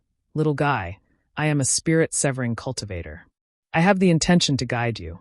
It is your good fortune from your previous life. Alas, forget it. Since you don't know how to appreciate kindness, what else can I say? Wait, senior, it's not that I don't know how to appreciate kindness, but I have a sect. If I don't report this matter to my sect, I'm afraid it's inappropriate. When Zhang Xiaohua heard this, he resisted the strong disgust in his heart and cupped his hands. Well, what you said is not unreasonable. How about this? You leave the Imperial Demon Valley first. My Immortal Ascension sect is not near the Imperial Demon Valley, nor is it in the country of Shi. Instead, it is in the country of Meng, which borders the country of Shi. My Immortal Ascension sect is established in the Screen Gorge Mountain, which is very far from here. This storage ring has a token of my Immortal Ascension sect, as well as some spirit stones and magic weapons. This token can represent your identity and is useful when using the transmission formation. You have to keep the magic weapons well, and don't let others see them. As Feng Shu spoke, he took out a storage ring and said, Well, after you leave, if anyone asks, you have to evade. Just say that it is a secret of the Immortal Alliance. If you really can't avoid it, just say that you are the descendant of the Immortal Alliance's Master Xianqing. No one will dare to ask again. Country of Shi? Country of Meng? Screen Gorge Mountain? Storage ring? Zhang Xiaohua was really confused. He really didn't understand these things. However, looking at the small storage ring in Feng Shu's hand and thinking about how Feng Shu had shown him his power just now, Zhang Xiaohua didn't dare to hesitate anymore. Although he muttered in his heart, he still took the storage ring and put it on his hand very naturally. Then he carefully remembered Feng Shu's words and bowed. "Thank you for the arrangement, Senior. Well, there is a set of ordinary clothes in the storage ring. You can wear it. I don't have a Taoist robe for you." You should understand what I'm saying. You mustn't reveal to others that it was me who did it. Otherwise, I don't need to warn you about the consequences. Just the fact that you entered the Imperial Demon Valley without permission, even if I kill you later, absolutely no one will care. Speaking up to here, Feng Shu's face revealed a trace of coldness. Yes, I know. Zhang Xiaohua didn't quite understand why Feng Shu was trying his best to help him. But at the same time, he was afraid that others would see that he was helping him. Could it be that I really have an outstanding aptitude, which made him have a heart of appreciation for talent? Zhang Xiaohua's little tail unconsciously stood up. But if he didn't think so, what else could he think? Zhang Xiaohua originally appeared naked in the Imperial Demon Valley. Not to mention that he didn't have any money, even if he didn't have an inch of clothing. He still had it. What else was there for him to think about? If he didn't listen to Feng Shu's arrangement, maybe he would be killed with a wave of his hand. Oh, in fact, there was no need to look back at all. He was afraid that the coercion would be able to settle Zhang Xiaohua. Oh my, just a disciple's cultivation was much higher than Zhang Xiaohua's. What Feng Shu, and the Alliance Master that they mentioned, wouldn't he be able to kill someone with just a glance? I'm also not a charming beauty. What's there to be afraid of? Ayo! Zhang Xiaohua suddenly realized, and seemed to think of another possibility. So he felt that Feng Shu's gaze was a little wretched. What are you looking at? As long as you know it's fine. Hurry up and change your clothes? Alliance Master. They seem to be coming back. You have to get out of the valley before they do. Feng Shu glared at him and scolded. But Zhang Xiaohua looked at Feng Shu with an awkward face and said embarrassedly, "Senior, you look at me like this, I'm sorry." Ah? Feng Shu didn't expect Zhang Xiaohua to say so. He had a strange expression on his face and said with a smile, "You little brat, I've lived for thousands of years. My grandson's grandson's grandson is much older than you." As he spoke, he waved his hand and removed the restriction. He turned to the disciple next to him and said, "You're the head of the Qiu family in the Sword River Valley of the country of Shi, right?" That disciple said respectfully, "Senior Feng, I'm Qiu Feng of the Sword River Valley." "Yes, that's right. Bai Kongzi of the Su Yan faction once told me about you. You've reached the Gold Core realm at the age of 540. Your future is limitless." Qiu Feng was excited. He bowed and said, "I don't dare to mention it in front of you. Senior Bai Kongzi, you flatter me." Haha, being neither arrogant nor humble is the key to cultivation. If you have any questions in the future, I'm very close to you in the demon-resisting valley. You can ask me at any time. Feng Shu nodded with a smile. Chapter 3159. Qiu Feng's expression was even more exaggerated. No, not to mention that he was only the head of a cultivation family. Bai Kongzi, who Feng Shu mentioned, was only a nascent soul cultivator. Although Feng Shu used to be friends with Qiu Feng and liked him a lot, it was unrealistic to give him guidance and support. After all, Bai Kongzi was the head of the Su Yan faction and couldn't give the Qiu family too much. Recommending Qiu Feng to the demon-resisting valley was already very generous. If he or the Qiu family wanted to stand out among the cultivators in the Immortal Alliance or the Immortal Cultivators, then the guidance of a soul formation cultivator was a one-of-a-kind opportunity. Qiu Feng was dumbfounded by this opportunity that seemed to have fallen from the sky. Didn't he come to the demon-resisting valley for such an opportunity? After a while, he shook his head and came to his senses. He said happily, "Thank you, Senior. If you have any errands in the future, I will do it." Haha, you don't have to do anything. Feng Shu smiled and helped Qiu Feng up. He said, "You only need to do your best for the Immortal Alliance." "Yes, I will follow Feng Shu's instructions." Qiu Feng nodded. "Oh, right, this person is a descendant of Lord Alliance Master for several generations. He secretly took Lord Alliance Master's token and sneaked into demon-resisting valley to broaden his horizons. This old man has already sent a message to Lord Alliance Master, and Lord Alliance Master has also given this old man clear instructions." As he spoke, he stopped and raised his head slightly to look outside. Qiu Feng didn't dare to say anything and just listened quietly. The Alliance Master said that this matter is neither big nor small, but It's quite tricky. The child is immature and he is in a difficult position, so he asked me to teach him a lesson. This, Qiu Feng frowned. This is difficult. Senior, how do you deal with it? Alas, what do you think? Feng Shu asked back. This. Qiu Feng smiled bitterly. What else can we do? Since the Alliance head has already told us that this person is his blood relative, then, naturally, he wants us to be merciful. If it's a junior, we'll just let him go. After all, he's just a qi refinement child. Yes, what you said is very reasonable. Feng Shu praised him. I think so too, so. I avoided fellow cultivator Chan and came here alone. However, this matter, it's not convenient for this old man to go out. I can only trouble you to do it. Qiu Feng panicked and bowed. Thank you for thinking so highly of me, Senior Feng. This matter, this junior will deal with it immediately. I can rest assured with you in charge. Feng Shu nodded in satisfaction. After thinking for a moment, he said, Also, what about the disciple who discovered this person with you? Senior Feng, please be at ease. They are all close to this disciple. This disciple only needs to give a slight hint, and they will definitely understand. There is no need to let them know about Lord Alliance heads and Senior Feng's instructions. That's true, Feng Shu said with relief. Then he beckoned to Zhang Xiaohua, who had already changed her clothes, and said, Come here quickly, child. This old man has already told. Just call me Martial Uncle Qiu. Qiu Feng replied tactfully. Oh, this old man has already told your Martial Uncle Qiu. He will bring you out in a moment. Remember, go back quickly after you go out. Don't be naughty outside. Feng Shu said kindly as if Zhang Xiaohua was a child of 3 or 4 years old. Thank you for your care, Senior Feng. Zhang Xiaohua was changing her clothes while listening to Feng Shu and Qiu Feng's conversation. She knew that Feng Shu was just lying to Qiu Feng. She was grateful, but she also felt even more uneasy. Did she have any reason to deserve this soul formation expert's protection? Thank you for your trouble, Martial Uncle Qiu. Zhang Xiaohua cupped her hands and thanked Qiu Feng. She wanted to call him senior, but she was the descendant of that Lord Alliance head.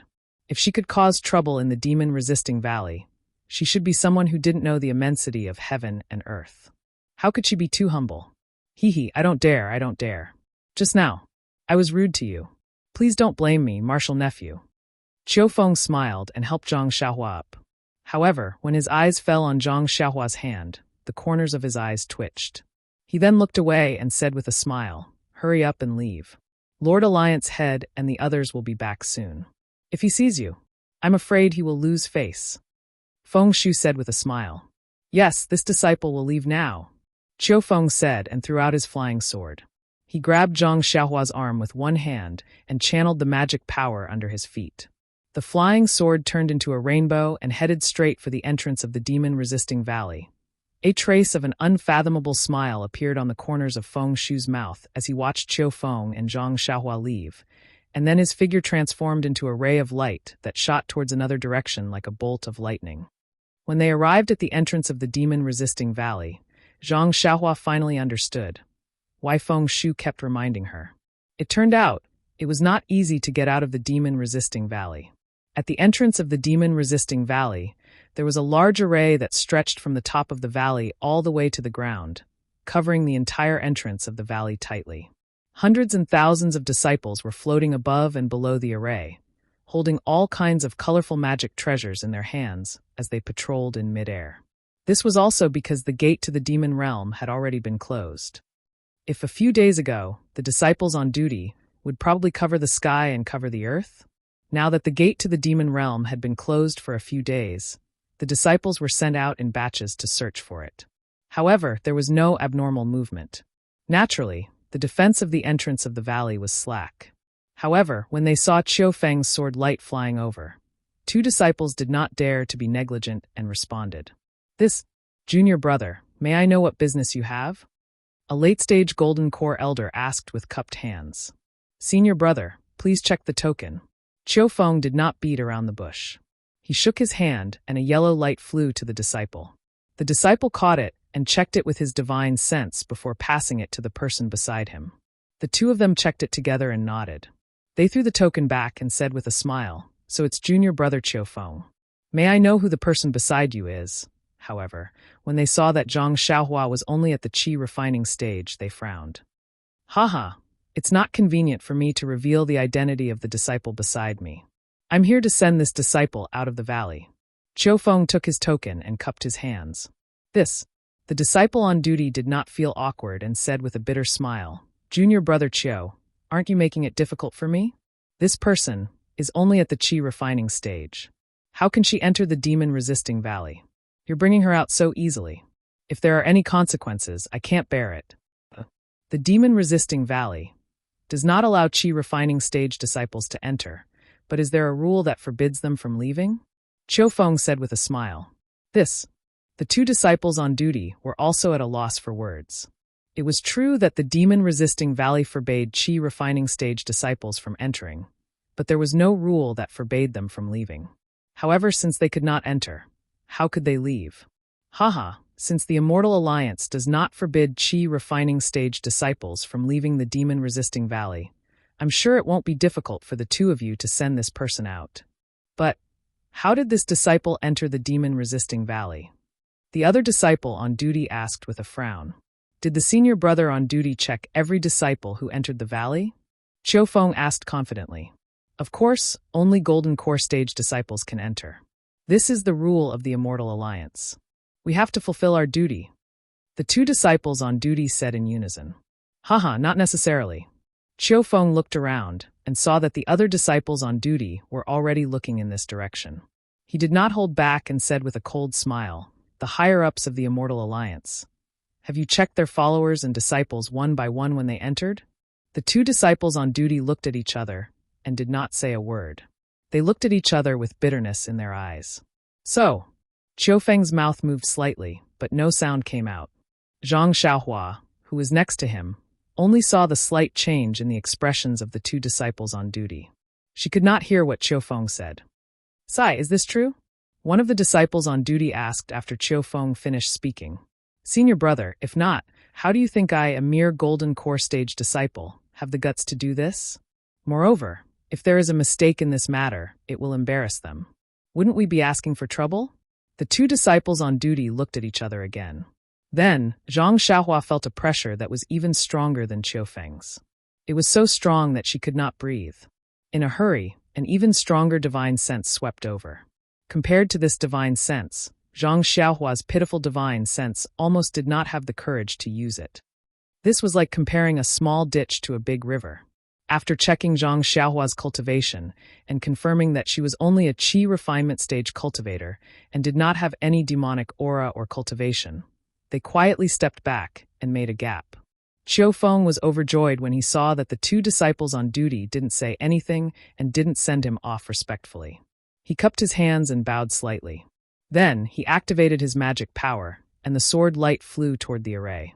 Before it could get close, a brilliant light enveloped Qiu Feng, and a strange color appeared on his body. Then, in a flash, he disappeared from their sight. Senior brother Mu, how much of what Qiu Feng said is true? One of the disciples on duty sighed and transmitted his voice. Senior brother Mu looked around and activated his sword light to fly up a little. He also transmitted his voice. Of course, it's 100%. Alas, that's true. If not for the instructions of a certain higher-up in the Immortal Alliance, how could he, a mere Golden Core Stage cultivator, be so bold? The key is which higher-up in the Immortal Alliance. This guy didn't say it clearly. That's why this is 100% true. If he said the name of the Alliance Master, or any other random person, I would be suspicious. Since he had already done such a secretive thing, how could he possibly reveal it to the world? If he revealed it, it means that he is guilty and has a guilty conscience. Senior brother Mu is right. If Qiu Feng did not reveal it, we would be less responsible. Even if there is a problem, the Immortal Alliance does not have a rule that forbids qi refinement stage cultivators from going out. What are we afraid of? Chapter 3160. Junior brother, don't worry. Even if the higher-ups know, they won't mention such a small matter.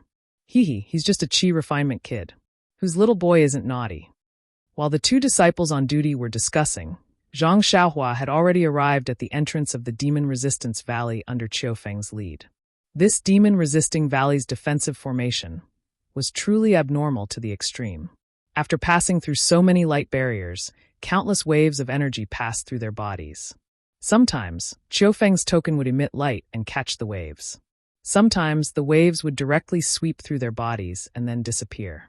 Zhang Xiaohua didn't need Qiufeng to explain. She knew that this was definitely the formation, checking whether the people who entered the formation were from the demon realm or not.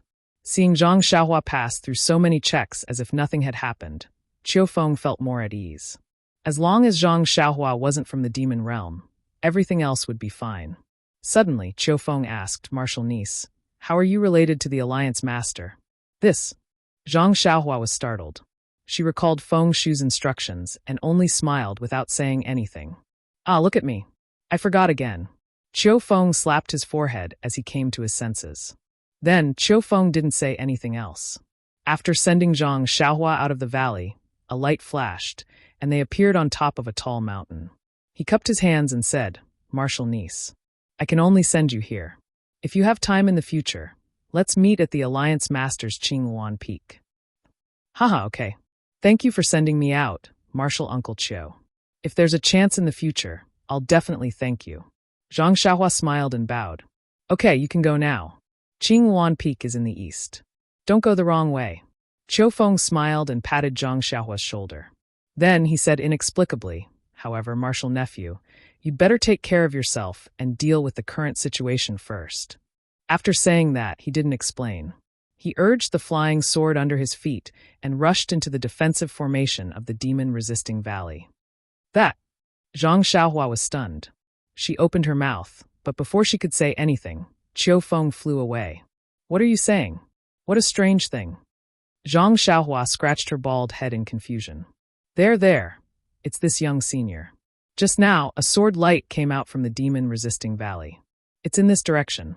There's no one else around. Isn't it him? Quick, ask Senior if he has anything good." Just now, the sword light returned. Could it be for this senior? Before Zhang Xiaohua could come back to his senses, a group of cultivators in strange clothes surrounded Zhang Xiaohua.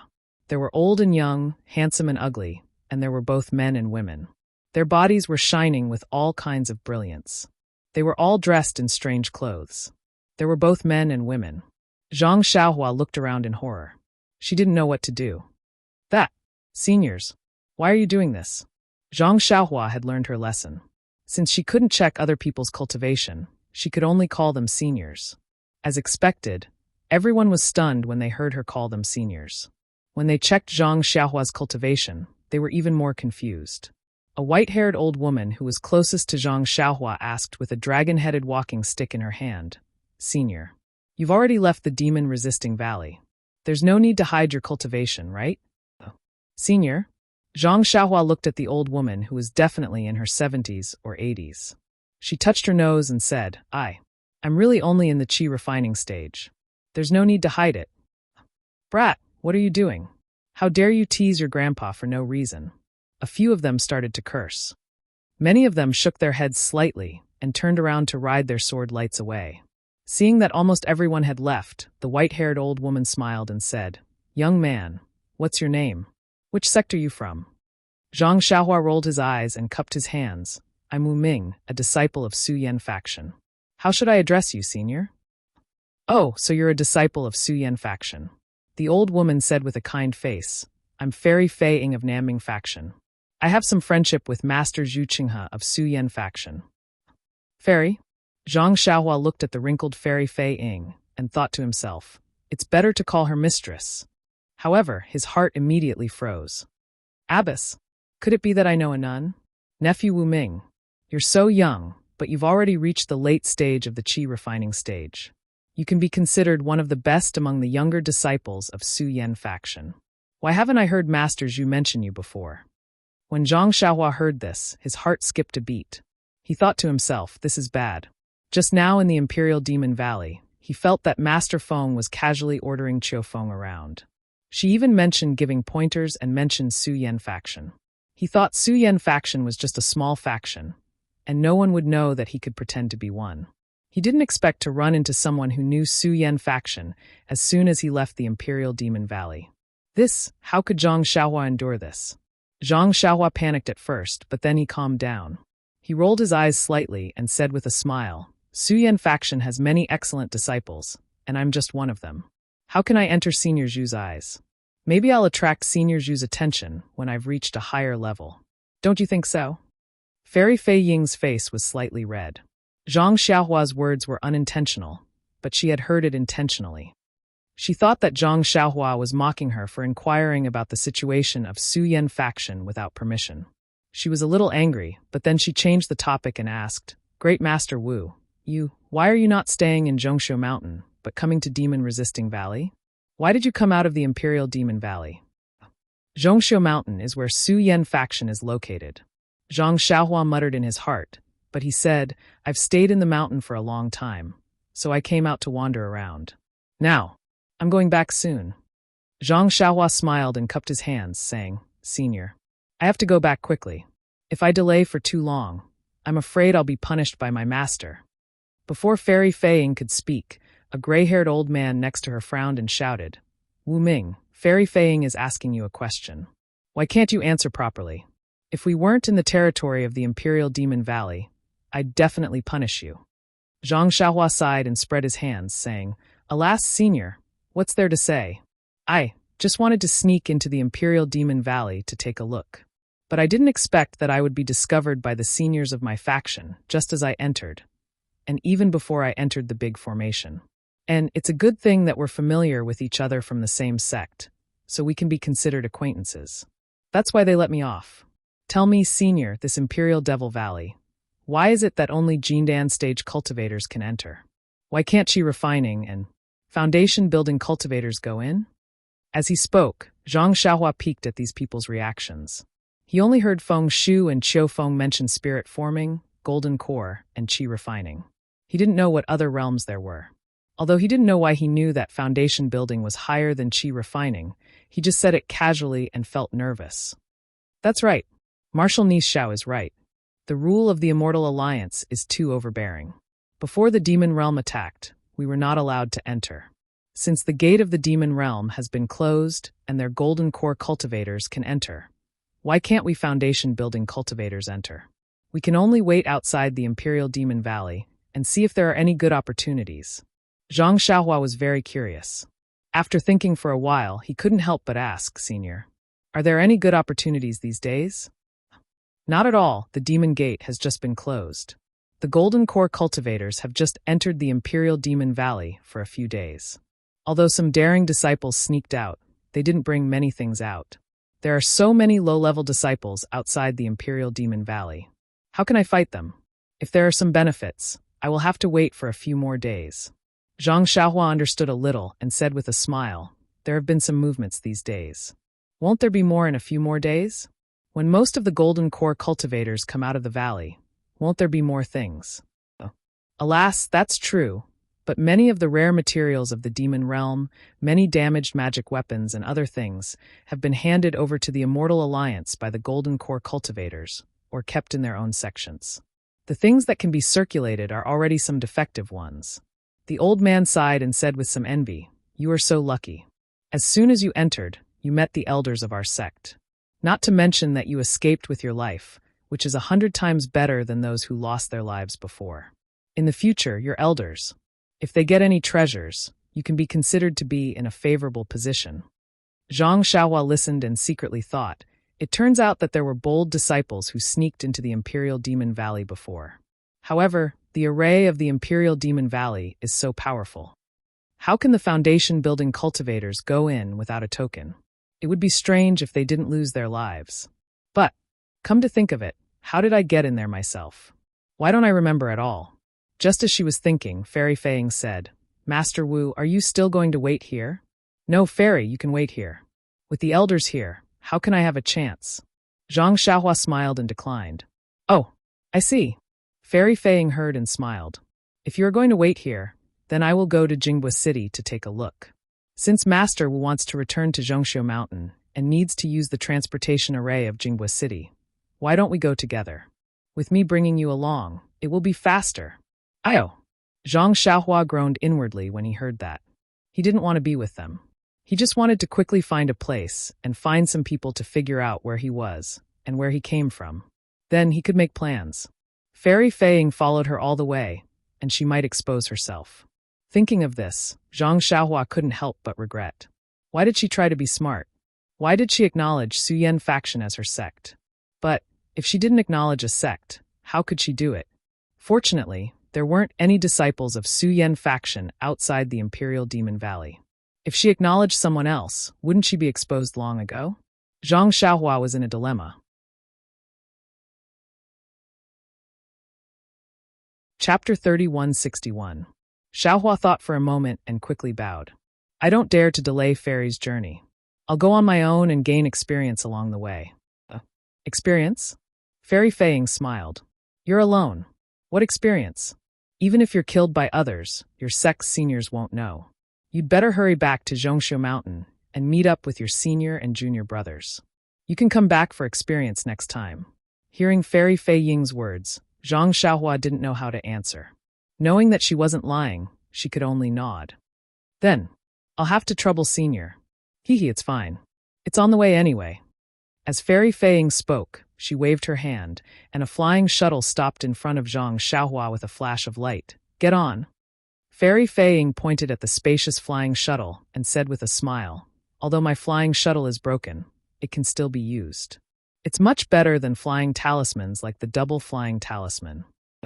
I'll do as you say. Thank you, senior. Zhang Xiaohua smiled and was about to get on the flying shuttle. Oh right. Fairy mentioned Jinghua City. I have some matters to attend to. How about we go together? That white-haired old man slapped his forehead and said, I've heard that Fairy obtained a broken flying talisman during the auction in Jinghua City.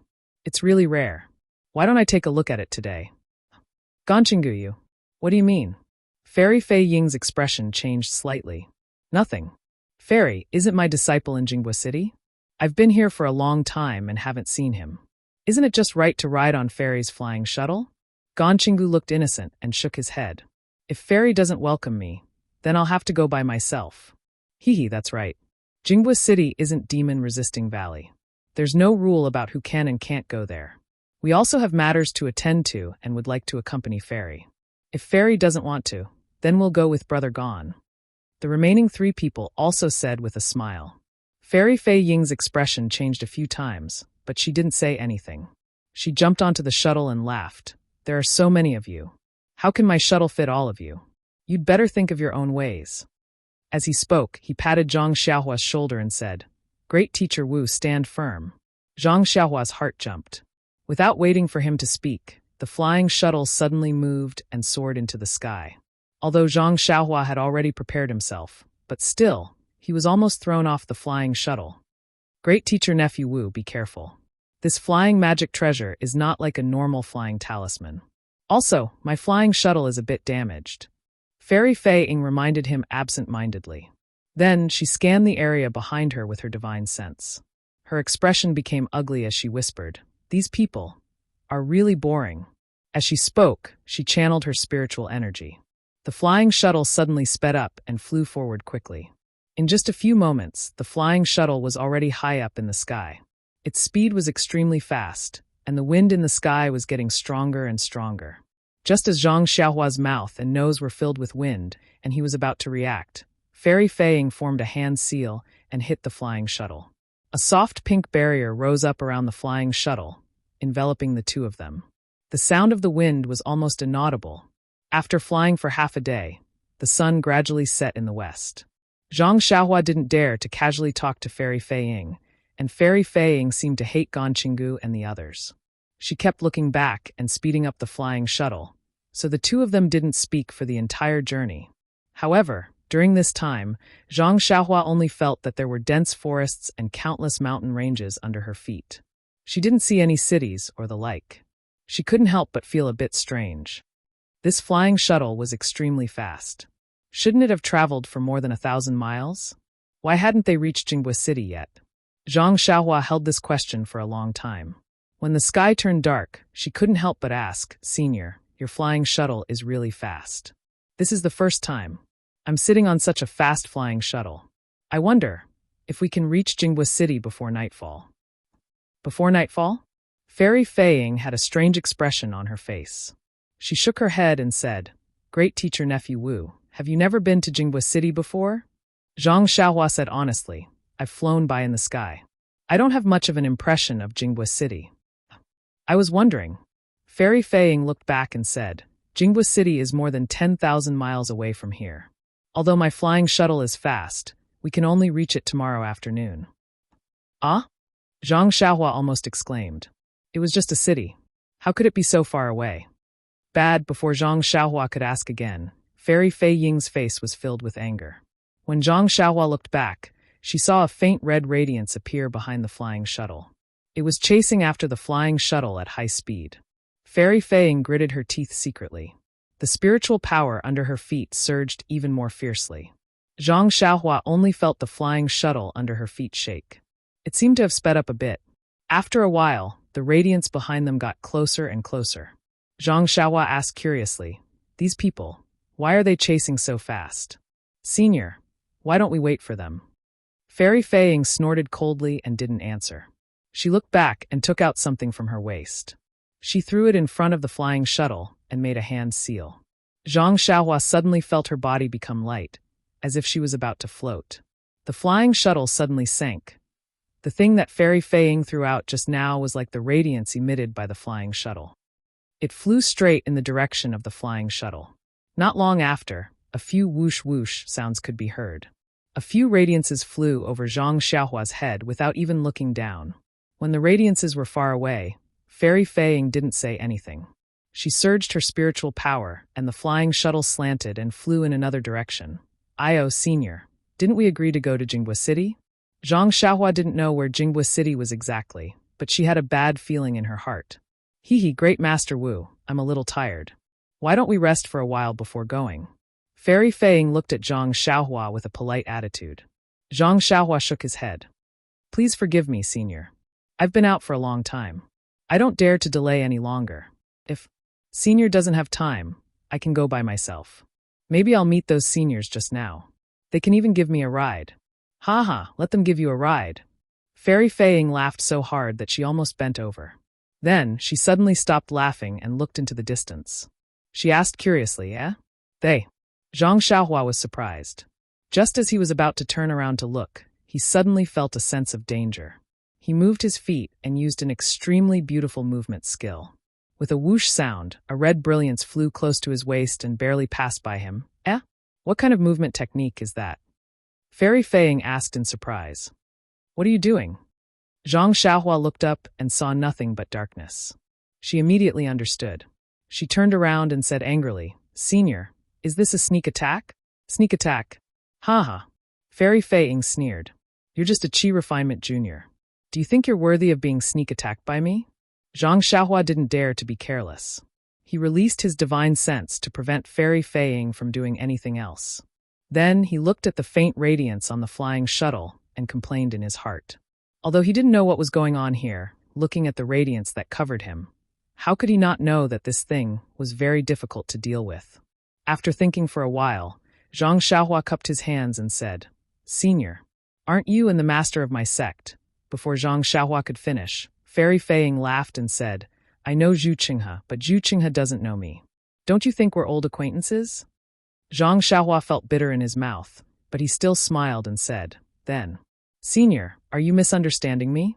I just went to the demon-resisting valley. I don't have a single cent on me. Senior, are you looking for the wrong person? Young man, you're not telling the truth. Fairy Fei Ying saw this and pointed at the flying shuttle. The radiance on the flying shuttle gradually dimmed. She said, You're really an idiot. How can you casually get on someone else's flying shuttle? Especially someone with a higher cultivation level than you?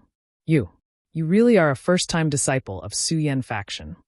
Seeing Zhang Xiaohua's gloomy face, Fairy Fei Ying's benevolent face also showed a sinister smile. Forget it, I'm too lazy to talk nonsense with you. Quickly throw your storage ring over and let me see. If there's anything I like, I'll kill you and send you into the 6 realms of reincarnation. If there's nothing, don't blame me for being ruthless and pulling out your soul so that you can't reincarnate. Zhang Xiaohua looked at Fairy Fei Ying's benevolent face half a day ago. His heart was cold. Only now did he know what the reason was. It was because of the storage ring he put on his finger. This thing. He didn't have any impression of it. Of course, he didn't know how precious it was. Zhang Xiaohua's eyes narrowed as he tried to think of a way to escape. I'll let you know, fairy. This storage ring was bestowed by our sect this time. There's nothing good inside. If fairy wants this storage ring, I'll give it to you. However, I hope that fairy will be magnanimous and spare my life. Zhang Xiaohua's eyes narrowed as he thought of a way to escape. Ha ha ha ha, you're still not being honest at this time? The sinister look on Fairy Fei Ying's face disappeared. She regained her benevolent smile and said, a storage ring is so precious. I've never seen one before. How many does your Suyen faction have? How could they give it to a little qi refining cultivator like you? Do I still need to tell you the origin of this storage ring? Sigh. Zhang Xiaohua sighed. He raised his hand and took the storage ring. He said, Senior, are you sure you got this from the demon-resisting valley? Haha, do you still need to ask? It's not just me. Didn't those old things who were chasing us see your storage ring? If it weren't for you, would they ignore the demon-resisting valley and follow you to Jinghua City? Fairy Feiying said. She waved her hand and a suction force pulled the storage ring in Zhang Xiaohua's hand.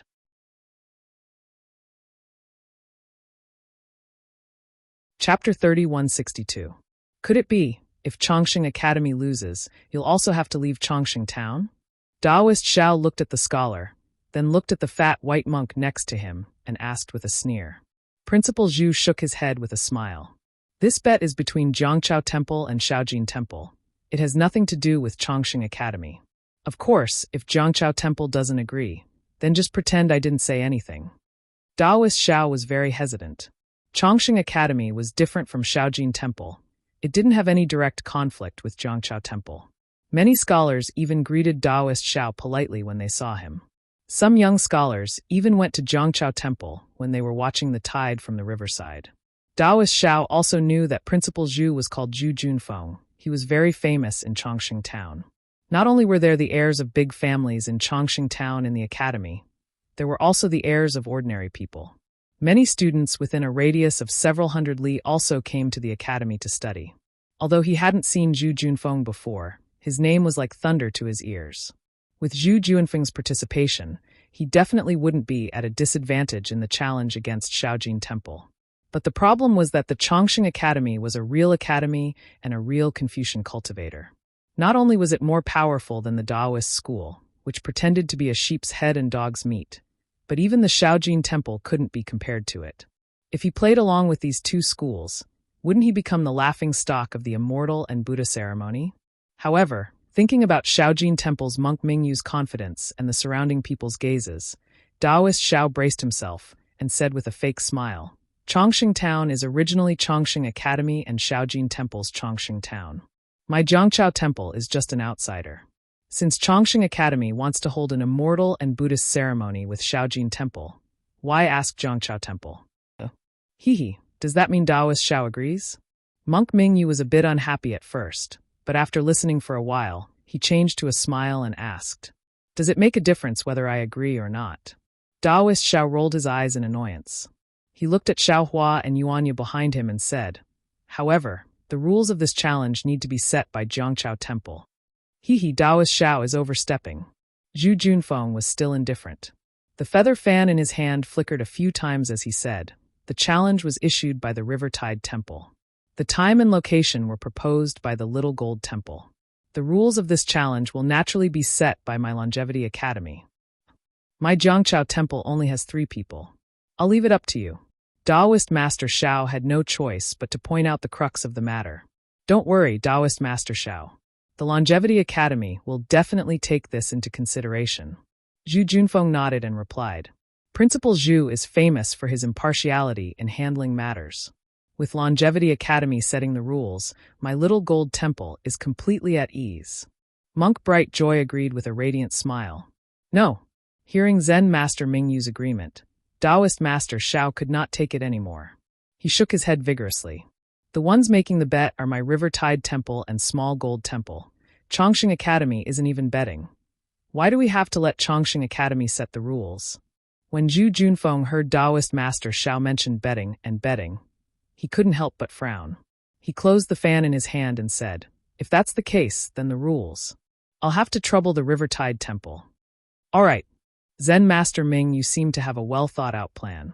Hearing Zhu Juanfeng's agreement, he did not raise any objections and only nodded in agreement. Seeing that the matter was settled, Zhu Junfeng cupped his hands and said, "I'll take my leave first. See you at Small Gold Temple in 10 days. After saying that, Zhu Junfeng cupped his hands again and turned around to leave. Zen Master Mingyu blinked his eyes. Half of the joy from before had disappeared. He turned to look at his 2 junior brothers behind him. The 3 of them nodded slightly. Then, without saying goodbye to Taoist Master Shao, they turned around and returned to Small Gold Temple. It seemed like they attached great importance to this challenge. They didn't even bother with fishing people out and focused all their energy on this matter. After the Buddhist and Confucian disciples left, the villagers of Longevity Town naturally dispersed as well. However, their faces were filled with excitement as they discussed in low voices. Obviously, in less than an hour, everyone in Longevity Town would know about the challenge in 10 days. The only one who was depressed was Taoist Master Shao. Phew! Seeing that the crowd had dispersed, he let out a long sigh and sat down on a chair. He stared at the ground in a daze. There were dozens of ants that had been trampled to death by the crowd. Looking at the position, it seemed to be where Zen Master Mingyu and the other monks of Small Gold Temple were standing. After the time it took to finish a meal, Taoist Master Shao finally straightened up. He looked around at the empty surroundings and snorted coldly. He flung his Taoist robe and said, "Yeah, what are you standing there for? Hurry up and put these things away." "Yes, Master," Yuanya replied. He walked forward and placed the chair on the table. He picked it up with one hand and quickly walked away. It seemed like he was going to return the table and chair. Xiaohua. Seeing that Yuanya had left, Taoist Master Shao probed, "Can you beat Yuanya?" "Maybe." Xiaohua did not deny it. "I've never fought with him before, so I'm not too sure." Can you participate in the challenge 10 days later? If you participate, I can consider letting you stay by my side. It can be considered. Taoist Master Shao wanted to say something but stopped. He seemed to be probing. He knew that if Xiaohua could beat Yuanya, and if Xiaohua did not want to participate, he could not do anything to Xiaohua. But if Xiaohua could not beat Yuanya, what was the use of Xiaohua participating? Moreover, he saw that Xiaohua had returned, which basically confirmed his guess. However, he was not willing to shed all pretense of cordiality until the last moment. When Xiaohua heard this, he could not help but smile. He knew that Taoist Master Shao was suspecting his origin again, so he shook his head slightly and said, "I'm not a disciple of Jiangchao Temple. Why would I participate in the challenge between Jiangchao Temple and Small Gold Temple? This has nothing to do with staying by Taoist Master Zhao's side, right? Keep pretending, keep pretending." Taoist Master Shao laughed in his heart and secretly said, "Since you want to pretend, I'll pretend with you. Anyway, I still need your help. If you can lend this old man a helping hand, then this old man will play with you." Taoist Master Shao. Now, it's no longer about the grudge between Jiangchao Temple and Small Gold Temple. Since Taoist Master Shao had decided, his face became serious and said very seriously, "It's about the grudge between my Taoist sect and Buddhist sect." Even mentioning the immortal Buddha ceremony that happens once every 10 years, it's about the grudge between Taoist sect, Buddhist sect, and Confucian sect. As a disciple of my Taoist sect, how can you not participate? Moreover, my Jiangchao Temple's challenge was defeated. I and Yuanya will have to leave Longevity Town. Could it be that fellow Taoist Shao also wants to leave with us? Who said that I'm a Taoist sect disciple? Xiaohua smiled, touched his nose and said, "It seems like someone said that I'm not worthy to call myself fellow Taoist." AI, forget it. You can participate or not. Taoist Master Shao suddenly lost his patience, waved his hand and said, "Your meridians are naturally blocked. You're basically unable to cultivate. Just relying on your fists and feet, even if you can defeat Yuanya, you're still not a match for the true experts of Buddhist sect and Confucian sect." Moreover, looking at that monk Mingyu's meaning, 3 days later, their Buddhist sect should send an expert to Small Gold Temple. Otherwise, how would he dare to challenge Yuanya? What's the immortal Buddha ceremony? What's the matter with naturally blocked meridians? How do you know? Xiaohua asked several whys in a row. How do I know?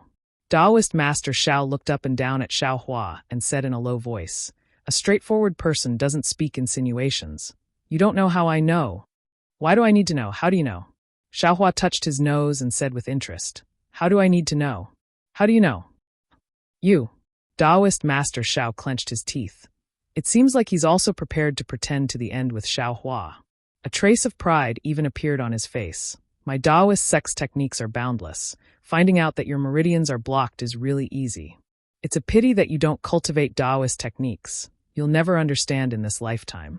As for the immortal Buddha ceremony, immediately, Taoist Master Xiao controlled his temper and briefly explained the immortal Buddha ceremony. It was vaguely similar to what Zhu Junfeng said. In ancient times, after the Buddhist sect and Confucian sect joined forces to exterminate the Taoist sect, in order to commemorate the alliance of the two sects, they agreed to hold a ceremony every 10 years. This immortal Buddha ceremony was considered lively many years ago. Confucian sect and Buddhist sect often used this as an opportunity to exchange pointers and cultivate, and even held hundreds of activities to strangle the Taoist sect. But later on, as the Taoist sect disciples disappeared, it gradually became deserted. Longevity Town was a small town in the country of Xi. If Zhu Junfeng didn't specifically mention it, who would have thought that 10 days later would be the day of the immortal Buddha ceremony that was held once every 10 years? After Taoist Master Xiao finished speaking, Yuanya also returned. Let's go. Taoist Master Xiao was very dull, as if this conversation with Xiaohua had completely worn out his patience. He swung his Taoist robe and said, I'll go back and discuss it. But, after waiting for Taoist Master Xiao to take 2 steps, Yuanya reminded in a low voice, Master, the rice and noodles in the temple. I'm afraid there's not enough. This disciple has to go buy some. You go and put some on credit. Taoist Master Xiao very naturally ordered, but when he saw Yuanya's awkward expression and his feet that hadn't moved, he helplessly took out a few copper coins from his sleeve and threw them to Yuanya, saying, I only have these copper coins, you go, first deal with tomorrow. Yes, master. Yuanya took the copper coins and turned to leave. I'll go. Xiaohua hurriedly called out to Yuanya, You've already put them on credit many times. I'm afraid you don't have any face. You wait here for a moment. I'll go and try. All right. Taoist Xiao nodded his head and signaled Yuanya to give the copper coins to Xiaohua. When Yuanya gave the copper coins to Xiaohua, he unexpectedly took out a cloth bag from his sleeve. Obviously, he had already prepared to go to the rice noodle shop today. Xiaohua naturally didn't need the two to wait for long. In just a moment he came back with a small bag of rice. So much. Looking at the small amount of rice, Taoist Master Xiao was a little surprised. Looking at his face and then at Yuanya, puzzled, he said, You don't look as handsome as Yuanya, do you? It's not that this Zhao's face is big. Xiaohua laughed. It's that Taoist Master Zhao's face is big. This Xiao went over and gave the copper coins, saying that Taoist Master Xiao would challenge Shaojin Temple and Chongqing Academy in 10 days. The rice and noodles shop owner's eyes immediately lit up, and she didn't want this Zhao's copper coins no matter what. She even gave the rice that was just delivered from outside the town to Taoist Master Xiao, clearly saying that she didn't want half a copper coin.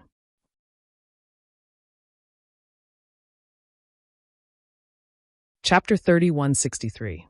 Zhang Xiaohua clenched her fists and said with a smile, Fairy, if you can release this junior from the flying shuttle now, this junior will give this ring to you. Hee, are you trying to negotiate with me? Fairy Feiying sneered.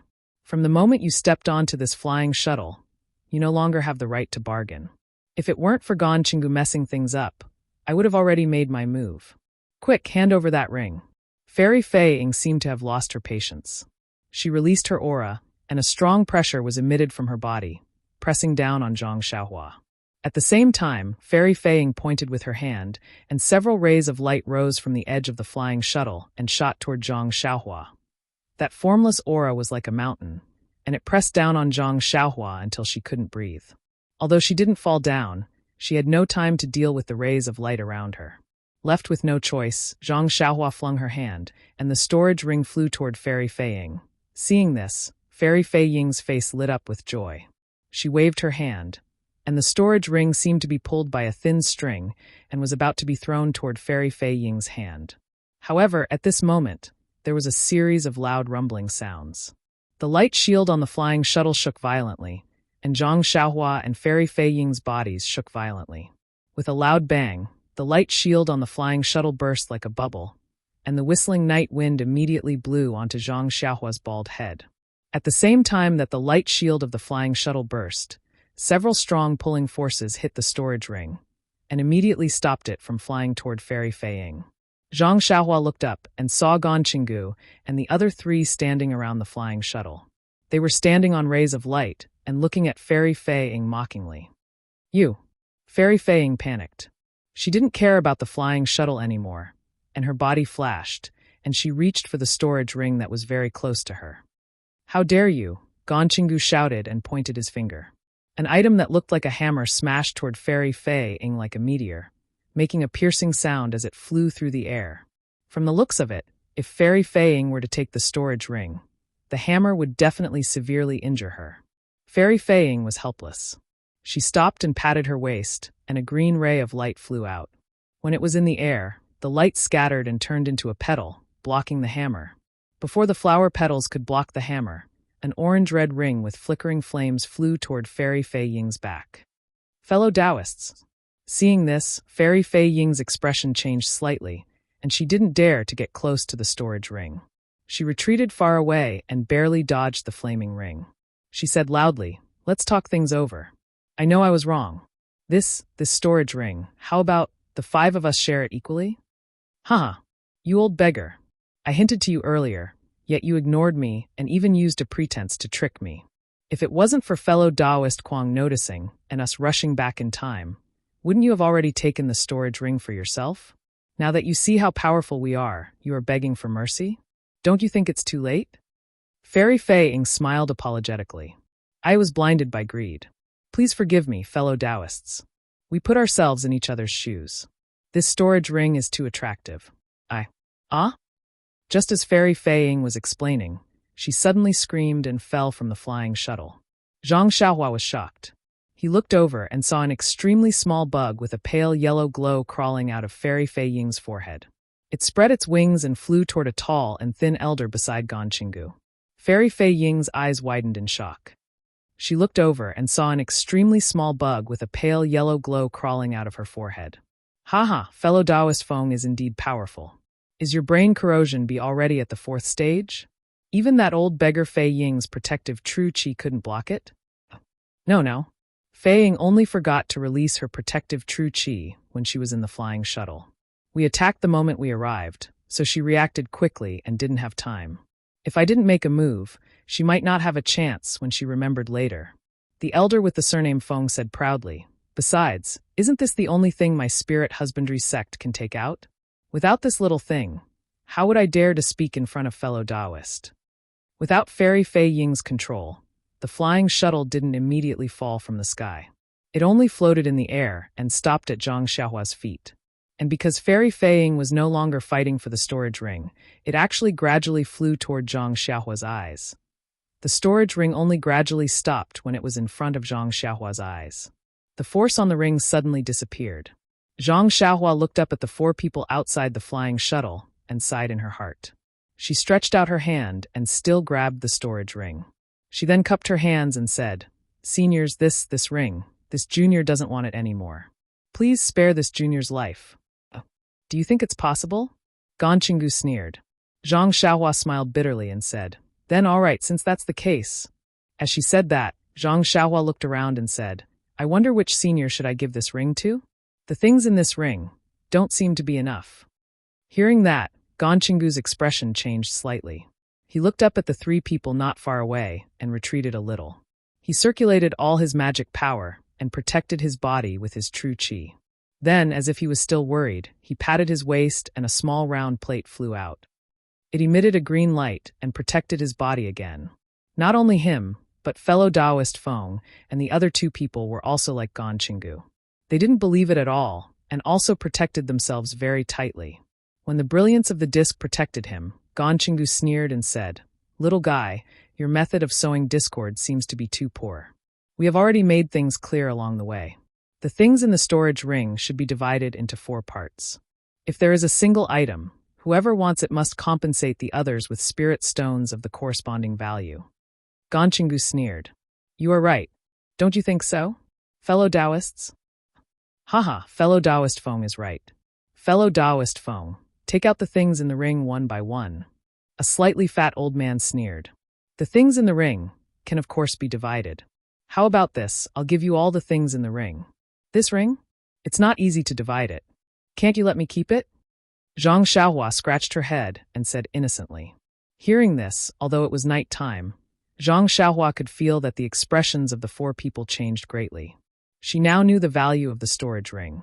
She knew that the value of the ring itself was much higher than the things in the ring. So, she deliberately mentioned it. Unfortunately, the four people seemed to have already discussed it on the way here. At this time, they were transmitting a message to each other, saying something that Zhang Xiaohua didn't know. Immediately, everyone's expressions relaxed. Fellow Taoist Feng laughed and said, "You little fellow, you're really sharp-tongued. No wonder you have such a cultivation at such a young age. If it was in normal times, wouldn't I love you? But, at this time, I'm the knife and you're the fish. Even if you have a glib tongue, what can you do?" Zhang Xiaohua's face was pale. She waved her hand and threw the storage ring to fellow Taoist Feng, saying, "In that case, I'll give this ring to you, senior." Fellow Taoist Feng was pleasantly surprised to see the storage ring flying over, but at the same time, he secretly cursed in his heart. Sure enough, as the ring flew over, Gan Qinggu and the others also looked over. When Zhang Xiaohua saw this, his figure flashed, and he jumped down from the flying shuttle. His figure flashed, and he flew into the distance. Unfortunately, before she could fly 30 feet, her body and the flying shuttle were blocked by an invisible barrier. Although the barrier wasn't abnormally hard, it still made Zhang Xiaohua dizzy. Then a ray of light flashed, and something that looked like a fishing net appeared in the night sky. It covered Zhang Xiaohua's head, and he could not move at all. The fishing net wrapped around Zhang Xiaohua and flew up into the sky. It only stopped when it reached the location of the shuttle. Gan Qinggu and the other three originally took out their magic tools to attack fellow Taoist Kuang. However, Zhang Xiaohua's escape alerted everyone.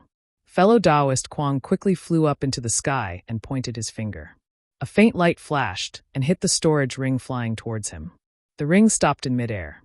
Then he waved his hand again. The fishing net that caught Zhang Xiaohua flashed and flew to the side of the ring and stopped. "Fellow Taoists, don't worry." Fellow Taoist Feng immediately shouted, "Don't try to sow discord. This ring, I won't touch it." This sentence was shouted at the right time. When Gan Qinggu and the others saw this, their minds moved slightly, and they all took back their magic tools that flew out. However, they kept some distance from the ring and didn't really take it back. "How about this, everyone? We won't take this ring. We'll only let this little guy take out the things in it. We'll divide these things first, and then carefully discuss the ownership of the ring. What do you think?"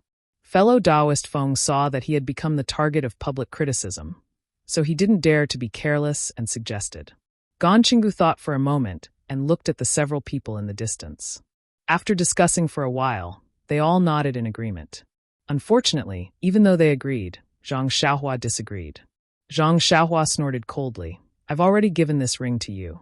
It has nothing to do with me who takes it. I'm already a bird in a cage. I can't even fly. Who has the patience to do these things?" Hee. Fellow Taoist Feng heard this and sneered. He pinched a spell, and the net-like magic tool tied Zhang Xiaohua tightly. Then it contracted tightly, as if it was going to absorb Zhang Xiaohua's flesh. Fellow Taoist Feng, who was looking forward to Zhang Xiaohua's painful expression and begging for mercy, was stunned. His magic tool, which had worked repeatedly, was actually wrapped around Zhang Xiaohua's clothes and couldn't be absorbed into her flesh. Fellow Taoist Feng changed his spell again and hit Zhang Xiaohua's body one after another. Unfortunately, no matter how much magic power he used, there seemed to be something strange about Zhang Xiaohua's clothes. The thin rope on the net just couldn't be retracted.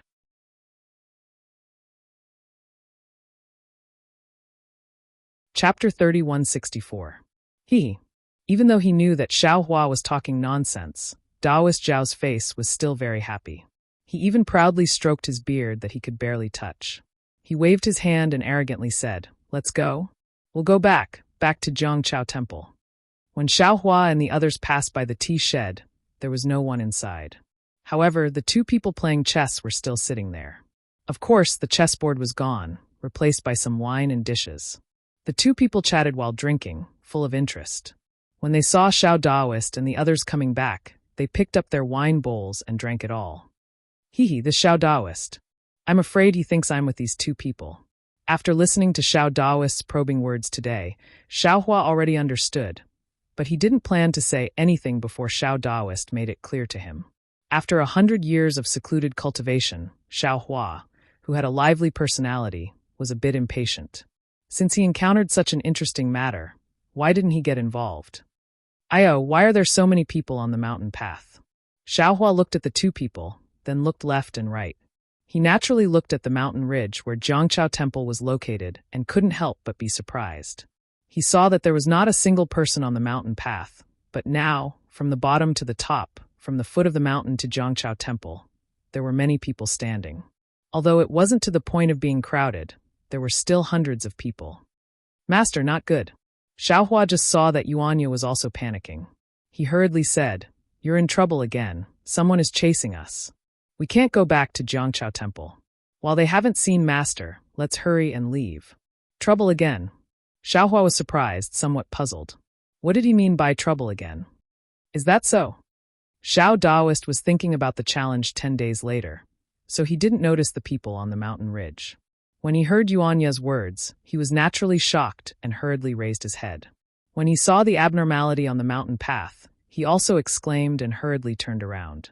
He said, "Hurry, hurry, don't let them see me." Although Xiao Hua didn't understand, he still turned around with the two people. However, after a few hurried steps, Xiao Daoist suddenly stopped. She turned her head back and muttered, "That's not right. Isn't the matter of Song Manor already settled? This old man has already apologized to Old Song. Even their copper coins were returned to them. Why are they still here to cause trouble? What's more, it was the children of their families who came to beg this old man for help. Didn't this old man just follow their wishes and matchmake the two of them?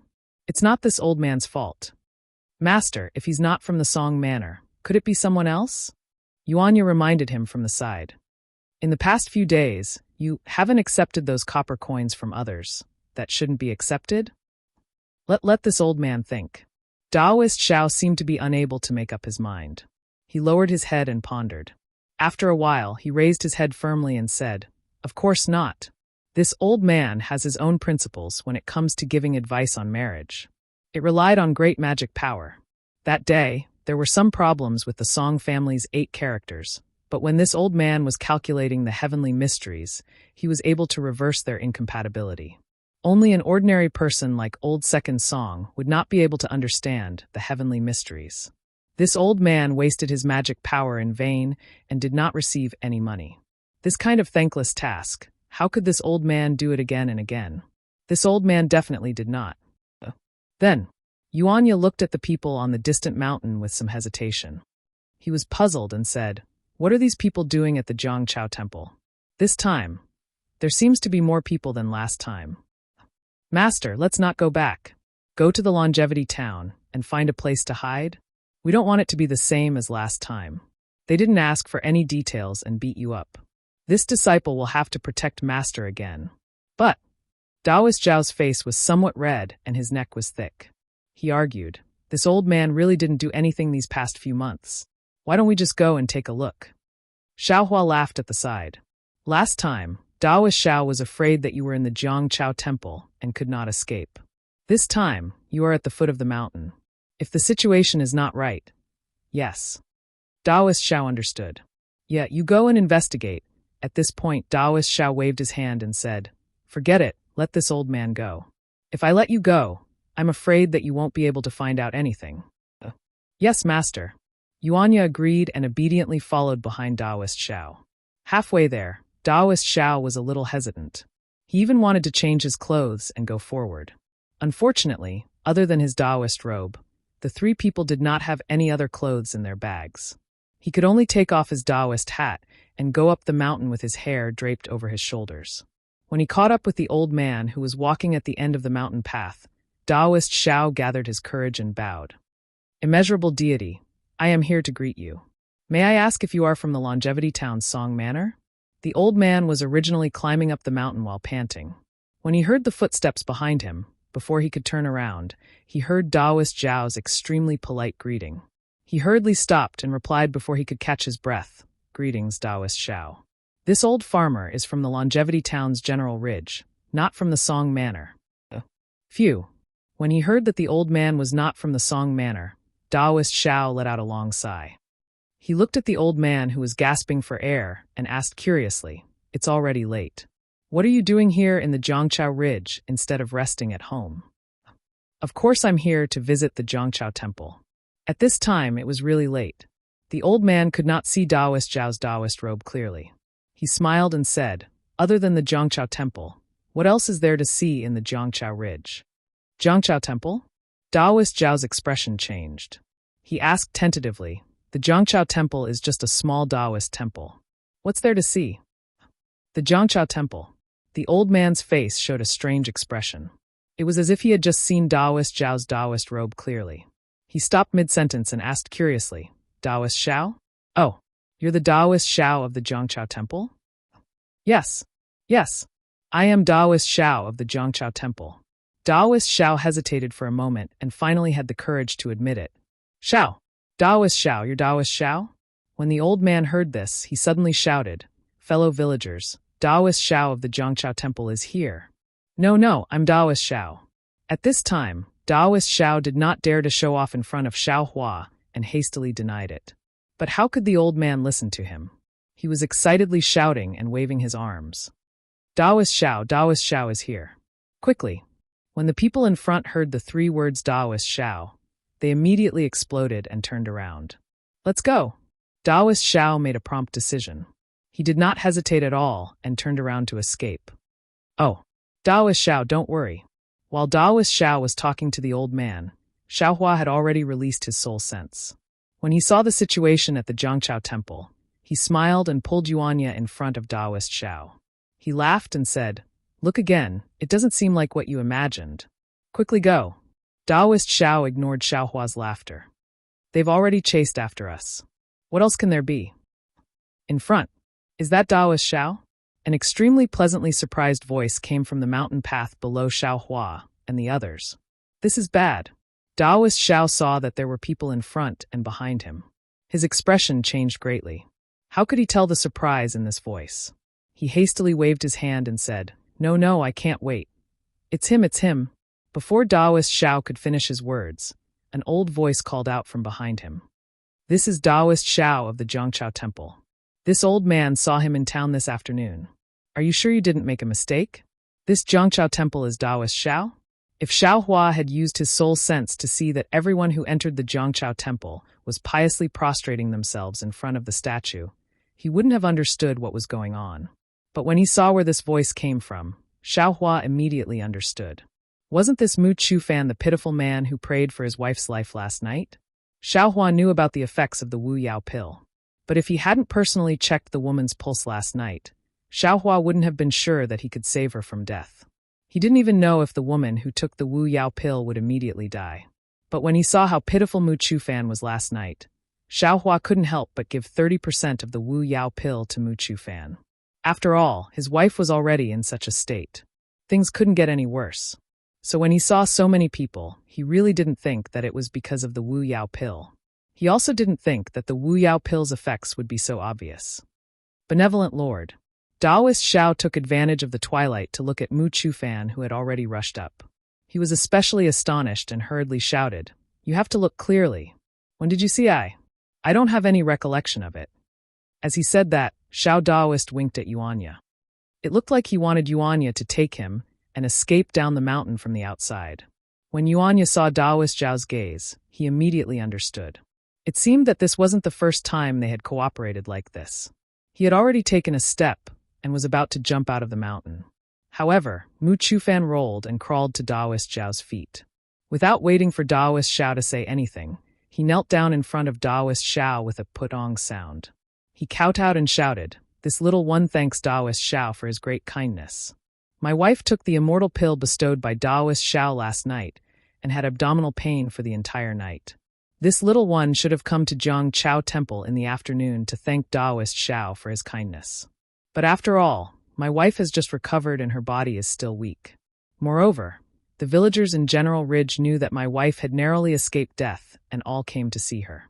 Thus, this little one delayed until the evening." As he spoke, Mu Chufan hurriedly turned his head and shouted, "My child's mother, hurry up. Daoist Xiao is here."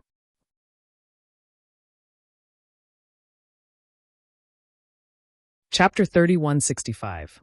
What? Daoist Xiao was stunned. He looked at Yuanya, who was already half a step away from the mountain path, and was now as stunned as a clay statue. He really didn't understand what Mu Chufan meant. However, although he didn't understand the whole story, he was sure that these villagers didn't come to him to bring him bad luck. On the contrary, they came to thank him. When the woman who still looked a little weak and the two children knelt in front of him again, Daoist Xiao finally made up his mind. He calmly went forward and helped the woman up. He smiled and said, "Since you've recovered, don't be in such a hurry to come to Zhangchao Temple. It's not too late to come back when you're full of qi and blood. Moreover, it's already late today. The Zhangchao mountain is very cold, and the mountain is very big.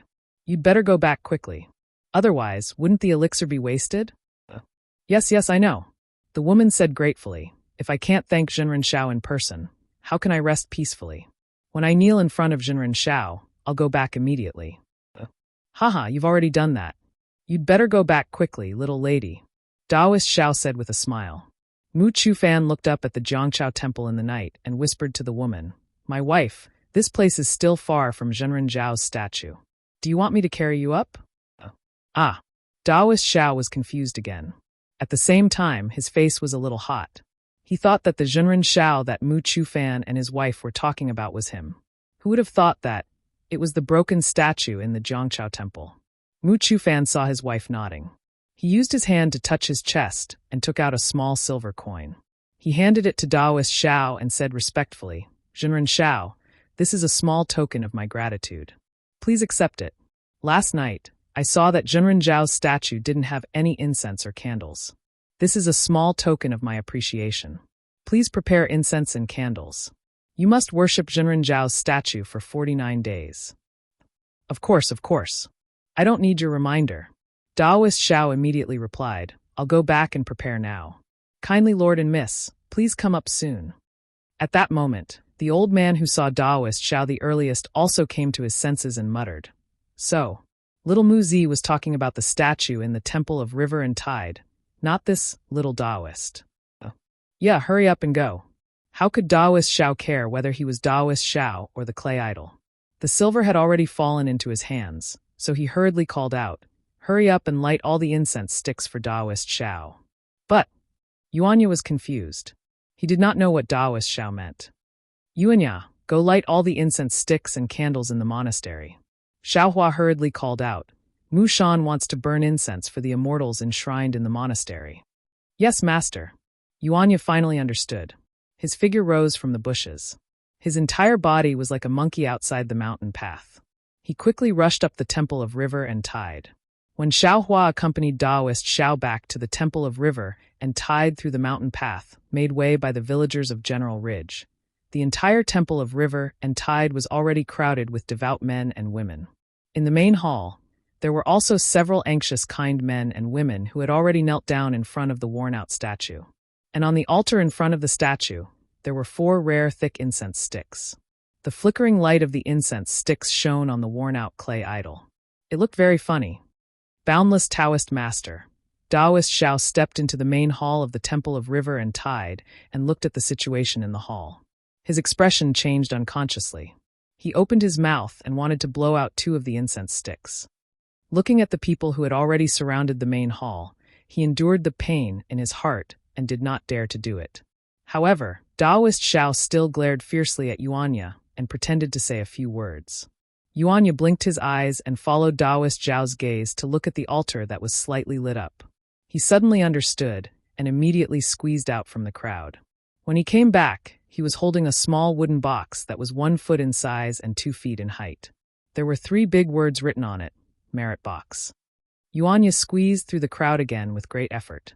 His vigorous figure in the forest was also somewhat strenuous at this moment.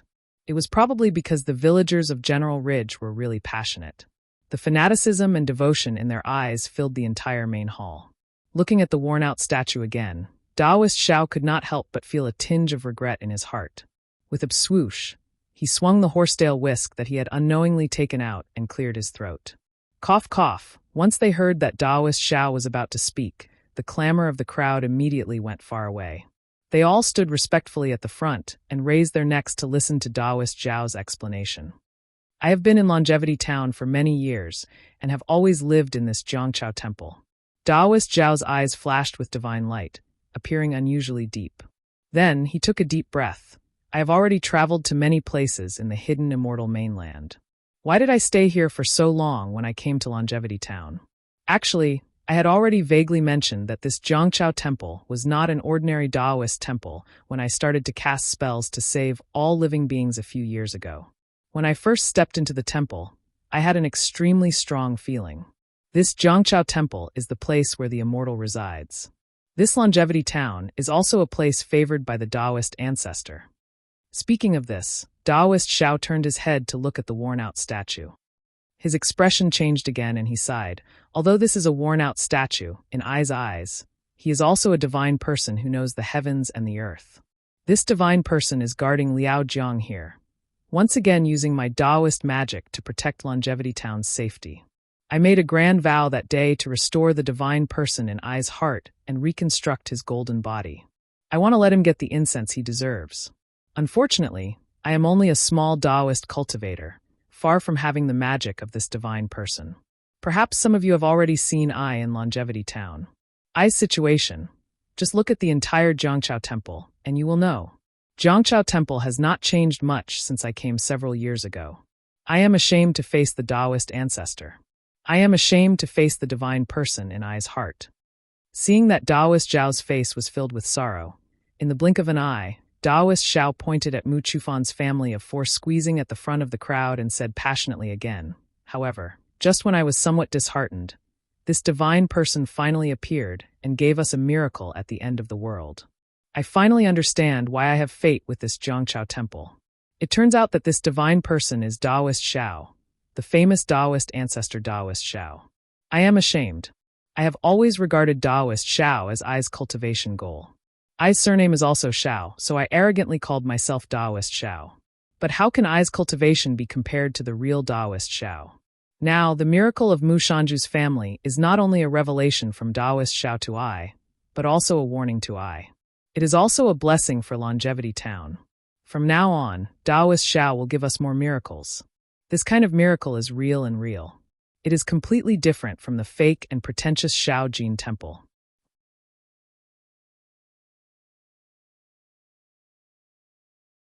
Chapter 3166. Hee, fellow Taoist Chong. What's wrong? Is your Tarsus locket useless?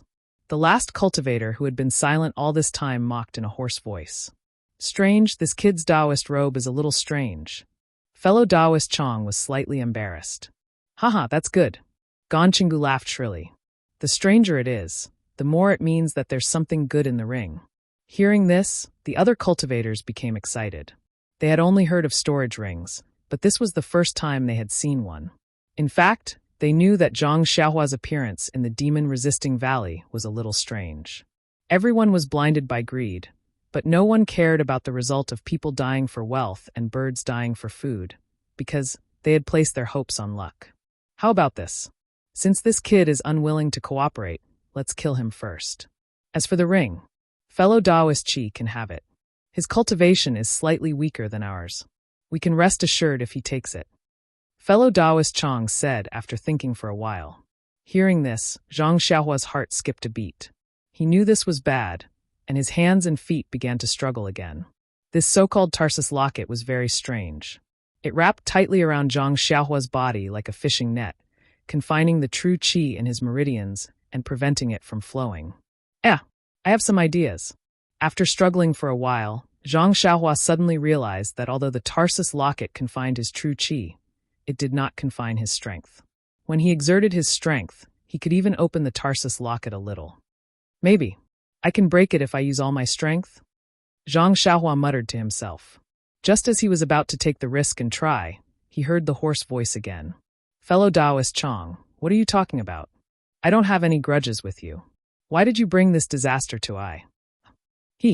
Fellow Taoist Qi, don't blame me. Isn't this the only way? The others are just worried about it. Fellow Taoist Chong said with a smile. Don't, Qi Daoyu said, waving his hand dismissively. Whoever wants to take it can have it. I only want my share. Well, fellow Taoist Yun thought for a moment and looked at the three people around the ring. as well as Zhang Xiaohua, who was next to the ring. He had no choice but to say, "Little guy, let's negotiate." Zhang Xiaohua stopped struggling and sneered. "What's there to discuss? You only need to swear that you won't tell anyone about what happened here. I will make the decision to let you go. What do you think?" "Hee, my storage ring is gone. How am I going to explain this to the sect's headmaster?" Zhang Xiaohua sneered. "That's your problem. What do you think is more important, dying now or being punished by the sect leader in the future?" "Fellow Taoist," I also sneered and said, "if it weren't for the fact that we were holding each other back, do you think I would be so kind? Get rid of this Tarsus lock." Zhang Xiaohua replied, "That's easy." Fellow Taoist Yun pointed with his finger, and the Tarsus lock was released. It flew into fellow Taoist Yun's hand and disappeared. Zhang Xiaohua moved her arms and legs, but she didn't find anything unusual.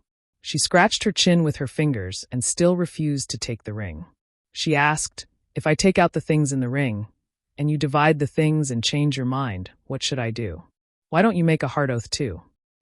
"Ha ha ha," fellow Taoist Chi laughed and said, "You little kid, you are really impudent. You don't know the immensity of heaven and earth. Although we are holding each other back and don't dare to take the ring without permission, we can't let you lead us by the nose. If you don't take it now, I will take it now.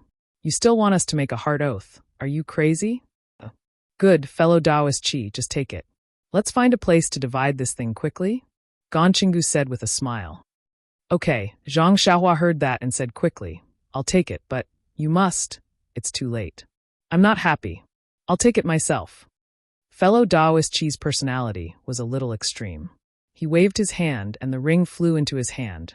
Zhang Xiaohua was in a bad mood and scolded herself for making a fool of herself.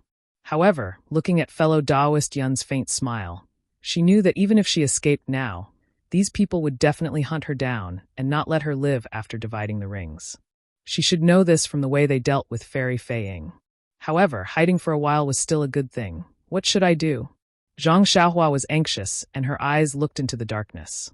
Right at this moment, a powerful divine sense swept over without any hesitation. Ganqinggu and the others' divine senses were far stronger than Zhang Xiaohua's.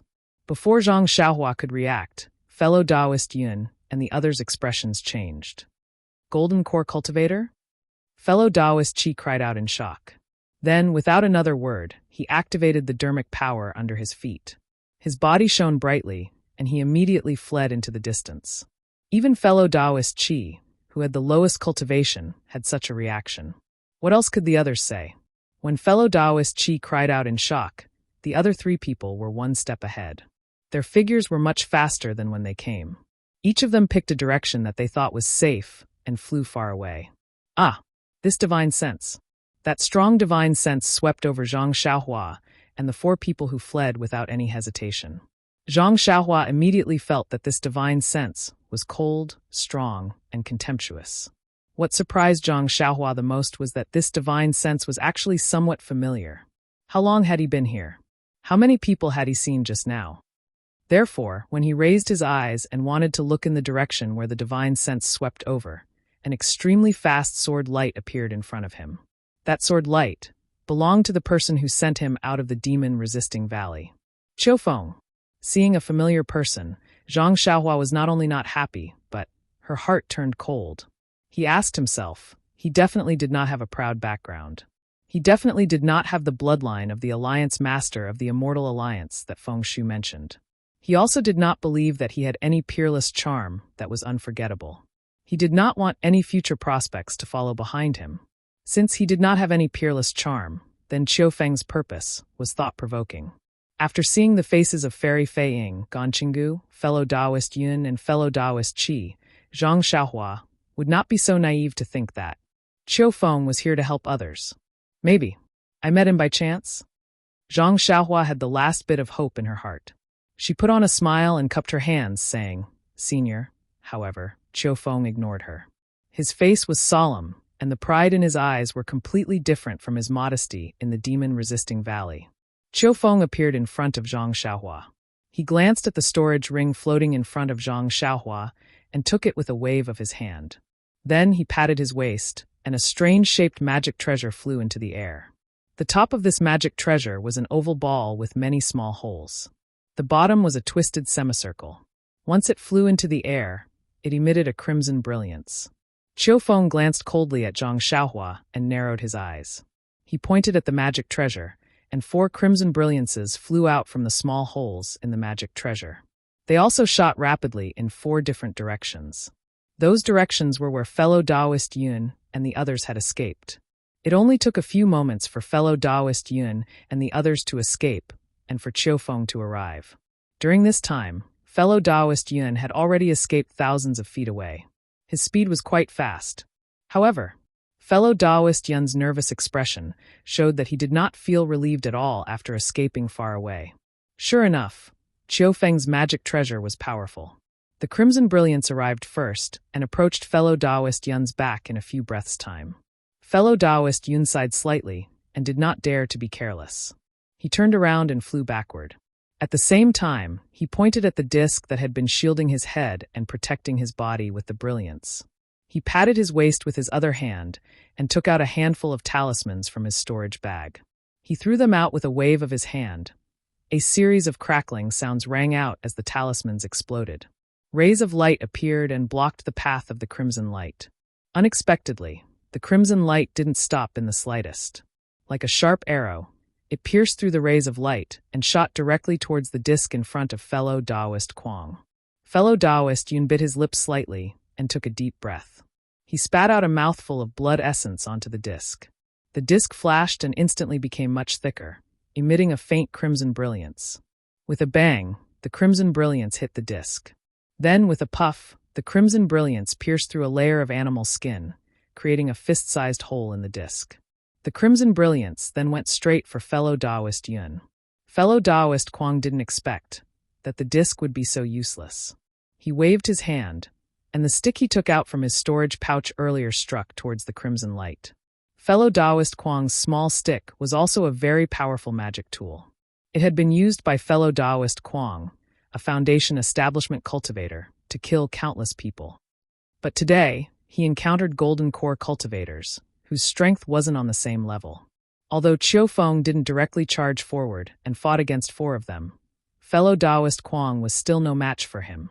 The crimson brilliance did not seem to care about the misty brilliance of the small stick, and the spiritual qi of heaven and earth stirred up by the tip of the stick. It rushed forward and scattered the brilliance of the stick, approaching fellow Taoist Yun's protective true qi. Fellow Taoist Yun was shocked. He activated the magic power under his feet and quickly turned around, stabbing downwards. However, the crimson brilliance was even faster than him. Fellow Taoist Yun had just turned around when the brilliance pierced through his armpit. His protective true qi was only able to block it slightly before the brilliance pierced through. With an extremely soft sound, the crimson brilliance pierced through fellow Taoist Yun's heart.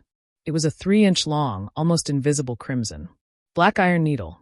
As the profound iron needle pierced through fellow Taoist Kuang's chest, fellow Taoist Kuang fell headfirst from the flying sword like a falling leaf. The profound iron needle spun in the air and flew back to the sword.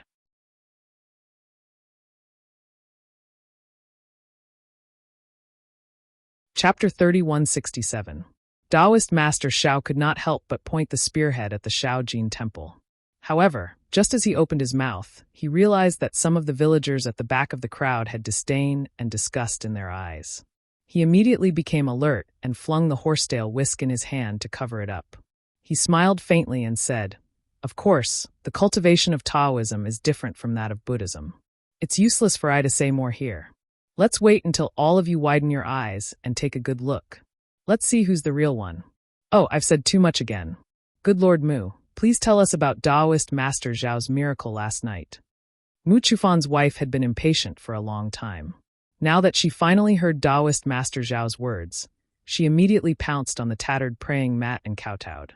After kowtowing 9 times, she hurriedly pulled her hands, and the 2 children who were at a loss were also pulled over. She pressed their small heads to the ground and cried, "Children, quickly thank Taoist Master Shao. If it wasn't for his grace, Mother would have left you last night." The 2 children were a little confused at first. However, when they heard that their mother would have left them if not for the tattered clay statue in front of them, they immediately stopped pressing their mother's hands and kowtowed to the ground while crying, "Thank you, Taoist Master Shao. Thank you, Taoist Master Shao." The The children's crying immediately infected the villagers of General Ridge. Everyone wiped their tears along with them. Everyone, my fellow villagers. Mu Chufan stood behind his wife and children and unconsciously shed tears. At this moment, he wiped his tears with his sleeves and said, "Everyone knows about my family's situation. Ever since my wife married into the Mu family, she never enjoyed a day of happiness. Every day, she would be at home weaving, washing, and working hard. Later, after she had 2 children, her body became worse and worse. I felt pain in my heart when I saw it. However, I couldn't do anything at all. All the doctors in the village and town had seen her. She was slowly losing weight and had no strength. In the end, she couldn't even pick up a needle. Every doctor couldn't find the reason. They were really at their wits' end. To my family, my wife is the sky of our family. Without her, I don't know what this family would be like. Just last night, I sold the last bit of land in the family and took my wife and child to the town's most famous Jiang Rintang. However, when the doctor of Jiang Rintang saw my wife's condition, he didn't even accept the money. He only told me to bring my wife back. I'm afraid we won't be able to survive the night. For the sake of my wife's illness, I've already sold everything in my family. Even though I'm a dying child, I still eat very little. To be honest, my family isn't much different from that of an ordinary child beggar. But even so, I'm willing to pay any price to keep my wife by my side." Looking at his child and his wife's tattered clothes, Mu Chufan couldn't help but cry again. Last night, this lowly one carried my wife and took the child through the Jiangchao Ridge. This lowly one's heart tightened painfully. When I saw the Jiangchao temple, I really couldn't bear it anymore. Previously, this lowly one had also been to the Shaojin temple, but I had never thought about this Jiangchao temple. Since there was no hope for any other place, this lowly one really didn't want to give up the last hope. I thought of coming to the Jiangchao temple, to kowtow a few times to Taoist Shao and see if Taoist Shao would pity this lowly one. Who knew Taoist Shao really showed his spirit? Speaking of the key point, Mu Chufan was exultant. After this lowly one kowtowed and prayed, Taoist Shao really bestowed me with the elixir. After this lowly one consumed the elixir, my wife had a stomachache for the entire night, which scared this lowly one. But today, she's completely recovered. Although she still looks weak, this lowly one knows that my wife's complexion is completely different from yesterday. Everyone look, after a day of recuperation, my wife can actually come to the Jiangchao temple from the General Ridge by herself. If this isn't a miracle, then what is it? If other people were to preach like this, the people in the General Ridge might not believe it. However, everyone knew the condition of Mu Chufan's family and his wife's illness clearly. Today, Mu Chufan's wife had completely recovered. This was simply unbelievable to everyone. Since everyone could come here, they had already believed it. When this was preached in the Jiangchao temple, waves of emotions were released. Boundless holy man. Seeing this, Taoist Shao seized the opportunity and said in a deep voice, "Good Lord Mu, do you have a copper coin?" "Yes, I do." Mu Chufan was slightly stunned as he sighed. "Take it out," Taoist Shao instructed in a profound manner. "Yes, Taoist Shao." Mu Chufan took out a copper coin and placed it in the palm of his hand in front of Taoist Shao's eyes. Taoist Shao then turned his hand, and the silver coin that Mu Chufan gave him earlier immediately appeared. He placed it in Mu Chufan's palm solemnly, then took the copper coin and said emotionally, "Good Lord Mu, I know that the merit silver is your reward to Jinren Shao. It's your family's sincerity and piety. However, this is the only thing that the 4 members of your Mu family have. Without this silver, your family of 4 may have to eat the northwest wind tomorrow. Although I have accepted your silver coin and can help Taoist Shao reconstruct his golden body tomorrow, do you think that Jinren Shao will like this merit silver?" At this point, Taoist Shao purposely paused for a moment, then waved the horsetail whisk in his hand and said, "There's no need to say more. Jinren Shao definitely doesn't want to see the Mu family's predicament continue. Moreover, to Jinren Shao of my Jiangchao temple, this kind of worldly thing is not something that he likes. What he wants is the gratitude and piety of us ordinary people. Therefore, this silver coin is no different from a copper coin. This copper coin of yours is the piety of your Mu family of 4. You only need to give this copper coin and the piety of your Mu family to Jinren Shao, and you'll be repaying him for saving your Mu family. The silver coin is yours. Give the piety that Jinren Shao needs to Jinren Shao." As he spoke, Taoist Xiao respectfully placed the copper coin into the merit box on the offering table. Following the soft sound of the copper coin, Mu Chufan's tears instantly fell. The villagers of General Ridge were even more excited. Everyone knew the value of a silver coin and a copper coin. Other than Mu Chufan, no one would easily take out a silver coin. Now, seeing that Taoist Xiao did not want a silver coin and only wanted a copper coin, and that as long as there was sincerity, a copper coin was exactly the same as a silver coin, although the villagers of General Ridge were not rich, who did not have a copper coin. Zhenren Xiao, you're really a god. At this moment, Mu Chufan bowed to his wife again. He choked with sobs. From now on, I will only worship Zhenren Xiao. I will worship him for the rest of my life. Moreover, when my family's situation has improved, I will definitely reconstruct your golden body for Zhenren Xiao. Why do you need to wait for your family's situation to improve? A voice appeared out of nowhere. Those of us who have no money will offer a copper coin. Those of us who have money will offer 5 or 10 copper coins. As long as you bring our piety, you will definitely be able to reconstruct your golden body for Zhenren Xiao in no time. Following this voice, another copper coin flew out from the crowd and landed on the offering table. Amateus, thank you so much, kind lord. Taoist Xiao was overjoyed. He really wanted to thank this villager whose name he did not know. That's right, that's right. Instantly, everyone opened their pockets. There was no need to say anything else. The copper coins fell into the hall like rain. Everyone. Taoist Xiao was really elated. While avoiding the rain of coins, he said anxiously, when I take out the merit book, unfortunately, the sound of the copper coins falling to the ground had already drowned out his voice. Muzi. An extremely surprised voice suddenly shouted, is this the panacea that you were talking about? Ah, there really is one. Not to mention everyone hurriedly turning around. Even Taoist Zhao's eyes flashed with eagerness. The first copper coin was naturally thrown out by Xiaohua. At this moment, he hid behind the crowd and looked over. A man who was about the same age as Mu Chufan was holding a thumb-sized black object in his hand. He was extremely surprised as he shouted, This seems like it, but it seems like... In the darkness of the night, the thumb-sized object could not be seen clearly. In fact, before Mu Chufan gave the ugly pill to his wife last night, he also did not believe it. He was just treating a dead horse as a living horse. On the tree. The eyes of the crowd were as sharp as snow. Immediately, some people raised their heads and looked at the only banyan tree in the Taoist temple. At the end of the branches, between the leaves, there was a thumb-sized banyan fruit. They could not help but shout excitedly. When Taoist Xiao saw this, he hurriedly shouted, Benevolent people, Taoist Zhao's gift is a miracle. It will not hinder anything.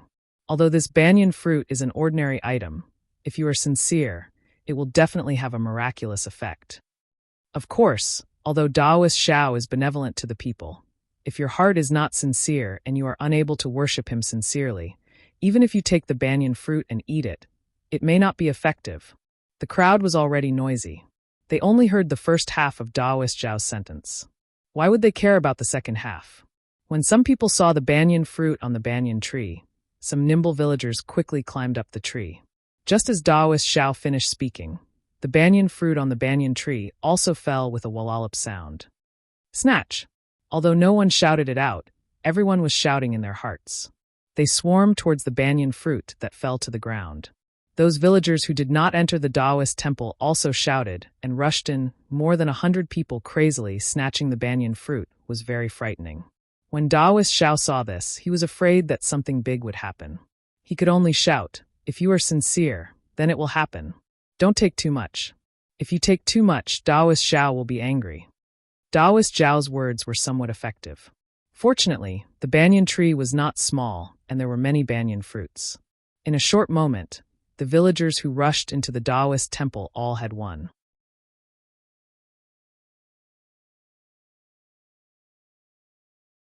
Chapter 3168. Those who have received the grace, please leave. You can go home and see if you can receive Taoist Zhao's grace. Taoist Xiao saw that the temple was overcrowded, so he quickly shouted, Taoist Zhao's grace is everywhere. When you see the miracle tomorrow, you can come to Jiangchao Temple to thank him. Go, we also want to pay our respects to Taoist Xiao. The villagers outside the temple were already impatient. They didn't believe it at first, but when they saw the banyan fruit, even if they didn't believe it, They couldn't help but come in and pick up too. Greed was in human nature, and no one could avoid it. For a moment, the small temple was even more chaotic. The villagers inside the temple did not want to go out and wanted to take more. The villagers outside the temple rushed in and wanted to snatch one. Not long after Xiao Daoist finished speaking, there was friction at the entrance of the Taoist temple. There were screams and cries that tore people's hearts and lungs apart. Oh no! How could Daoist Xiao not know what happened? The expression on his face changed drastically, and the sweat on his forehead began to flow down. This happiness had come too quickly, and it had left even faster. If there were any casualties tonight, not only would the villagers not come, even the government wouldn't let him go, right? While thinking, Daoist Zhao's eyes turned quickly. He brushed his sleeves on the table and prepared to take out a few copper coins to ask Yuanya to come and save him. Ignorant, unruly people. Suddenly, a gust of wind blew in the main hall of the Daoist temple, extinguishing 3 candles in an instant, leaving only one flickering in the wind. A cold voice came from the worn-out statue. How could this Daoist master's gift fall on your head so easily? Just looking at your selfishness and disregard for others, this Dao master is bitterly disappointed. Ah? Daoist Xiao was stunned. He turned around in disbelief and looked at the statue in front of him, which he had never worshipped before, and was stunned. Get out of my sight, all of you. When I see your sincerity, it won't be too late to come and ask for my grace.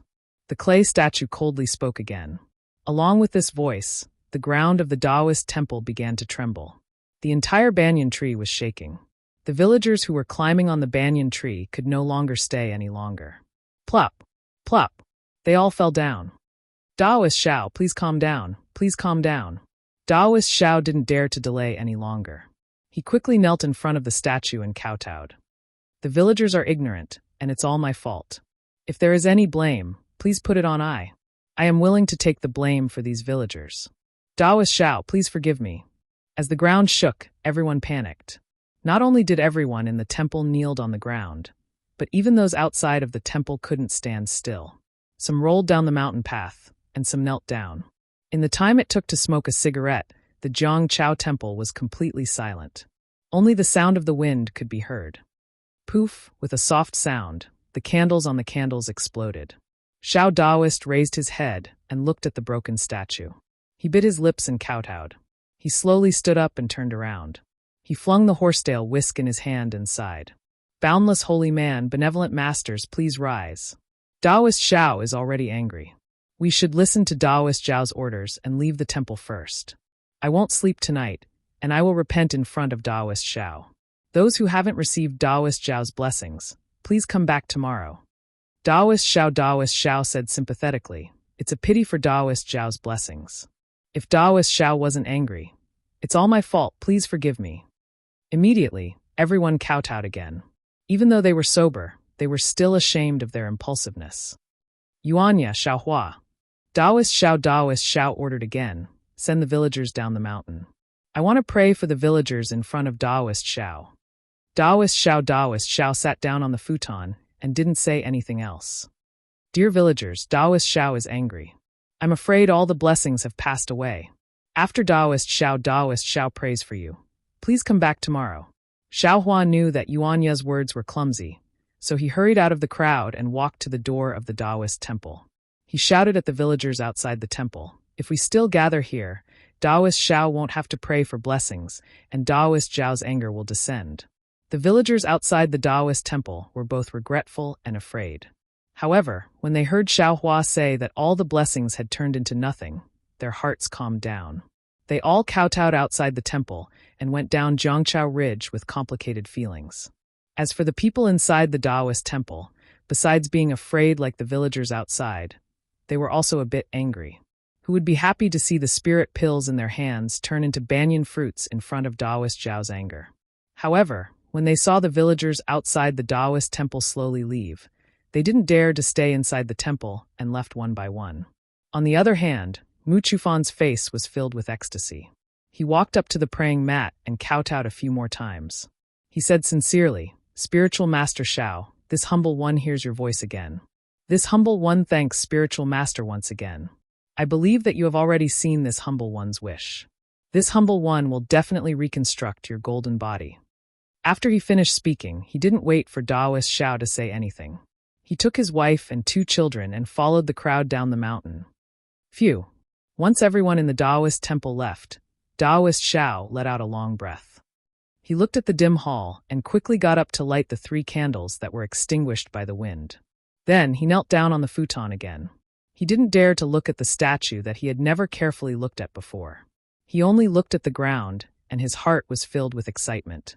Yes, even when Mu Chufan said that he had obtained a spirit pill from the hall to cure his wife, Taoist Xiao didn't believe him. After all, Taoist Xiao had been facing this statue for a long time. In the past few years, it had never given him any surprises. How could something strange have happened last night? However, the tremors on the ground and the wind clearly told Taoist Xiao that the statue really did have a spirit. Or rather, someone really did something to it. Taoist Xiao lowered his head and thought for a moment. Then he slightly tilted his head and looked at the entrance of the Taoist temple in the dark night. His eyes were filled with doubt. It was obvious that Taoist Xiao didn't need to use his brain to think. He could think of the strangeness of this matter. This strangeness must have something to do with Xiao Hua, who had just appeared at noon yesterday.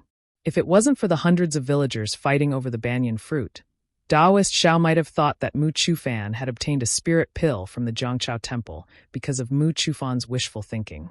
Or maybe it was a coincidence. Even if he suspected Xiao Hua, he wouldn't be too sure. After all, in his eyes, Xiao Hua was a guy whose meridians were naturally blocked. Although the way he appeared was shocking, so what? Taoist Xiao's knowledge was not as ignorant as it seemed. You're tuning in to the Blimay's Sword of Destiny YouTube channel. We're so grateful for your support, and don't forget to subscribe to join us on this incredible journey through captivating stories. Your generosity through donations truly makes a world of difference, as it's the primary source of revenue that allows me to expand and enhance this channel for you. Thank you from the bottom of my heart for being a part of this adventure.